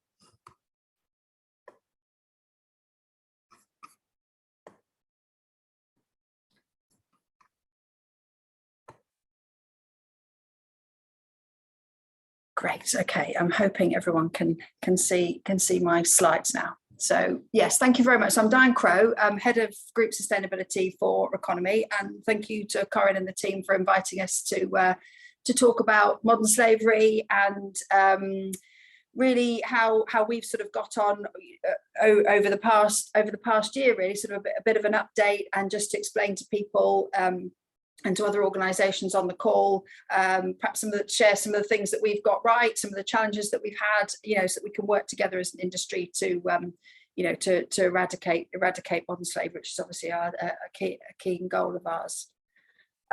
So Reconomy is part of the Reconomy Group, which has grown considerably since I've been with the business over the last 4 years. Fundamentally, sort of moving and changing to be more of a circular economy business. So yes, it's very much waste and materials management at the core, but we also have expanded the business, as I say, to be more circular around reuse and returns and logistics, and also our compliance business as well. We have an overall sustainability strategy, and that is divided into 3 sort of core areas, which enables us to deliver against social, environmental and business objectives. And modern slavery certainly comes in within that remit, and collaboration across the business with me and my team, along with HR, supply chain, procurement. So we're really looking to, how we can create social value and around diversity and inclusion, human rights and so on, but very much making sure that modern slavery isn't part of our business or within that supply chain. So what we've been sort of trying to do, really, I guess, and I'll go into some more detail about some of the other organisations that we've been involved with, but it's been very much around raising awareness with our stakeholders is a key part of our strategy. So we have a zero tolerance approach to modern slavery within our business, but clearly with our suppliers, and and we work with suppliers and customers to do the same. So there is an increasing, ever increasing and sustained interest from customers in terms of sort of tenders, and when we're talking to customers in terms of reviews and so on. And that is a core driver, and I'm sure it is for many of you and for many of your businesses. But of course, we do have that legal and moral responsibility. So obviously, in terms of the size of the business that Reconomy is, over 36 million, then you do have to have a modern slavery statement in place. But that doesn't mean to say that isn't very much the responsibility throughout the supply chain to ensure that we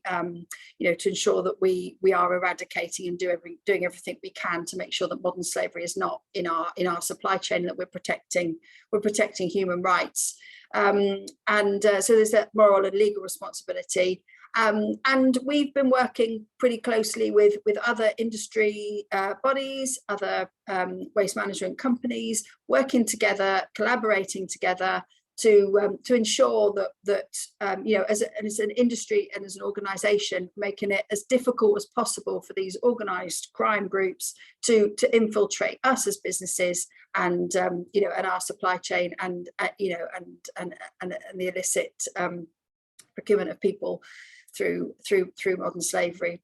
So as I say, I think the important thing to try and get across really is it's a core part of our strategy. We've integrated it through our environment, social and governance processes and procedures. And as I say, making it's not my role, making it part of everybody's business. So rolling out awareness in terms of mandatory training for all our staff, and then for people that are going to be closer to that, so HR, for example, people that are using recruitment agencies or that are working closely with suppliers and supply chain, then ensuring that they've got the right level of training that they need to be able to understand what is the impact and what's the potential impact for them and on their business.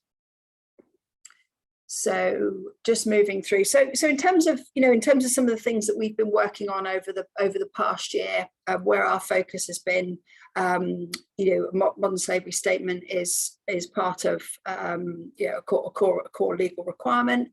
But we didn't want it to be something that just kind of sits on the website or sits to say that we're complying with legislation. It's very much this is what we've done. This is what we plan to do.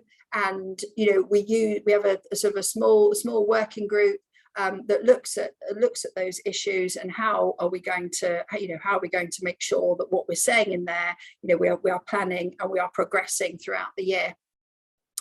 We also have a modern slavery policy, and for businesses that we work with that don't have to have a statement in place, we recommend that they have a policy and ours is there and freely available to use. And very happy to go through that with suppliers and so as they understand what the policy is and what they're kind of signing up to. But at the end of the day, we also supply a modern slavery guidance, which just takes suppliers through step by step you know, raising awareness, doing that risk assessment, understanding what the issues are for your business, understanding where those risks are, potentially on the type of organization that you are, but also when you're recruiting, direct recruitment through agencies, you know, how is that going to affect your business? And just really making sure that you know who is coming onto your sites and their background, and that they, you know, that you can be happy and assured that they are there of their own free will.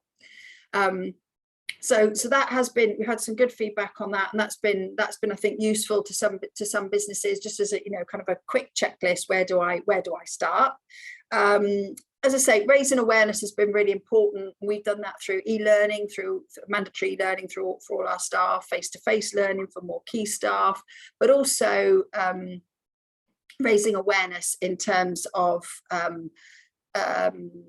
understanding the, you know, all the information that's available to people, and putting people in front of webinars like today, and supporting that in the wider industry, but also things like posters in different languages, and making sure that our supply chain are aware of where that information is.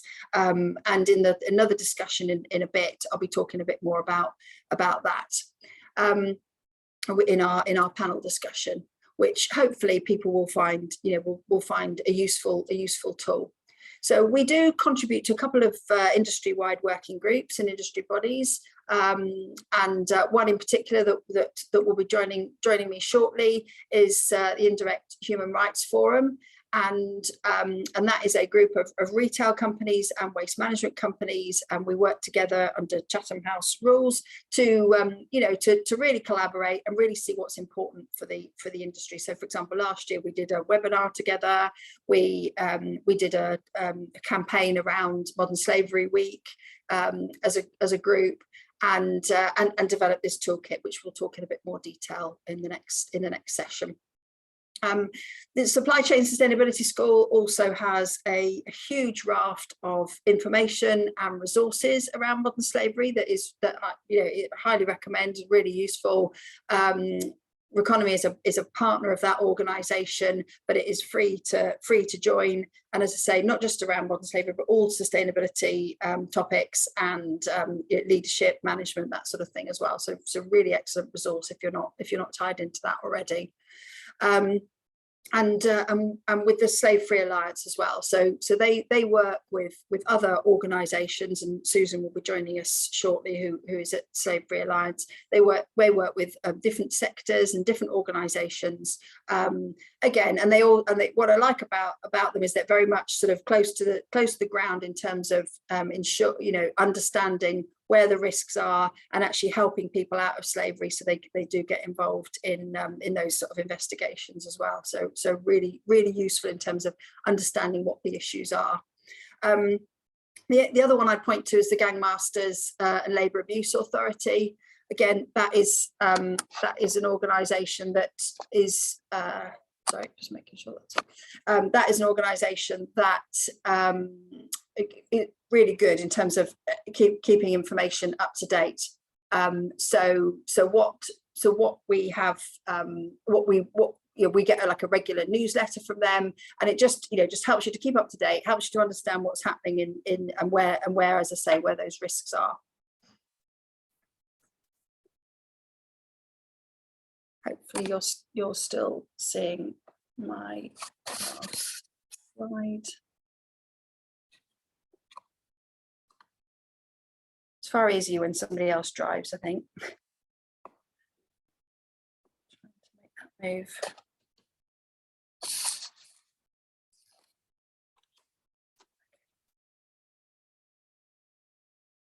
Fine, I think there's one more slide to come. Great. Okay. So just some of those sort of key takeaways is around ensuring a really robust recruitment process, making sure that you're covering modern slavery and exploitation at induction, so that people understand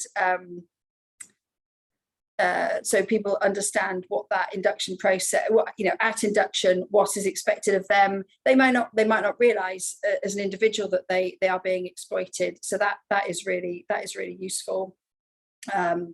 Ensuring that all your staff are trained and that they have got that level of understanding. Having materials in relevant languages. So what are the languages on your site? And you know, who and to make sure that you've got posters, induction, and it's much easier these days with you know, with all the information that's out there. And risk assessing, so understanding what the risk is in your particular supply chain. You can do that through checklists and understanding your employee base, as I say, whether they're being directly employed or through agencies, and what checks are your agencies doing, and ensuring that you are supporting your supply chain. And you know, and that you understand what is happening in their business. So we all have that legal and moral responsibility throughout our supply chains.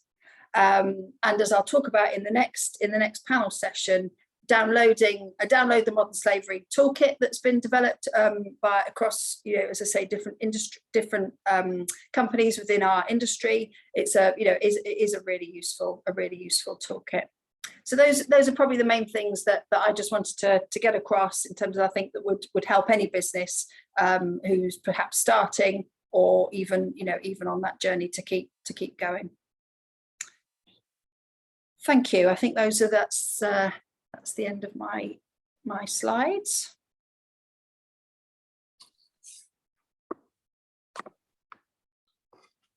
That's fantastic. Thank you, Diane, indeed, very much indeed for that. It's as I was saying, I think it's great to see just how engaged so many companies are now, after really not quite knowing what to do about that situation or understanding what's going on. I think the level of expertise and knowledge in the sector has expanded exponentially over the last few years, and it's really wonderful to see what Reconomy's been doing. Now we're going to have a panel session, which will go into the toolkit which Diane mentioned there. But before that, we're going to have a short video from Reconomy, so stick around, it won't be long, and we'll meet you on the other side of this.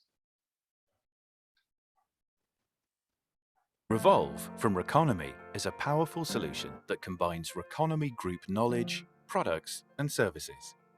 It helps evolve your business and achieve your sustainability goals faster and more cost-effectively.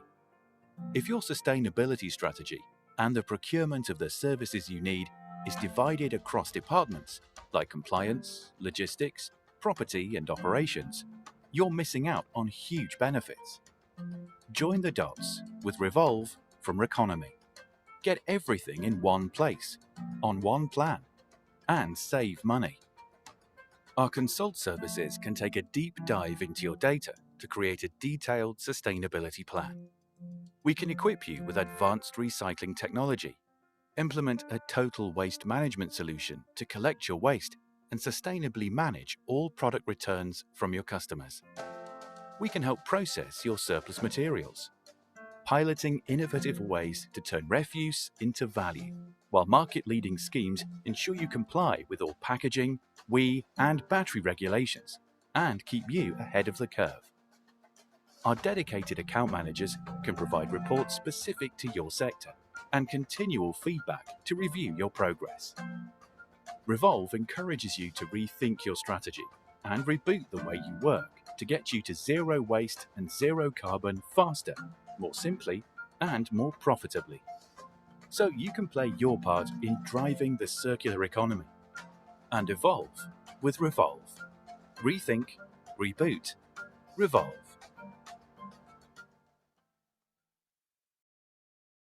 Revolve from Reconomy is a Revolve from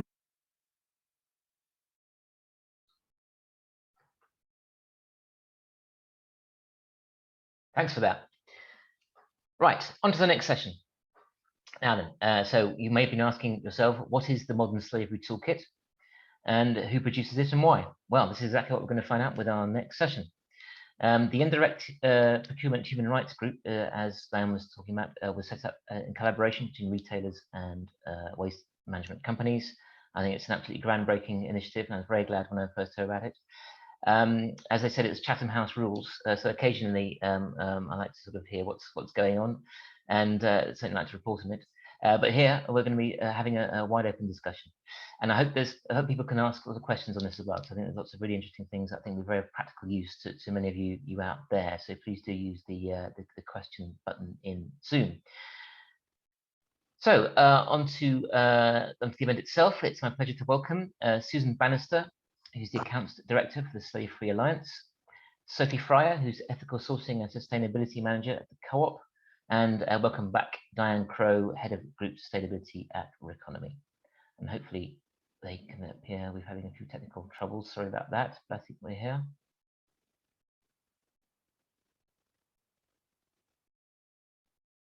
This is when the host has to flan on a bit, but I think we're turning up. Some ghostly figures there.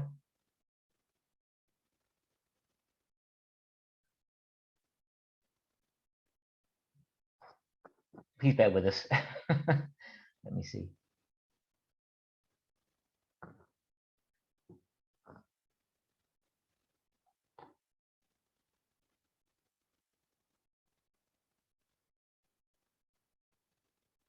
Well, a few more technical difficulties. I think we're close to sorting them.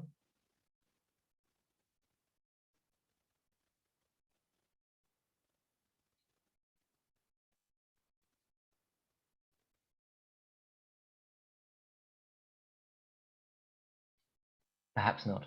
Oh, well, here we go. Screen sharing. There we go. All right, having some technical difficulties.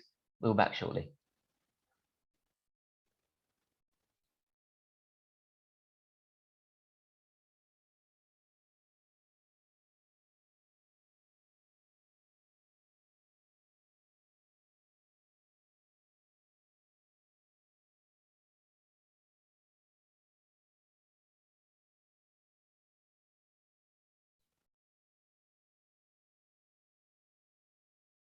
I hope we're back.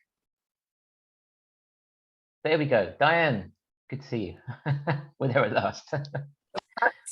There we go. I think we had some sort of ghostly figures in your screen. I wasn't quite sure what was going on. No, we weren't either. Apologies. No worries. This is the perils of Zoom, I'm afraid. I'm going to move the camera back and use the laptop.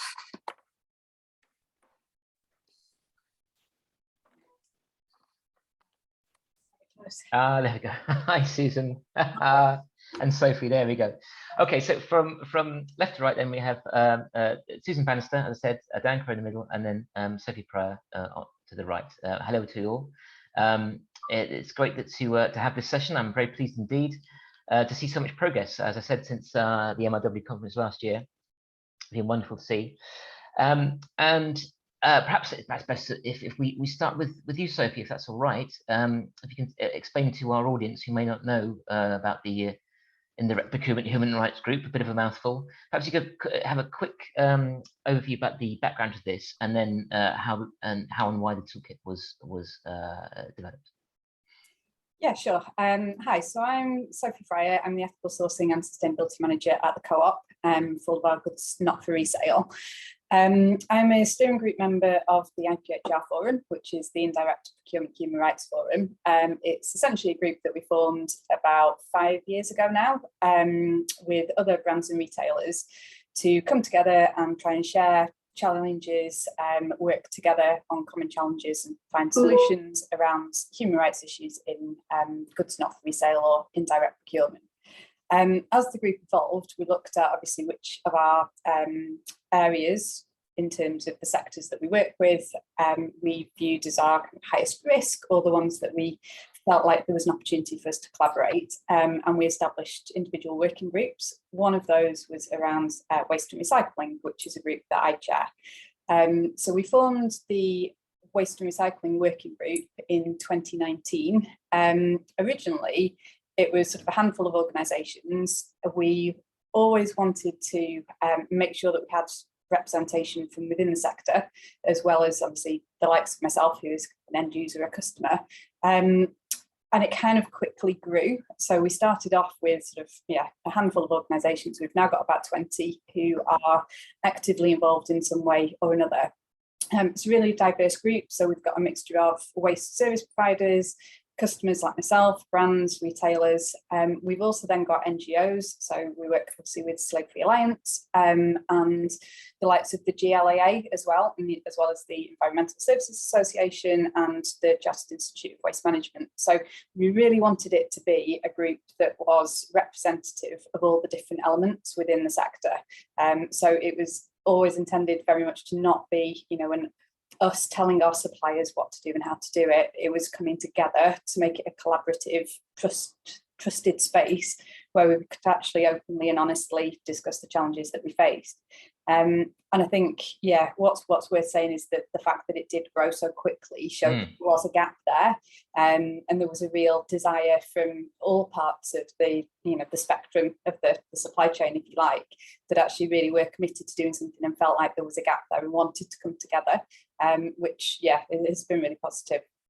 That's excellent. Yes, I mean, it's one of these things about the gap. I think that's absolutely right. I think when we MRW started its Rooted Out anti-slavery campaign and started reporting these issues, and looked at that, I heard from a fair few waste sector organisations sort of more or less asked us to sort of lead on the things for them. My thing was that really it has to be the sector leading for itself. It's not it's up to me to sort of report and campaign, but not necessarily sort of to produce the kind of things which you are now reporting. But yes, to Susan now. So Susan, your background in the Slave Free Alliance, so you've worked with the waste sector for a number of years now, and you're aware of course, the cases from a few years back now that really sort of really highlighted the problem in the sector. Perhaps I could just ask you about are you aware of further cases or further impacts from forced labour in the waste sector over the past couple of years, and how has COVID had an impact? We have had cases over the last few years. COVID's had an impact in that it kind of has driven a lot of exploitation underground a little bit more. And interestingly, what we're seeing with the latest statistics this year with the National Referral Mechanism, which is like the state-sponsored support system for victims of modern slavery, we're also seeing the demographic of victims changing as well. So it looks like we're getting an impact of Brexit there. For example, interestingly, this year, this first quarter, we're seeing that the Albanians are the most trafficked nation, and that's the first time in 3 years. It's been the UK up until then. UK is still second, but that's changed. And a lot of Eastern Europeans have fallen out of the top 10, as it were. Although as an organisation, we are still seeing Romanians as a trafficked group. More recently, we've not seen any cases in the waste management sector, but that's not to say that it doesn't exist. What we are seeing is one of the areas that is still being used by traffickers is labour agencies, labour providers. And that's how most of the people that we find who have been exploited are found in businesses through a labour provider still. Interesting. I guess when we held a roundtable on the subject 2019, I think one of the things that came up is how a smaller waste company will source its labour, and it won't necessarily be from a larger reputable company. It could be they put an advert up on Facebook and that sort of thing, and we found then that there's no real data on that. Is there any further indication about just how labour is being sourced? Well, it just depends on the organisation, because obviously the bigger companies are using neutral vendors and GLAA registered labour providers. That's not to say that there aren't issues there. I think what you need to do is just not make any assumptions as to where your labour is coming from. So if you are using a labour provider, do your due diligence, make sure it is GLAA registered, license, sorry, and also put into your supplier contracts the ability to do audits and spot checks on those providers. If you're using a neutral vendor, you've got to be aware of the fact that your contract is with the neutral vendor, not with the labour provider, but the actual issue may be with the labour provider. So you need to be making sure that you're asking the right questions of your neutral vendor to make sure that they're doing the due diligence on those labour providers. So I think it's just making sure that you're asking the right questions, that you understand the demographic of the workers, where they've come from, how they've heard about the jobs, and just be aware of anybody who's coming in and acting as an interpreter. Sure. And Dan, to you, since our conference on this last year, have you seen sort of expansion about just how much engaged the waste sector in general has been? Has it got more engaged, do you think? Has it been? Have we broken through the barrier of people not wanting to talk about it? Yeah, I think so. I mean, I think as we've said, it has been a difficult couple of years, and businesses have been obviously had potentially had focus elsewhere, which I think was always a potential risk. But I think the industry and bodies that we've been working with Sophie and with Susan, that have come together and have done more sort of raising awareness, and just these sort of webinars and the toolkit and so on, just to try and get it center and front stage, so that people don't feel like it's something that needs to be not talked about or swept under the carpet or in the too difficult box. That it can be. And we've, as I mentioned previously, we've been doing supplier assessments, so going out directly talking with suppliers, and there is certainly a good level of awareness. Difficult for me to say that it's that it's better or worse than it was, but there is certainly a good level of awareness now. And organisations are understanding more about what their responsibilities are, and where their risks lie.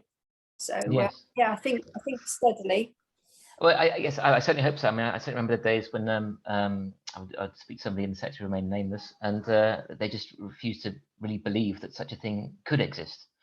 And you sort of try to explain to them, and it's just kind of blank comprehension. But I really hope that we've gone beyond that stage, because that's really that just enables criminals. Which, as you were saying, Susan, that's how the profile of the victims have changed. I suppose the problem here as well is that criminals are extremely good at adapting to any particular circumstance. And with COVID, as we can see, the amount of criminal activity over there, just over fraud, for instance, has been massive, because they see any upheaval as a benefit to them, really. And I suppose that's part of the thing with any upheaval to a system. Criminals are very good at adapting. Perhaps we can get to Sophie then to understand more about the toolkit itself. Perhaps we'll start with obviously we want people to talk about this, but perhaps you can sort of just outline what it is and why should people get involved? Yeah, so one of the things that we wanted to do as a working group, we obviously looked at where we could add most benefit collectively, what we could do together. And one of the things that we really wanted to do was to support smaller organisations in particular, who don't necessarily have the resource to allocate somebody specifically, a role that is dedicated to looking at ethical trade or modern slavery, however you want to badge it. And we really wanted to make sure that they weren't kind of cut out of the conversation, and they were actually supported, because I think there is a wealth of information out there if you want to find it on modern slavery, but some of it is pretty daunting, to be honest. They're big documents to wade through, and just starting out, that's a bit scary. And a lot of organisations would still tend to back off and think, well, we've got our policies and processes in place, it's fine, I don't go into that detail. So as a group, we decided to develop something that was a bit lighter touch, that was developed specifically for the waste sector, that looked at trying to build a better understanding of where are the particular vulnerabilities? Are they in a particular waste stream? Are they in a particular stage of the waste life cycle, if you like? Start to build that picture, and we produced a toolkit which kind of gave some of that insight, as well as breaking it down into hopefully very practical steps in terms of this is what you can do and this is how you can do it. These are the resources if you want to go and find that 60-page document, and that's where you can find that. That's where you can get that support. But actually, if you want to take it step by step, if you want to start out somewhere, and if you want to just double check that actually your approach feels right, then this is a document that can be used. And I say that coming from a relatively large organisation with resources dedicated to it. For me, it's still actually really helpful to have it set out like that as a bit of a checkpoint.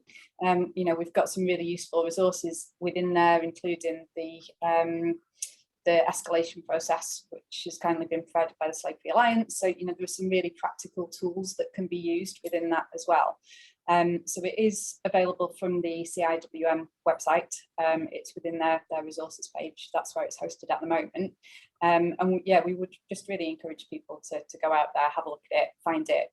Also provide feedback. If there's something in there that you feel isn't quite right, or that actually you'd like more on, then please reach out to me, and we can make sure that we can revisit that. It's not intended to be necessarily an end point right now. It's something that it will evolve, because we learn more all the time. The landscape shifts all the time. Just like it's criminal enterprises who are good at what they do, and things change and we need to adapt. So we do expect to revisit it. So yeah, we'd welcome any sort of feedback, and anybody that does want to be involved, please feel free to reach out. And of course, this has been a common theme is getting out to the small organisations again, which are perhaps more vulnerable to being infiltrated in really subtle ways. I mean, so what kind of sort of organisation are we talking about here? We're talking about sort of maybe just a small regional management company, waste management company that hires a few people one Saturday to clear a site, or we're talking about sort of the MRF operators or that sort of thing. What kind of? I think from experience, it can be any. And I think we can't assume that it will always be the small organisations, because we know that that's not the case. We know that, and it's anybody who says that there is no modern slavery in their supply chain is, at best naive, really. So we know that it's not only certain types of organisations who will be targeted, who will be vulnerable to it. I think Susan mentioned the use of labour providers does push up the risk factors, because you have a little bit less control and you have a little less visibility of how you are recruiting those people and where they are coming from. So, any sort of organisation that is reliant on labour providers is always going to need a different lens of due diligence there, and to look at it in that way. But yeah, I think we know that probably the stages of the waste sector that are going to be higher risk are the MRFs, really. It's where manual handling, where people are, they're not in public view. You don't have customers that are going out necessarily to do site visits unless it's somebody specifically going for an audit. So it is quite a hidden stage of the supply chain. So I think we do have a general consensus that that's probably where the biggest risks are. But again, it can be any sector. So, you've got electrical waste sorting, you've got clothing, textile waste sorting. It's a huge spectrum, really. Indeed. So yeah, Diane, you were talking about sort of going to your suppliers. Of course, supply chains go, as we've been hearing, they go all over the place. Waste will change hands many times before getting it to its final destination or being recycled or reused or whatever. So what kind of difficulties have you come across in trying to sort of, you're going out to your suppliers, but how do you make sure they get to their suppliers, and how does your systems, I suppose, I mean, I suppose there's only a certain amount you can do, but how do you keep track of where some waste has gone, and make sure that everybody who's handled that has at least signed up to the principles of anti-slavery? Yeah, I would say that is a real challenge. It's a challenge for us as an organisation, and actually this morning we've been at a meeting with the Slave Free Alliance and other waste and resources management companies, and yeah, we've all said that is in the difficult box. It is, you know, you have that level of management control, influence over that first tier. But as you go further into the supply chain, it does get more difficult. So we've been trying to use that influence to certainly get the next level of supply chain and suppliers to do their due diligence in that supply chain. But we've also sort of been talking about that, like I say, as an area of challenge and an area that we need to improve on. I think as an industry, talking to the others, and you know, potentially looking at sort of perhaps a sector-wide organize, you know, in a way that we can work with an organization that could go out and do these sort of audits down into the supply chain, perhaps as other sectors already do, you know, in potentially in sort of the retail sector, you know, where they do have that more sort of due diligence into the supply chain. So I think that's certainly something that I know we need to work on want to work on as an organisation. And talking to the others this morning, it is a challenge that yeah, collectively, as we have done in other areas, we want to collaborate on. Sure. And are you seeing pressures from customers to ensure that you can sort of at least prove that you're being active in this area? Because obviously the one thing that I suppose, Sophie, that the Co-op has been involved because you're responding to concerns not just from your businesses but from customers as well. I'm wondering how much a game changer that is. Who was that to? Sorry, Corinne. So that's to you, Diane. Yeah, your customers. Are you getting pressure from your customers saying, well, I mean, basically, I mean, you know, much more is known about this. There's been more really high-profile cases, so companies want to keep their reputations intact. So that's actually quite a big driver, I would think. Yeah, no, certainly we do. Yeah, we do get. I wouldn't say it's every single tender, but we do certainly get, you know, PQQs and tenders, more and more questions around modern slavery and how. What are we doing and how are we managing that through the supply chain? So yeah, certainly that there is certainly that level of level of awareness and customers wanting to make sure that they, you know, they're reducing their risk through the supply chain. Yeah, Susan, perhaps I can continue about the legislative issues, I suppose. I mean. So we you know, when I think it was Theresa May that launched the requirement for companies of a certain size to produce one-day slavery statement, which the first thing we did at MRW was look at what waste companies doing, and they varied tremendously, and you're not quite sure how useful they were at that point. I'm not quite sure what's happened latest on one-day slavery statements, but what other sort of legislative things happened over the past couple of years, say, that you think have actually has made a difference, or if there's been a lack, you know, what do you think should be done?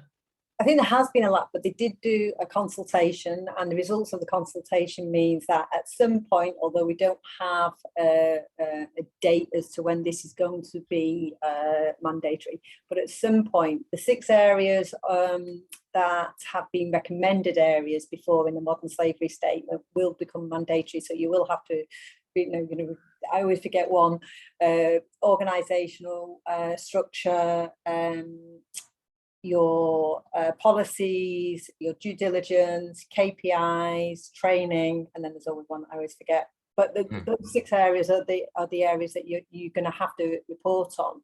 The other thing that they've introduced is a modern slavery register. Now that is up and running right now. We would recommend all businesses upload their statements into that registry. Alongside your statement, they have what are called summary questions, which are actually probably a little bit more in depth than most statements are anyway. But this goes into asking you more details about, have you found any case of modern slavery? What did you do? Do you work with other organisations? How do you remediate? What training has been had? Who's had the training, etc. So it does go into a little bit more detail, but it's actually useful information. And also you have to then show progress over time, that you're not just staying static. So I think that will have an impact on businesses. And you know, anybody can access that registry and see what people have put, so it gives it a bit more transparency as well. So that's a good thing. The other thing that has been introduced by from the consultation is public sector bodies now are going to be brought under section 54 of the Act, so they have to do their own statement.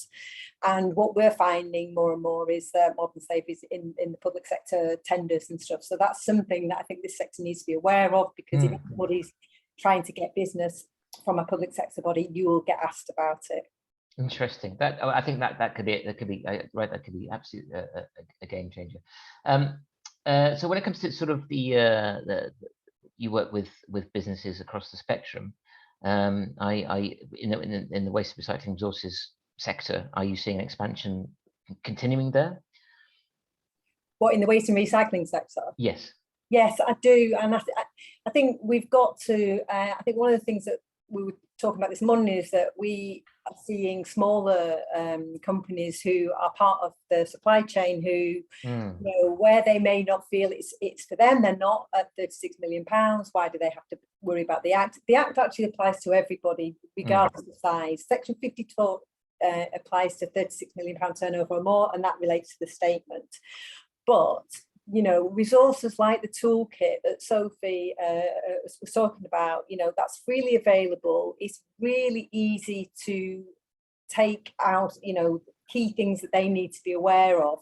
And I think it really simplifies things for them in a way that isn't going to scare them. So, you know, there are resources out there. So I think if we can share those resources and just keep talking about it, because, you know, we are still finding people who don't think that this exists in the UK. You know, even in the high risk sectors, you know, in the waste sector, you know, in foods, produce, in recruitment, there's still that denial that this is happening. And actually, the figures are showing it's on the increase still. So, you know, one could say it's because we're getting better at identifying it. I suspect not. I think it's actually become a highly lucrative crime for organised crime gangs. And so we just need to make this sector as hostile to it as we possibly can. Indeed. I mean, it's interesting that we're talking about what legislative efforts were taken out there. And the last I heard, the Gang Masters and Labour Abuse Authority, they hadn't had the waste sector as a specified sector to regulate, like with construction and agriculture. I assume that's still the case, is it? It is, and I think because of there's going to be some changes to the GLAA. They're going to become a single enforcement body. That's it, yeah. So but that, I think we're looking at 2024 when that will be come into place. But until then, I don't think they're going to make any changes in relation to the work that they do. Oh, that's interesting. Interesting. Just to clarify, you mentioned a consultation earlier on. Which response to a consultation? It was with in relation to the government and the Modern Slavery Act. All right, gotcha. Okay. Okay, so shall we go to go back to Sophie then, if we could, just adjust the camera. I see you're together because you're actually at this meeting today, anyways, as well together, just to explain to our audience that you know, this is hot off the presses.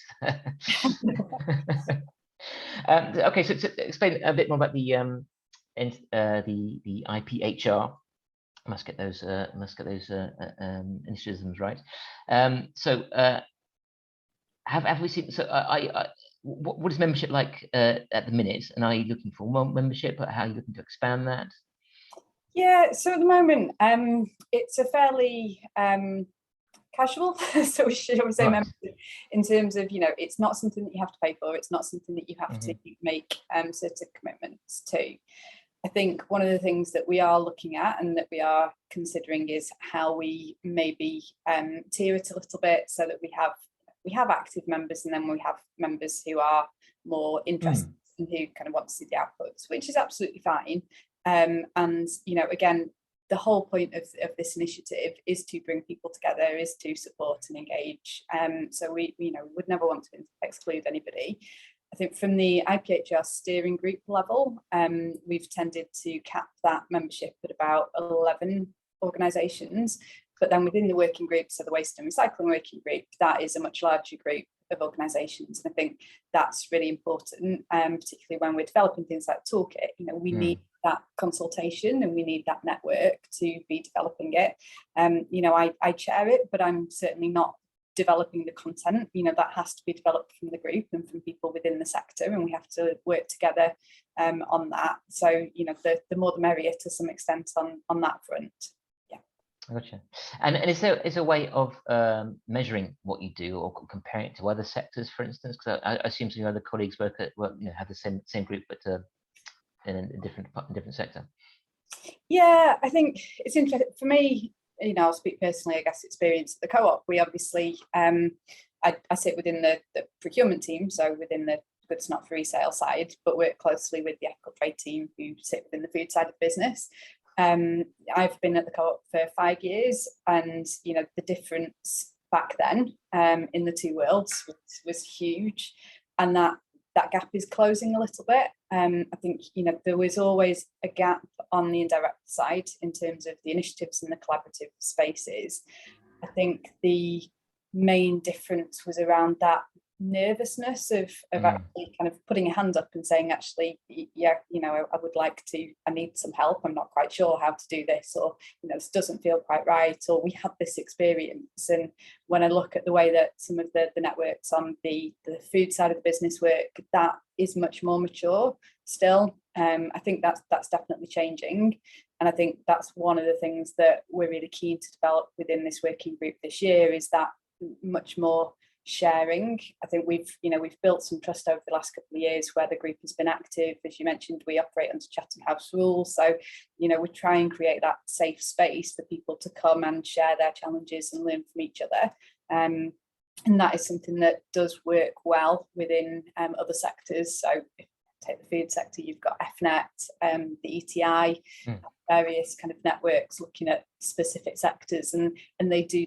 that well, and I think that's where you get a lot of benefit from, and I think that's probably been the main difference so far. But that's just it's new, it's something that customers weren't really pushing for it in goods not for resale previously. I think it is still fairly new in a lot of organisations. I think the public sector requirements will change things as well.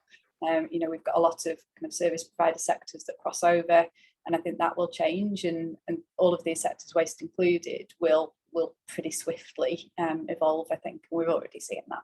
Sure. So Diane, picking up on what Sophie was saying there, what would you say to a perhaps nervous director or manager at a recycling company about thinking, I need to know about this, but I don't really want to sort of put my head up the parapet? Is there any sort of advice you'd give them? They may be watching now. Yeah, well, I would certainly say have a look at the toolkit that's on the hosted on the CIWM site, and you'll get I think you'll get a flavour from that in terms of, you know, what the IPHR is there to do, and how we've worked as a group, because that's I think a really good output. I think the group is sort of output based, and as Sophie said, we're looking to expand, you know, to sort of expand that to more people being involved. And at the moment, we're working through collaboratively as a group sort of a protocol for protocol for the sector, and the idea that it's those simple steps. Just to involve and get people aware, and then take it from there, really. But yes, people are very it's an open and welcoming group. So yeah, be very happy to get involved at either level, really, isn't it? Yeah. Excellent. Okay, so you picked up on a protocol there. I don't know how much you can say, but if you can go into that as much as you're allowed to, that'd be most appreciated. Yeah. So yeah, it felt like the next natural step. We looked collectively as a group as to what we would want to focus on, and as Diane said, we've always tried to be output focused, rather than just a talking shop, which can happen quite easily. I think taking that toolkit, which is sort of providing organisations with the tools and with the guidance to take those steps, the protocol is almost trying to kind of formalize that to some extent, and say, okay, well, actually, these are the things that you can commit to, So as an organisation, you know, you'll commit to producing a modern slavery statement, perhaps even if you fall under that threshold, and simple steps like that that can follow the protocol and take the the toolkit and take the key elements. But it's almost as an organisation, you can then stand up and make that commitment and say, yes, we are committed to this, and we are committed to working together with the sector. You know, we are taking a stand, and we're putting ourselves out there, and we're saying that, and this is our way of doing that. So it's not something that we are looking to, you know, audit or measure organisations against. That's not what it is. It would be self-regulating, but it just provides that sort of framework with the expectation that actually it's a bit kind of peer marked, if you like. So got you. Yes. If you're an organisation that's saying that you've signed up to this protocol, but then actually, you know, you don't have a modern slavery statement, you can't evidence that you've got the right risk assessment processes in place, the right management systems in place, you know, we would hope that your customers would challenge you on that, that your peers would challenge you on that. And us as an organisation, we will kind of look at that over the course of the 12 months and see, well, you know, actually what has the take up been, and really go from there. So yeah, it's early days. Again, it's a collaborative thing. So we've got different people working on different sections of it. It's intended to be light touch again, but the intention is to launch it with Anti-Slavery Day in October. In October, excellent. I should say, look forward to that. And I suppose that the idea, as you said before, this is trying to sort of take a lot of the effort away from and worry away from small organisations who may be thinking, well, I just haven't got time to think about yet another health and safety aspect. I mean, but unless the pressure's put on, I suppose that will never. I mean, I always had this sort of comparison, I suppose, with health and safety legislation over the last 50 years, which has, I think, the Health and Safety Act 1974 has been a massive game changer. And you wouldn't have a waste sector company now that said, I haven't got time for health and safety. Yeah, being one of the most dangerous sectors there is, and quite right too. And I think it's a kind of cultural change. So I suppose this is the quality protocol is, I suppose, trying to sort of instigate a cultural change. Yeah, it is. And you know, if we look elsewhere, we know that there is legislation around. There is legislation coming. It's likely that we'll see more legislation in the UK, you know, following the EU and so on. So it will stop being a nice to have. It will, you know, it's not really now. It shouldn't be, but some organisations do still see it as that, something that they'll do later, or when they're bigger, or when they've got more resource, or you know, when things are a little bit less busy. We know that there's legislation down the line. We just don't know when. You know, there are changes to the Modern Slavery Act and the implications there, we know. So this is just really providing organisations with kind of the tools and the support to future-proof themselves a little bit, as well as actually managing their risk while they do it. Absolutely. Susan, come back to Susan, if you could swing the camera around again. I quite like this, actually. Makes it a bit more friendly. You're in the same room. It's great. Then I think it's always important in these kind of sessions to you know, not leave the victims out of this, because when we had our conference last year, we had a very powerful film indeed about somebody and who had been exploited, threatened, bullied, and it's just absolutely heartbreaking to see. And we actually heard her story last year. So I just want to sort of so again, you know, somebody out there in the audience, out there in the big wide world, you know, might not really fully comprehend what it is about how it is that people can be exploited and the impact on them. I just want to just very briefly, if you could sort of take us through your understanding of that, because you know, you obviously work with people directly. You've seen the criminals, you've seen the victims, you know. So I think it's really good to sort of to not forget that. I think the thing to think is it could be anybody. You know, we're still seeing that in this country, which men are the most trafficked gender. Globally, it's women, but in this country, it's men, and I think that always surprises people, because you know, we think you know, women are more vulnerable, but actually anybody can be vulnerable. You know, you can lose a job and that makes you vulnerable. You can have some bad luck with health and that can make you vulnerable. You know, there's so many things that can put you in that situation. And once somebody's vulnerable, there's usually somebody who's willing to take advantage of that vulnerability. So it can actually be anybody. It can be on your street. I think just having that awareness that it could be anybody. It could be somebody working in your organisation. I think will be helpful. The demographic of people may change, but actually, I think if we're sort of looking for it everywhere, you will probably find it, you'll probably see it. And I think that's what we should do with business, just not get complacent, use awareness as much as we can, and just be aware that it doesn't always look like you think it's going to look. And it's important to point out as well, isn't it, that the reason that victims don't come forward is because of the immense pressure they've been under. It could be that their family at home is being threatened. It could be that they're being physically threatened themselves, that their bank account they don't have a bank account because they're being paid directly. And in some cases, just absolutely pittance a day. Yeah, definitely. And also you've got to remember that a lot of these victims are groomed into being victims. That many people have been told that they're going to have a great job. They start working, and then there's all sorts of barriers put up by their trafficker as to why they can't get paid. And sometimes it takes a while for somebody to actually realise they're in a situation where they've been trafficked, that they're being exploited. And you have to kind of work with the victim for them to get to that place where they actually realise what the reality of the situation is. One of the things that we've just seen recently is the Nationality and Borders Bill, which the government is introducing, and that actually is going to take some of the protection away from victims, because it's giving victims a time frame to report their trafficking in, which actually is going to make it a lot harder for victims to come forward, because like I say, it takes several, it can take quite a while before people realise that they're in a situation of exploitation. So something to look out for, and something look out for in MRW.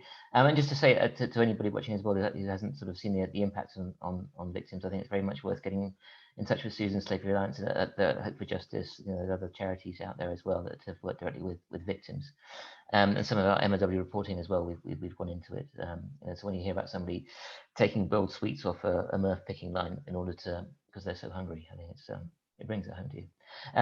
Okay, we have to go into the last few minutes here. Perhaps get back to you, Diane. And this is the inevitable question from a moderator end of the session. Is about what we like to see happen in the future, the next year. Where would you like to be? Where would you like the toolkit group to be? What other things, what other initiatives would you like to see develop, and how would you like to see the sector in general respond? Yeah, I think in terms of the toolkit, the uptake of that, and continuing to sort of expand, because it is a really useful tool. So it would be great to see more organisations picking that up.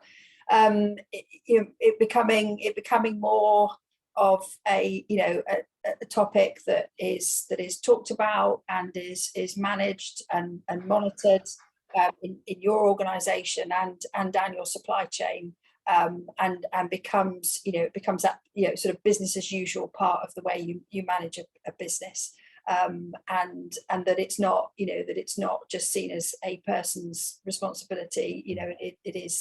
It is human resources, it's supply chain, it's procurement. It's everyone's responsibility. So making more and more people aware of what their responsibilities are and what to look out for, and how to help, and how to escalate that within their business if they do find something, and making sure that they're doing that in the right way, because that does need to be done sensitively. So reaching out to organisations like Slave Free Alliance, if they do suspect something is going on. And I think just trying to reach out to more organisations really, and as Sophie said, and what we've been trying to do in that group is to try and keep it as simple and accessible as possible, so that people can take that, use it, and in their organisation, and and make some progress so that we can, as our objective is, and as all the organisations that we've been with this morning is to eradicate it in our business and eradicate it out of existence. Thanks, Dan. Sophie, perhaps we can end with you. So we've got the quality protocol coming up later in October, you say. Are there any plans beyond that, or is this still just, is it developed in a more sort of a natural way, or do you have that particular aim? There were two things this year. So the protocol is one, and then the other thing that we are just in the process, and we'll be kicking off shortly, is a direct worker reporting programme, collaborative with a number of race-based organisations, which will hopefully give us a really nice picture of how things are within the supply chain for workers. So we've got about 8 different organisations who are participating, and we're working with an organisation called Engage to use our platform, and we will be going out to workers with a questionnaire to, some of it is modern slavery type questions to identify whether there are any people who are at risk or indeed are victims, and then also to try and understand, actually, do people know what their rights are within the workplace within the UK. So the intention is that will obviously give us some really nice insights. It will give hopefully organisations actionable information if there are areas for improvement, and then we will use the information that we get to look at, are there any things that we could do collectively as an organisation, as a group? So, if it comes back that actually a lot of people aren't aware of what their rights are, then we can look at how we can, maybe take up and do something in that space, and look at how we can communicate that out better and how we can support organisations to do that. So, yeah, 2 specific programmed projects, if you like, and then the outputs of those will tell us where to go next. Excellent. Such great news. It's great to see all this activity. And so if people wanted to join or get in touch with you, is it right? Is it open invitations, or people watching now, if they want to get in touch with you? Yes. I'm sure we can put the details up. Yeah. So if you can share my details, my LinkedIn or email, and we don't have a website, unfortunately, but we do have the CIWM hosting the resources. So if you want the toolkit, we can share the link to that. But otherwise, please contact me directly. That'd be excellent. Okay, I think we'll have to bring it to an end there. Thank you once again, all 3 of you. It's been, like I said, it's really great seeing this initiative, and I'm moving forward. Great. So thank you to all, and I think we have to go to our next session now. Thanks, Colin. Thank you. Cheers.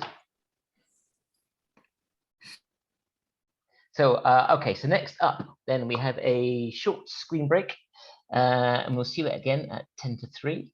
For our next session, which is educating employees on safeguarding the employment supply chain. We'll hear from Smart Solutions.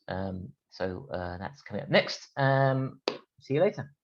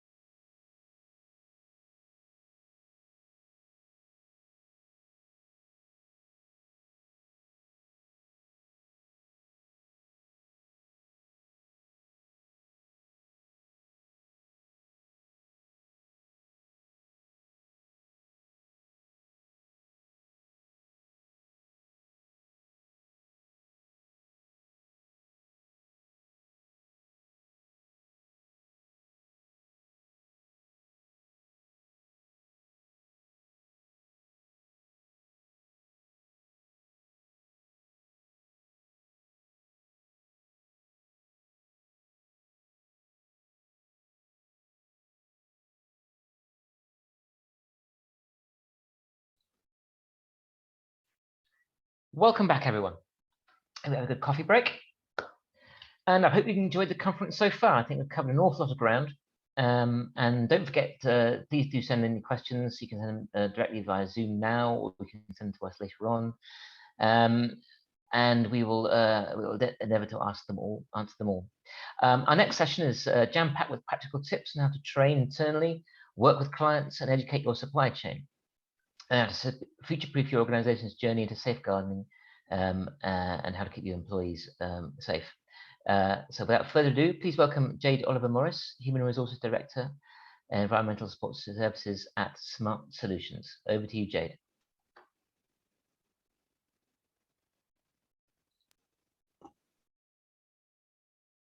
Thanks, Corinne. Hi, everyone. I'm just going to share my screen here with you so that you can see the presentation.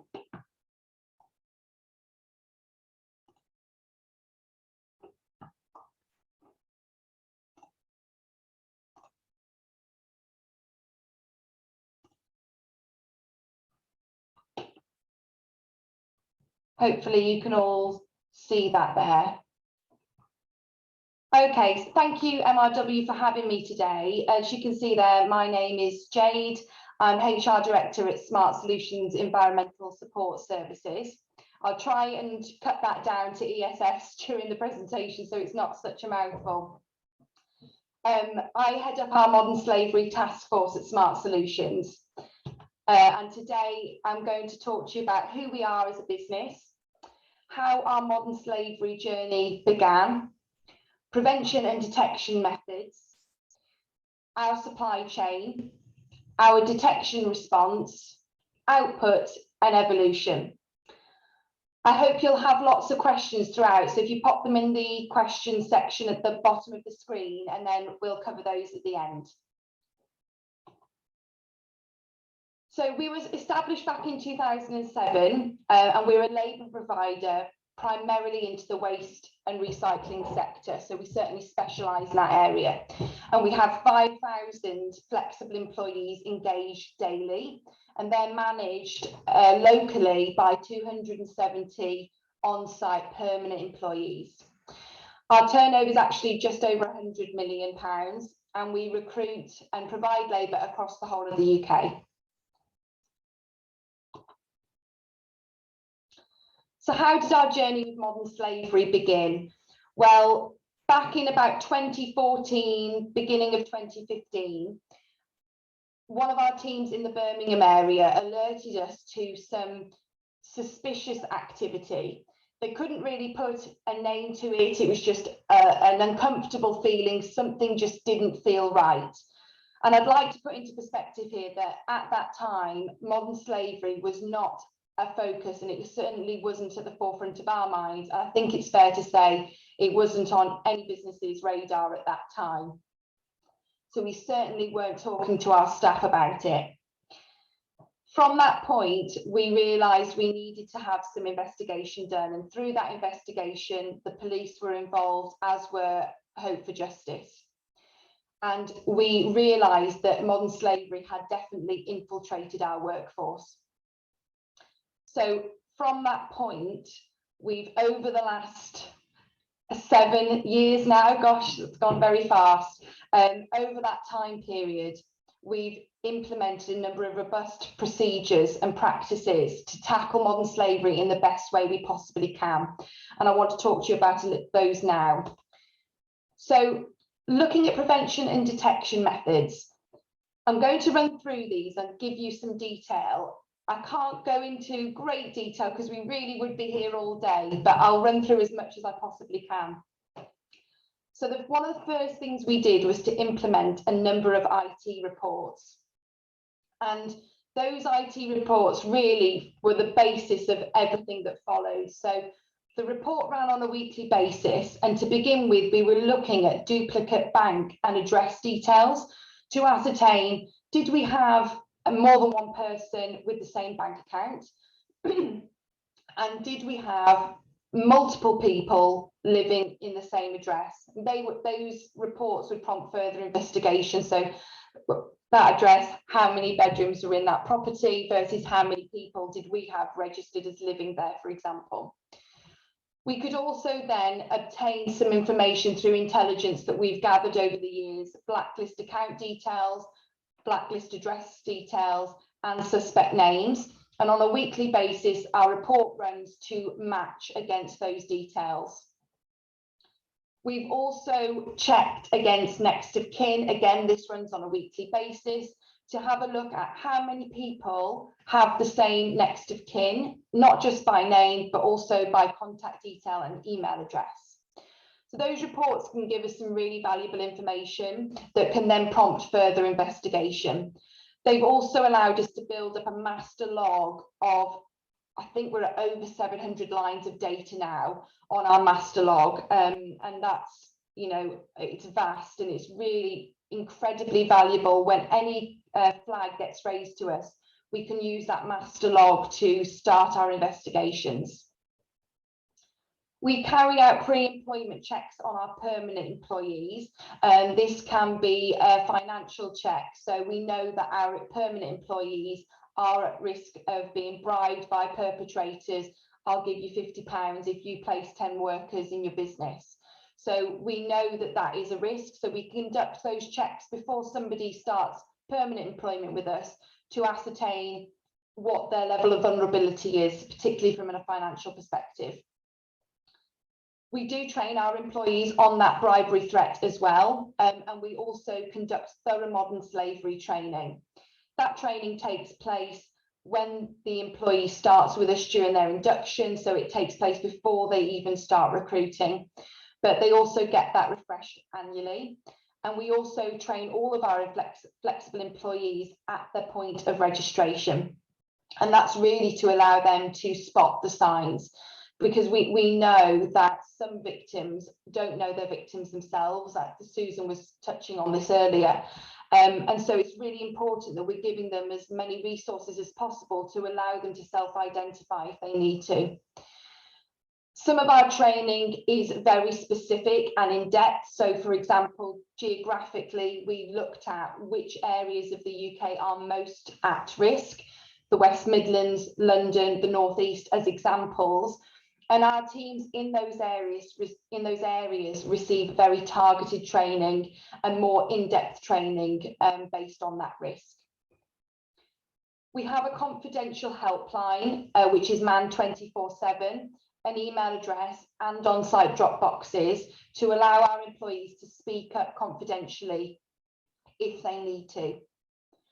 We also have a vast suite of marketing material, which is refreshed annually. And one of the key pieces of marketing material we have is the bathroom stall sticker. We identified that the bathroom stall is one of the very few places in the workplace where somebody can go and be by themselves. And so on the back of the bathroom stall door, we have a sticker of information showing people exactly who they can contact to seek help, and we have that in a variety of languages. One of the upcoming slides does have an image of that, so I'll show that to you. We have some robust policies and procedures in place, including our internal escalation procedure. We also conduct internal auditing. That auditing is to identify gaps either in right to work compliance or in our modern slavery processes. As I say, we do that annually with every single location we operate in, and we also conduct spot check audits, as well as a weekly check on all new starters registering in our business. We have a number of corporate partnerships, the most significant being with Hope for Justice and Slave Free Alliance. Our relationship with Hope for Justice began at that point in 2014, and we've partnered with them ever since. And we were one of the first people to partner with Slave Free Alliance when they launched in 2018.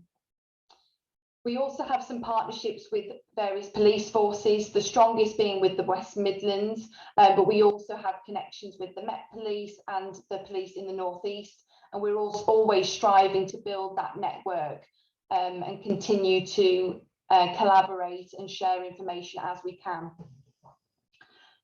We have an internal undercover team.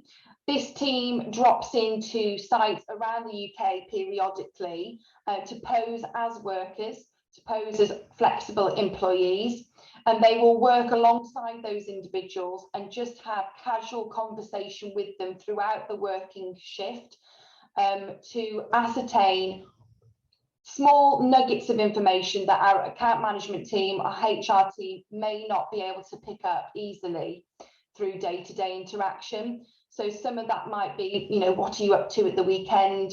What are you doing this evening? Some of those small pieces of information could just be a little trigger point for us to investigate further. They do that in the individual's first language, and as I say, they operate as if they are workers on any given shift. So to the general workforce, they're a colleague. We also have a probation review. This is at a 6-month point within somebody's employment with us, flexible employment. So this is for our account management teams to sit down face-to-face, one-on-one with the individual and speak to them from their perspective about how their work is going. But from our perspective, it's to find out, again, some small nuggets of information that we may not ordinarily obtain. We also have some modern slavery champions. This is an initiative that's begun over the last 12 months. And these are a group of individuals who are based across the UK and are responsible for promoting modern slavery practices and providing up-to-date latest information to the team that they're responsible for. Those individuals are given specific training, and they're also given specific updates and guidance on a regular basis. I have collaboration down here. This is one of the most critical points for me in our prevention and detection methods. We strive to collaborate with our clients and any other parties as we possibly can. For me, collaborating is the strongest way. It gives us our strongest defense to the OCGs, to these perpetrators, and the more information that we can share legally, and the more initiatives that we can discuss and work together on, the better. We have a supplier guide, and we also conduct supplier audits, and I'll come on to those now. A couple of years ago, we had Hope for Justice conduct an audit on our modern slavery practices, and they indicated that weakness was within our supply chain, and that was an area that we really needed to focus on. So that's what we did, and we began by mapping out our supply chain to identify some key focus areas, and one of those areas was our second tier supply. And so we began to implement a number of robust procedures to tackle the supply chain and how modern slavery could be a risk factor in that supply chain. So we now conduct supplier auditing. So that audit is conducted on an annual basis, and we can also do spot checks. And it's to look at gaps in the supplier's modern slavery practices and to support them in filling that gap where required. We also have a supplier evaluation process you would expect, but a really key area of that is modern slavery. We want to ensure that our suppliers have got a standard of modern slavery practices that is acceptable to us. And if they don't, we will work with them to allow them to reach that standard, because ultimately modern slavery is bigger than just our business, and we want to support as many other parties as we possibly can. And if that means that we need to support a supplier in getting to where they need to be so that we can work together, that's absolutely what we want to do. We have also had an external evaluation of our second tier supply, and this is something that we will continue to work on to evolve to the further supply chain. But at present, most recently, we've looked at our second tier supply and had Hope for Justice do an independent evaluation of that supply chain. We also have a supplier code of conduct. This gets enhanced regularly and reviewed regularly. One of the key things for us is to not have the tick box exercise of having these things in place. We want to make sure that they are being regularly reviewed so that we are on top of these things as much as we can possibly be. That's our best defence and the best defence for our workforce.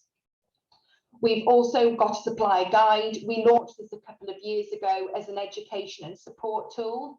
And again, this has been recently refreshed and reviewed.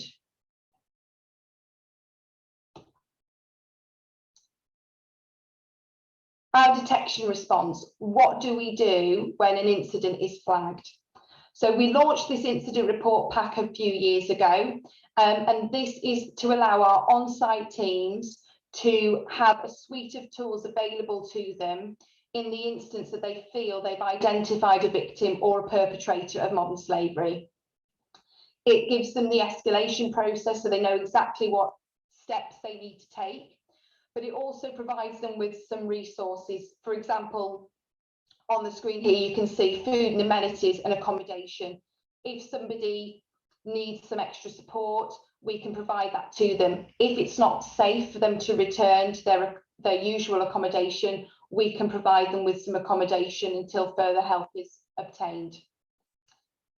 As soon as an incident is alerted to us through the escalation procedure, a face-to-face welfare interview is conducted with the individual by myself within 24 hours.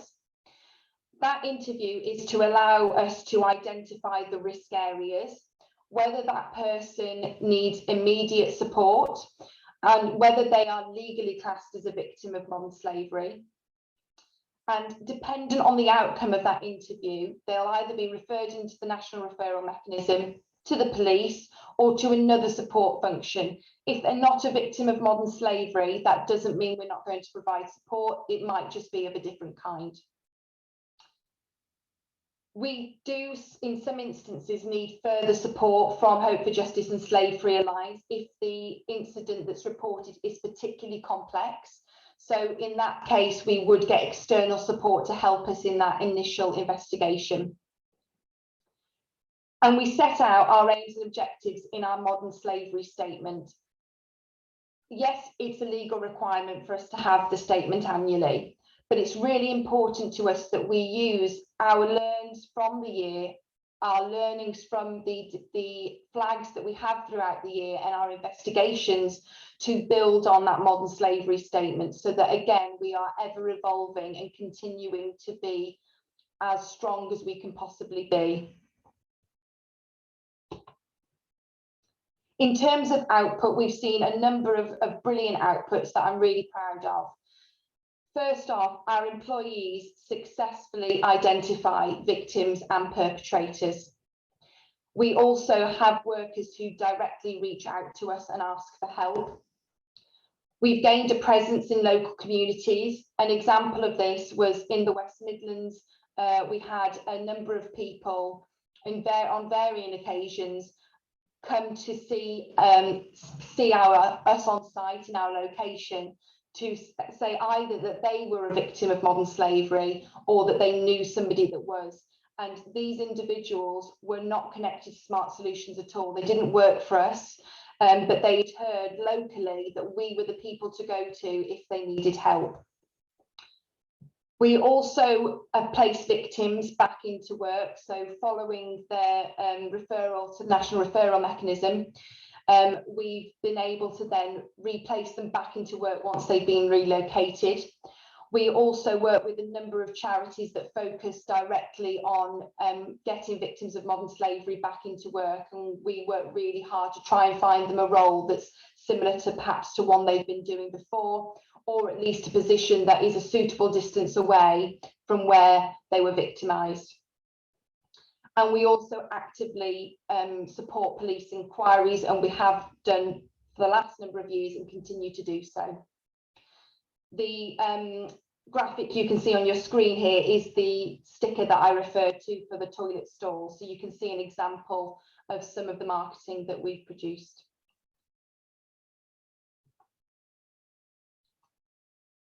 Evolution. This is really critical. We cannot stand still. We know that modern slavery is evolving all the time. perpetrators have become smarter, and the typical signs that we used to see are no longer typical. They know what we're looking for. They've become very aware of the things that we're trying to find. And so we have to be even smarter about the way we're training our staff and keeping abreast of the latest activity.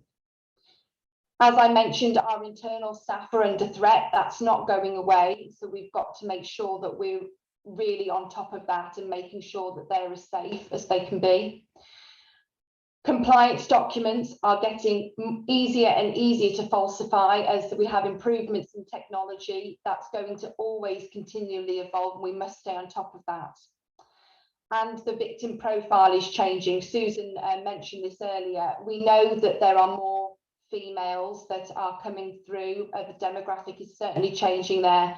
And in regards to nationalities, I've seen a massive shift in this in the time that I've been heading up our modern slavery task force here.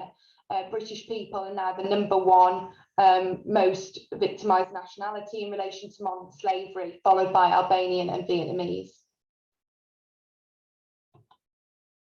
So tackle, prevent, improve. If you take anything away from this presentation, I would like it to be these 3 words. As a business in this industry, we need to tackle this issue head on by raising awareness and not shying away from the subject. Prevent the issue with innovative ideas and initiatives while continuing to review and improve them. Thank you.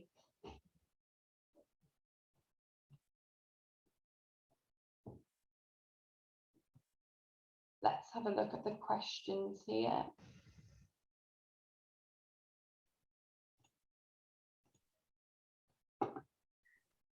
We got any questions coming through, Corinne? Let me have a look at my system. None's come through yet, but thank you very much indeed for that, Jade, for having a very thorough system that you've developed over the last years. And I'd certainly like to ask a few questions if that's all right.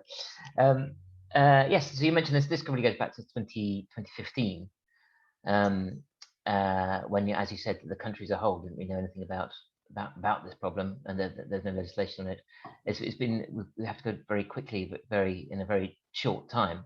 How have you seen, because this is what I asked the previous panel, how have you seen awareness in the sector and in your clients in general? I mean, is it something you still struggle to persuade people that there's a problem, or is there greater awareness now?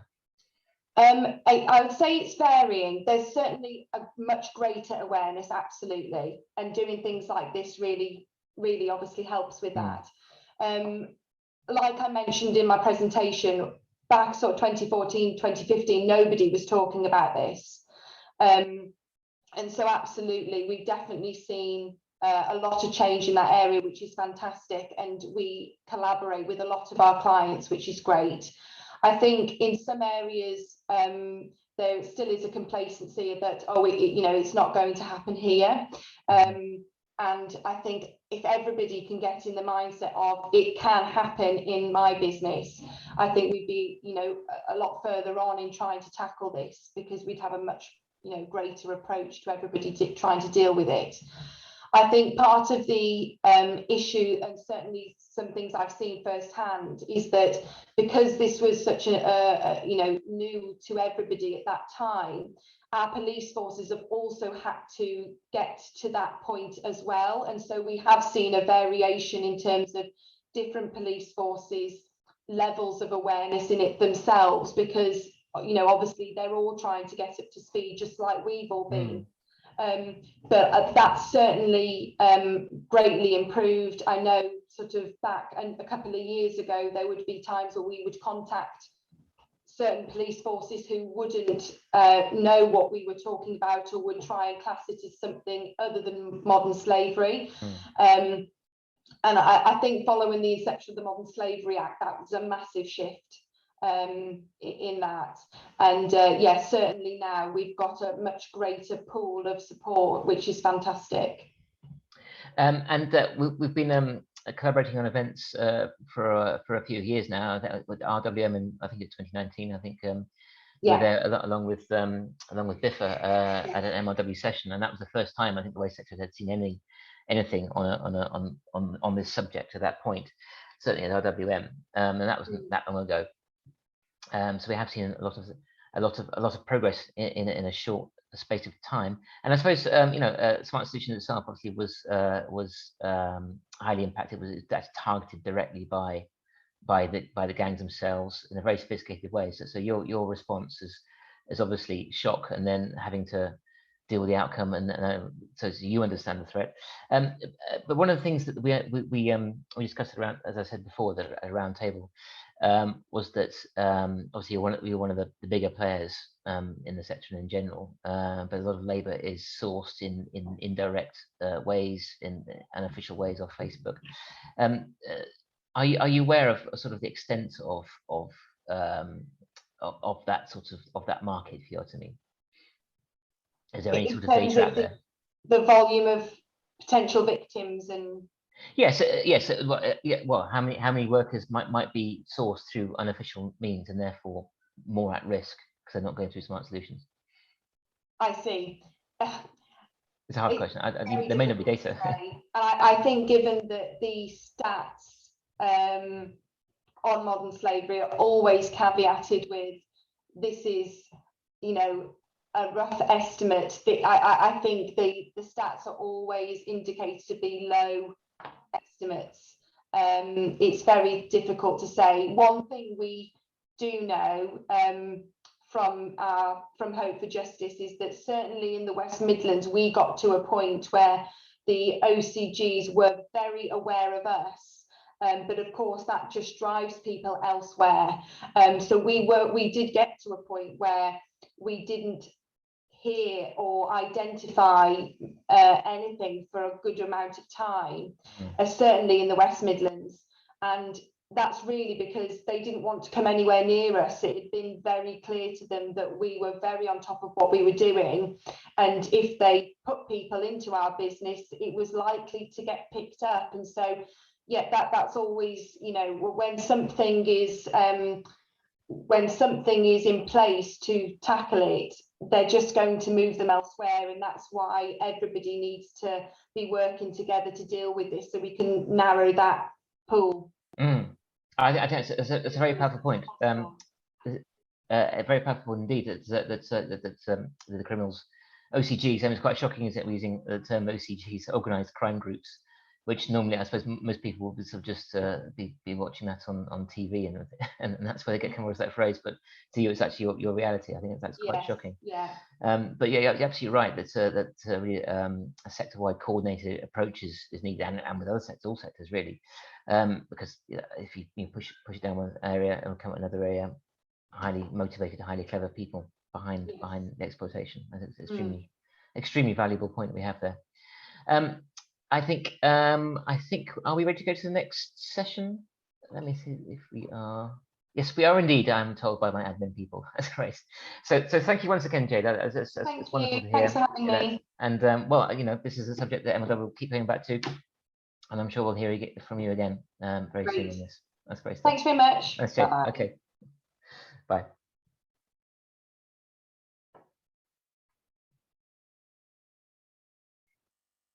Right, well, not far to go now. We're now heading into our last session of today. As really has been a very stimulating day indeed.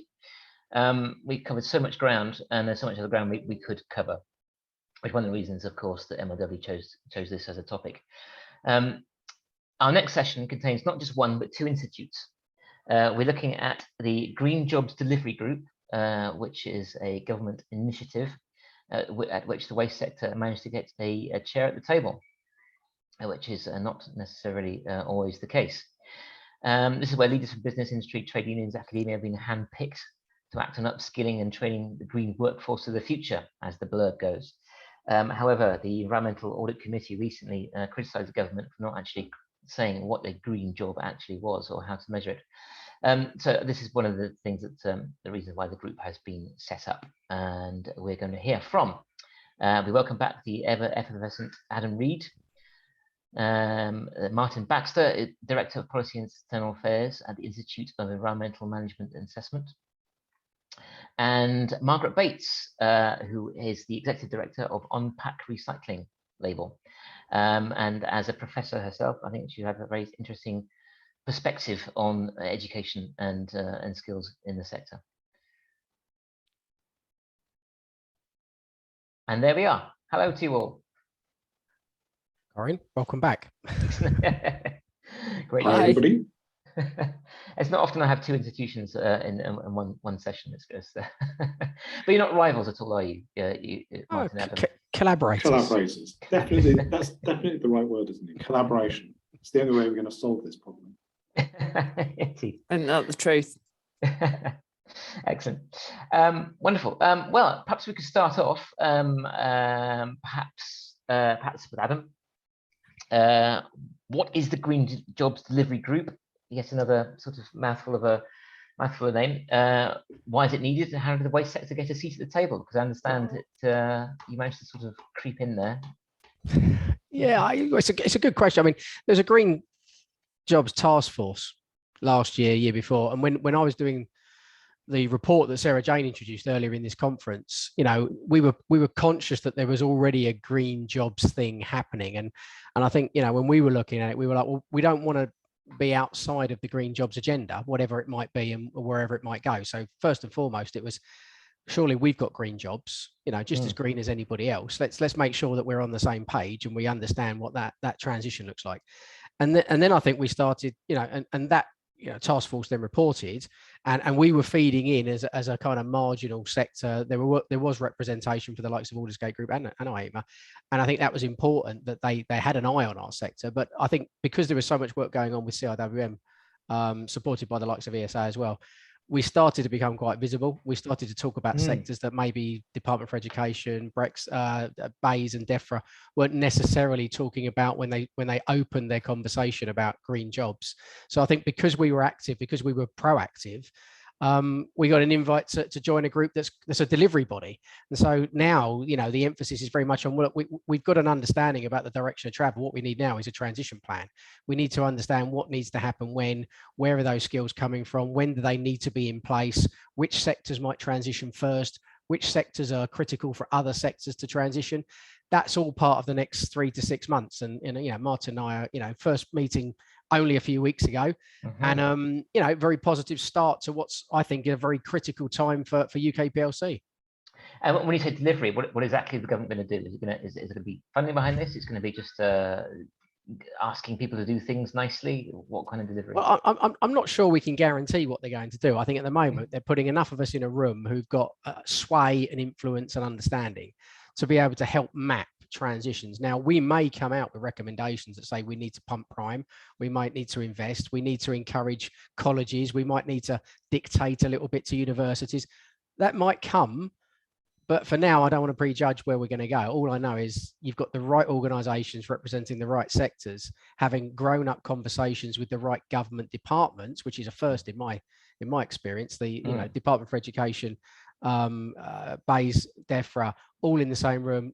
You know, 4 or 5 ministers joining that kickoff meeting. That says to me that they want to listen and they understand the criticality of getting this right. So let's not prejudge the outcome. The outcome will be we will transition as effectively as we possibly can. Sure. And you say ministers are on there, so that they've got skin in the game, as it were. Is it Rebecca Powell on behalf of DEFRA, or have we got different ones? Yeah, Rebecca Powell. Is Rebecca Powell? Thanks. Yep. Perhaps go after Martin. You at the first meeting. How was it for you? It was interesting, actually, partly because I was in Germany. I'd been speaking at a G7 event, and I was at the train station, just about to start my way home. So, balancing my laptop on my knee in the station, speaking to 4 ministers and a whole set of colleagues from various sectors and professions, all looking at, you know, what's going to prevent us really driving towards a net green circular economy, one that's restorative in terms of nature, and what's the skills and capacity challenge that will hold us back.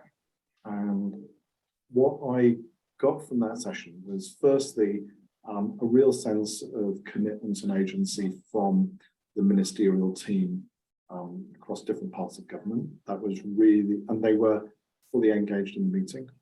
So I think that was really good. Also, a very clear sense of this is about getting things done, not talking about that getting things done. Now, how we organise ourselves to do that, that's the next step. But I think it really does have potential because you have so many organisations that are,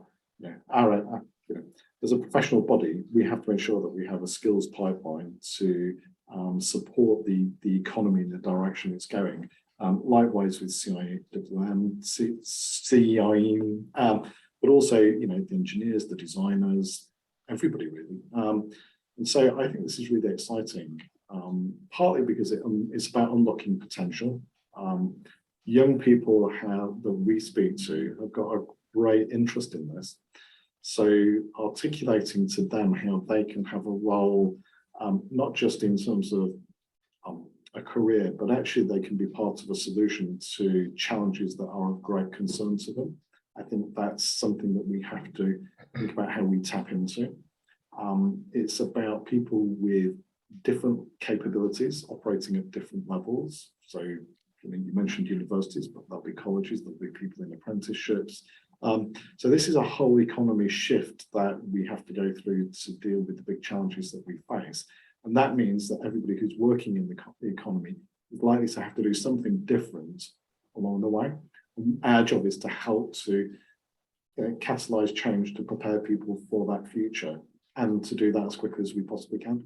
Margaret, I think you want to come in there? Yeah, so I think we're all agreed we really need to fill in those skills. But how do we convince young people that these green jobs in the future are going to be available at the level and the volume they need? So, they're going to be good jobs and they're going to be there for life. Realistically, it's a career worth investing because young people are putting an awful lot of money into this. And also associated with that, industries like the waste industry, Adam and I've worked in it our entire adult lives. But when you talk to people, young people don't see it as a career. So with those skills, do we have to show those really nice, clear, well-established or high-profile career profile for students as well, so that they understand that, it's something they can really grow into? I think if I jump in first, Martin, there's a couple of things that I think are quite key here, Margaret, and you raise a really important point. I mean, much of today, Corinne, has been about the attractiveness of the sector and our ability to bring new as well as upskill existing. So let's have a go at this one, Margaret. I think number one, there's a lot more activity going on now with schools careers advisors, college careers advisors. I think they've been one of the bottlenecks. They see careers, they're not up to speed on what the other careers are, and so their advice is these careers. So I think they're a target audience, and I know there's a lot of work going on across both of our professional organisations and others to at least give them the ammunition to make our sectors look interesting. But to do that, and this is an area where CIW are working quite hard at the moment, is to create a load of career pathways, indicative career pathways that say, well, if you come in as an apprentice and you've got these skills, then these are the opportunities that will be open to you in 5 years and 10 years from now. These are the types of jobs that will be growing in our sector, whether it be reuse and repair or chemical processors or designers to fit your desire. And how long will those jobs last? I.e., how quick will transitions be to new steady state? And I think that's how you start to go, look, my 10-year-old, make sure you pick geography, environmental science and maths at GCSE, because then you've got an A-level in environmental science. You can go to university and pick some really interesting courses. Look at this career, saving the planet, as Martin rightly says, but also with a sound career plan that's got options and variations, but you know that you're going to be there 30, 40 years later doing really interesting stuff and being paid properly, which I think is really important. This is not tree huggers and volunteers. This is proper economy. And that is something we've got to do a good job of, I think, is convince everyone that green jobs are not, this kind of nice to have fluffy stuff that we do in our spare time. No, green jobs are real jobs. And you just happen to be having a really positive benefit at the same time. I think, there's work to be done there, but we're starting on that journey already. I think if I can just build on that, I think one aspect here is the language we use. Margaret, you talked about the waste industry, and I'm not sure that's the way to emotionally connect with young people into the resources challenge that we face. So the language we use with young people has to be about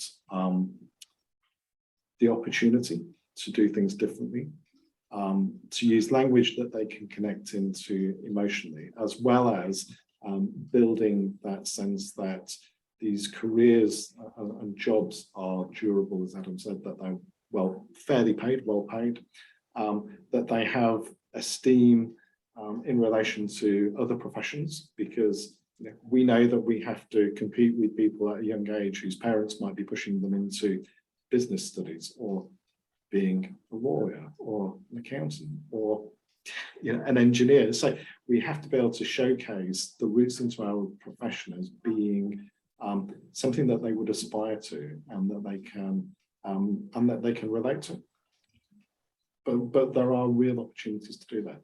The other thing is, of course, we have lots of career changers who come in, who've got lots of other business skills that they've developed. And we certainly see this in IEMA, is that people bring and harness those skills, but then say, okay, well, what knowledge do I need to be able to apply this in a sustainability context or a circular economy context or a net zero context? And I think that that's also really important, that we can harness different ways in which things get done, which is kind of, you don't get taught that generally at university and college, but that's, that real life experience is also really valuable. Margaret, when we were talking about this yesterday, you're pointing out that for packaging, EPR, DRS, MEF sampling infrastructure, we're going to need material technologists and data experts on hand very soon if this is going to happen. And you seem rather doubtful that was going to happen. So yeah, you're right. I mean, this is just looking at one bit of legislative change. I mean, I say one, it's three, and it's huge. But there is the huge potential for new employment in there.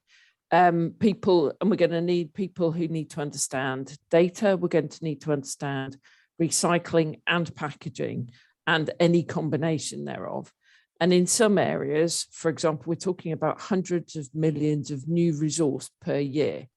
But that per year, in the example of a packaging technology cost, technologist cost, is going to be within literally a couple of years, around £40 million worth of extra resource. And then the following year, same amount, dropping off. That's one concern. But what do we do when we've got it, we've got such an immediate need?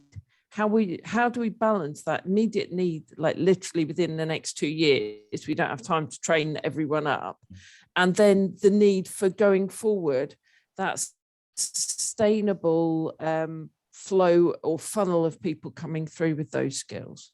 And how do we get government not only to have great groups like yours, but when they're thinking about these new initiatives that are going to need new skills and new ways of thinking, not just think about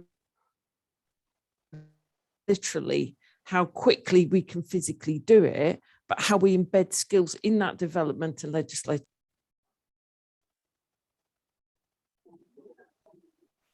That's right. So Adam, yes. So taking Margaret's point there. Margaret raises lots of good points as always. Never disagree with Margaret, because you get in trouble later.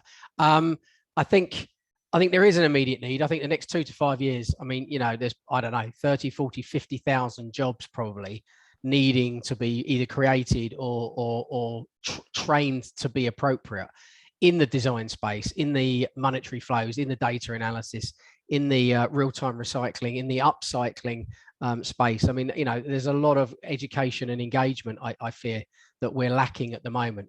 And all of that is being held up by government. And it's not this working group's problem, but DEFRA not having published some of its updates on where we are with some of these big consultations. So at the moment, big companies will invest because we'll see the role that we play. But at the moment, we're not ready to trigger that because we're not sure whether it happens in 6 months or 12 months. So there are plans happening. It's just not necessarily happening at a sector level. But I think your other point is really interesting. I've with the presidential report that we did last year and the way that I'm feeding into this group, I'm thinking about it in a sort of a 2-year window. I've got a 10-year window, and then I've got a 20-year window, because I think that's the kind of curvature that we're on. There is the stuff that has to happen now, because otherwise the momentum just dies. Then there's the stuff that happens when you've got that big revolution, and in there you're going to have hydrogen, you're going to have carbon capture, utilization and storage. You're going to have some really interesting material substitution debates, but they're not in the next 2 years. They're in the following 8 years, I would argue. And by then you've got, embedded new collection systems and lots of new processing and possibly automation. And then there's a swing that happens in that final 10, 15 years when you're embedding a lot of that innovation. And I think, what comes in one site and then becomes the norm, then gets rolled out across hundreds of sites. And I think that's actually where the big upturn comes, because it won't be, in my experience, it won't be the repairs specialists or the renew specialists, on one site that are my problem in the next 5 years. It's when I've got to replicate that in 1,000 locations to make the, that economy work and be the norm. And I think that's the message that we've got to be giving back to government. I mean, DEFRA asked me the question just the other week, how many people do you need and by when? And I'm like, no question is that simple. You need lots of different things at lots of different times, and we've got to map that, because once we map it and energy maps it and you transport maps, you start realizing there's some interesting pockets of overlap, but you also realize there's some real big points of competition. And I think until we've mapped relatively quickly, albeit, I'm still not sure who needs what when first. And if we all go to competition, we'll always come last, because I still can't sell the sexy resources sector to my son like some of these other sectors can. I think as well is that's really important, that that sequencing, planning and timing for the delivery of some of the skills issues which will take a little bit longer. So when I look at hydrogen, when I look at CCS, I've seen courses for carbon capture and storage, MSCs, that started up, and then that was on the basis that there was going to be £1 billion going into CCS, if you remember that, probably 10 years ago. And then you're training people for jobs that don't exist when they graduate. So we have to give people that confidence. So this is why, coming back to Margaret's point, is skills has got to be a critical ingredient into policy making, because it acts as a barrier or a headwind to being able to deliver policy.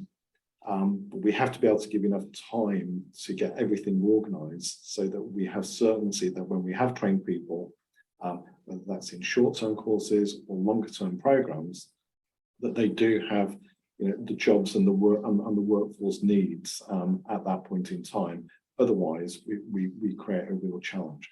Now, of course, there are some. Well, I was going to say there are complementary skills, and then there are new skills that are being developed. So there are some skills that you can develop which will be no regrets, because they can be used in many parts of the economy. So that's one way of starting to get ahead. Yeah. Well, it's interesting. We heard early today from Howard at the Welsh Government. They've enjoyed policy stability and investment over a number of years, and it seems to be sort of things happen at a more sort of natural pace. I suppose what you're bringing up here is we need to know that the jobs are going to be there, going to be sustainable. It's going to be a career. Without a stable policy environment, investment environment, it's going to be very hard to make the case for that, isn't it? Margaret, perhaps I could turn back to you. I was wondering how do you see universities' courses in circular economy? Do you see enough investment there? Do you think that there are enough students coming through?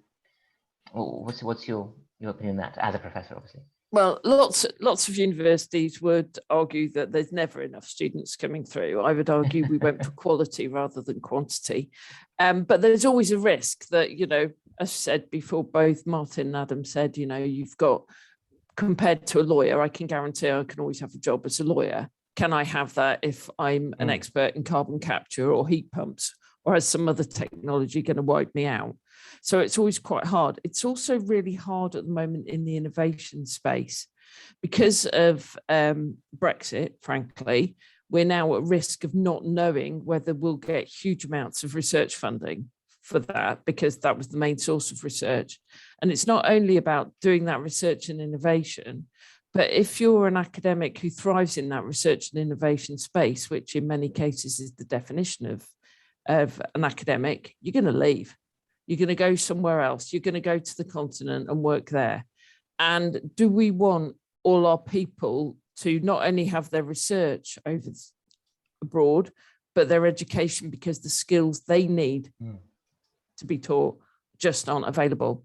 And I think we need to be very careful in seeing about whatever new world we're in, how we fit in it going forward. And I think it's interesting listening to both Martin and Adam about the priorities. So universities always have a discussion about the priorities between research and teaching. And the answer is both of them feed into the other. What makes your research interesting is teaching your students and telling them the new stuff, and then getting your students engaged in your research.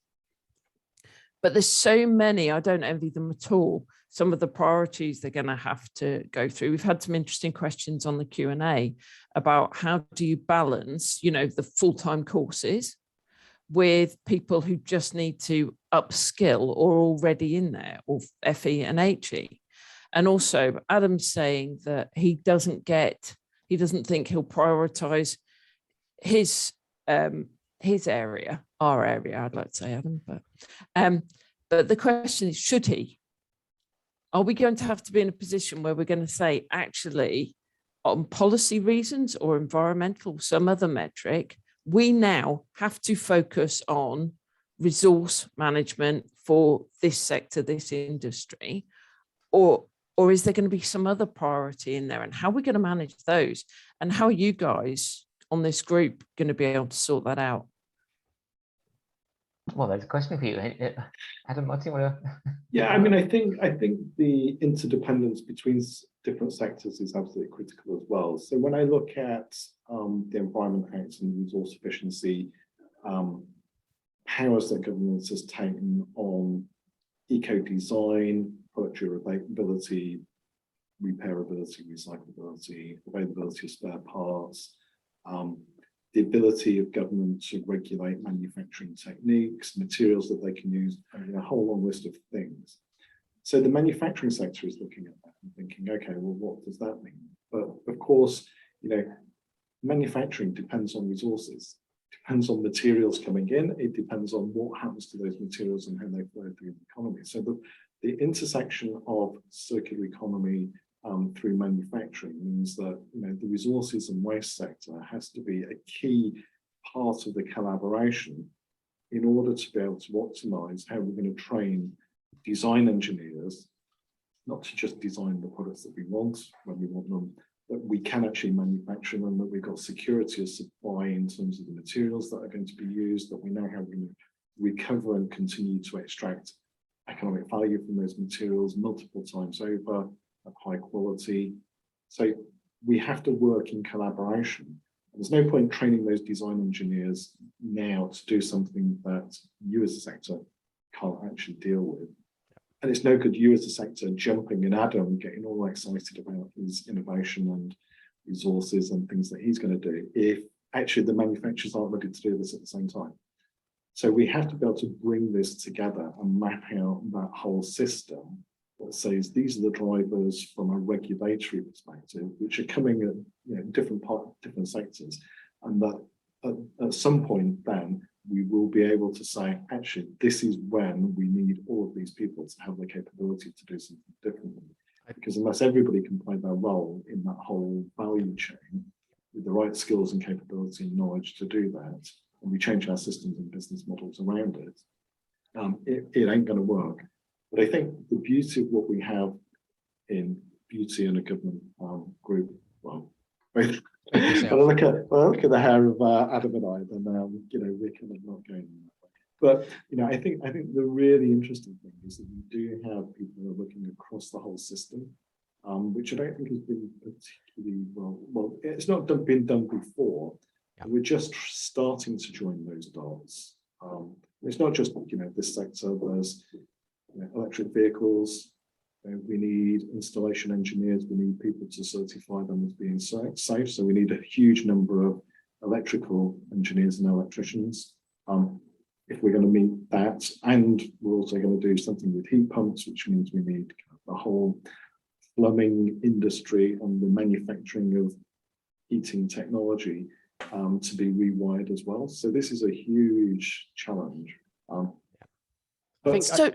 Sorry, just to add. Very exciting. Very excited. Just to add, I think you look back to COP, Margaret, And, you know, our sector wasn't terribly well represented, but we went up there and made a lot of noise. And actually, I think by making a lot of noise and showing the evidence about our contribution to reducing food waste, reducing carbon, blah, blah, blah, blah, you know, the resource link that we underpin other sectors on their green transition, I think we've made a credible case that actually that joined up approach is not only valid, it's the only approach. And I think now you've got a whole, you know, Martin, myself, you know, energy and utility sector skills, we're all inside the, you know, Green Alliance, you know, Aldersgate. You've got to hold us to account. If we can't represent this sector and its transition effectively, then, you know, come back and give us hell next year. But going back to your comment about this transition and your comment before about multiple transitions, what you're looking for now is you're looking at a set of skills where, to a certain extent, it's almost a bit of a dark art, but to a certain extent, you can predict what those skills will be, or the areas they're going to need. Yeah. Is that going to be true after 2030? Do we need a group, or do we need actually something that lasts much longer into the future and refreshes depending on how that might need to flex? I wouldn't disagree, and I can't imagine neither Martin or I are going to be on a group in 30 years going, did our crystal ball work or not? But I think you're right, Margaret, that we'll start a journey and set a path, just like every government strategy we've ever seen. And at some point, 5-year reviews or whatever, you start to deviate and go, actually, there's much more critical issues, or we've got new technologies, or there's a new global crisis we hadn't predicted. I think if we can create a vision and some short-term momentum, then there'll be another group, or there'll be a steering committee, or there'll be some oversight that will be enabled to then make some tweaking to that as we go. Government will be looking to us to help inform them. So I don't think that need will ever change. I have an open question to you all. Colleges and universities will bring in new people, and that's what we've been talking about so far. And there's always estimates about even 40,000 jobs here, 70,000 jobs there, and this is a bit of a dark art, that one. But how do we upskill existing employees as our trade changes, particularly in smaller companies that don't necessarily have the resources? I mean, it's a really interesting question, because you're right. The smaller companies will only change when they're forced to change, and either they go out of business or they adapt very quickly. And I think you'll have winners and losers, and that's the commercial reality of life in UK PLC, isn't it? I mean, what I would argue is that the big companies and the big employers, so local government included here, the major retailers, for example, we're going to start innovating as we see that certainty. We're already upskilling, like 6,000 staff at Suez. I know Veolia are doing exactly the same with a few more staff. So a large chunk of our sector is already going on a planned journey that will help deliver Margaret's 2 to 3 year transition. Now, we might not have enough staff in just those big companies or the local authorities, but we'll make a stab at that first transition. Then we'll hit our supply chain. So we'll start to convince the smaller companies that work with us that this is coming, they need to come with us. So I think that will happen. It might not happen as quickly as 2 years, because none of this ever happens as quickly as we'd like, but you'll see some rapid change because we're already investing heavily in some of those skills. We've got people being trained on reuse and repair all the time in our business, just as they're being trained on social value. Things that are, decarbonisation thinking, life cycle thinking. These are the kinds of things you can then flow through a huge supply chain, which is, effectively what we use all the time. Margaret, I was wondering, I always think of Germany as a enlightened and a much greener place than the UK. I don't know whether that's right or wrong. But I wonder, do you have any colleagues across Europe that perhaps with a perhaps more circular economy based economy? And how does it? And if you have colleagues there, how do their systems work? How do their universities link in with the resources sector? Well, they're all quite different. And I would say, actually, every university across Europe and in the UK has been really good. Interesting listening to Martin and Adam saying at the beginning about partnership being the solution. And partnership is the solution, and it's always going to be the solution. And that's why the concerns about Horizon are so worrying, because we were involved in some brilliant projects working all over the world with various things where you're bringing on everybody's little bit of expertise, which has such a bigger multiplier effect. And I think that's true with all the elements of the skill stuff we're talking about. Adam's saying that he's, training up 6,000 employees. They'll also be looking at how they revise their recruitment strategies to bring in people who already have those skills. But in other companies, I've mentored people who I know come home from work in a family-run company, put the kids to bed and get the books out, because that's where their skills development is. And they're going to be learning a different set of skills and a different set of experiences, because going back to Martin's comment, it's not just the skills, it's the transferable skills, because you could be a genius engineer, but if everybody can't bear to be in the room with you, you're going to have limited employment opportunities. So, you need to learn some of the softer social skills around that. And I deliberately pick on engineers with that, sorry. So I think that's the way going forward, is looking and learning from what everybody else does and not rejecting it because we haven't done it before. I think we're going to have to be a lot more forward thinking and a lot more imaginative going forward. Yes.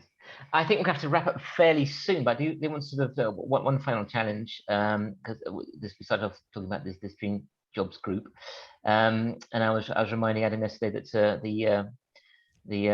what was it, I can't remember what it's called now, the Industrial Strategy Sector Initiative kind of died a death. I remember being very excited when I reported on that, and then suddenly I heard about it no more. Adam assures me that he's more confident in this in this initiative. I'd like to tell our audience what makes you so sure. I do have more confidence, and I think that's because since the industrial strategy was launched, we've realised the problem's bigger and more imminent, and actually you've got a lot more people thinking about it and talking about it and collaborating, and B, just because the number of ministers that were in that first meeting who have committed to making this happen, that gives me more confidence than anything I've seen from any one of those departments in isolation. And it's the collaborative approach. If we could have got Treasury in there as well, we'd have been like we'd been bingo. But we'll work on that one because we might need some funds. But the bottom line is, I think with those three departments actively agreeing that this is much bigger than any one of them, suggests to me that they've really understood from the last 3 years where some of the problems have been, which is they were all looking at it in a silo. The silo is not solving this problem. It's much more complicated. So I am confident that come Christmas, we will have some more progress that you'll be happy with, Corinne. There may be a reshuffle by Christmas, of course.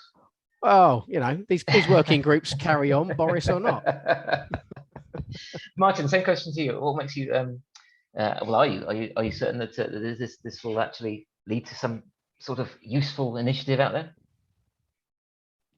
Yeah, I mean, well, the first thing I would say is that the likes of Adam and I aren't going to join a group if we don't think we can get something done, because that's what we try and spend our time doing, is driving, catalyzing change at scale is what gets me out of bed. And so if I think I can do this through this particular group, then I'm definitely going to try to do that. The other thing is that we know that there's a practical problem here and now that we have to solve.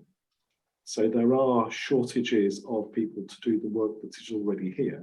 So we have, unlike, it's not just future casting, this is working through some problems that we already have and we can see. So I think that does lend itself to being quite focused in solutions, and also it does kind of concentrate the mind a little bit. In terms of focusing on delivery. So I think that's with the overlay that Adam said, of 4 government departments, and, luckily for me, and I guess Adam and others, is that, we're engaging with all of those people in all of those departments about joining the dots on this, and they can see the potential. So there's a will from them, I think, to make it work, and, and they've brought together a really good set of people to help to do this, and who've got connections into real world economy to help to drive change. Excellent. Well, thank you. I'm going to have to wrap it up there, but thank you so much. I think we could have gone for much longer on a different subjects. I'm sure we'll pick this up. And as for the Green Jobs group, yes, I will keep an eagle eye on it myself. Don't you worry about that. Wonderful. So thank you so much indeed to you all. And I need to wrap up now. There we go. Cheers, Margaret. Yeah. Well, I mean, that's been a day of a great day of incredible insights. I think we've covered an awful lot of ground, and I'd like to thank all of our speakers and of course our sponsors, Reconomy and Smart Solutions, and to everyone who tuned in and watched our first full day National Recycling Conference. So thank you to you as well. I'd like to take this opportunity to remind you to submit any entries you might want to put in for the National Recycling Awards 2022. We have 18 categories completely free to enter, and you have until 8th of July to complete your submission. I mean, I'd love to champion all the good work the sector does. They get really good write-ups in the MRW. It's a really big and glitzy event, and it's also great fun. We also send a post-event survey to help us improve the next edition of the conference. So please do take a couple of minutes to let us know what you think. If you'd like to get involved next year, contact us on tbc@tbc.com. And there we go. And I need to wind things up. So thank you once again, and I hope to see you all soon.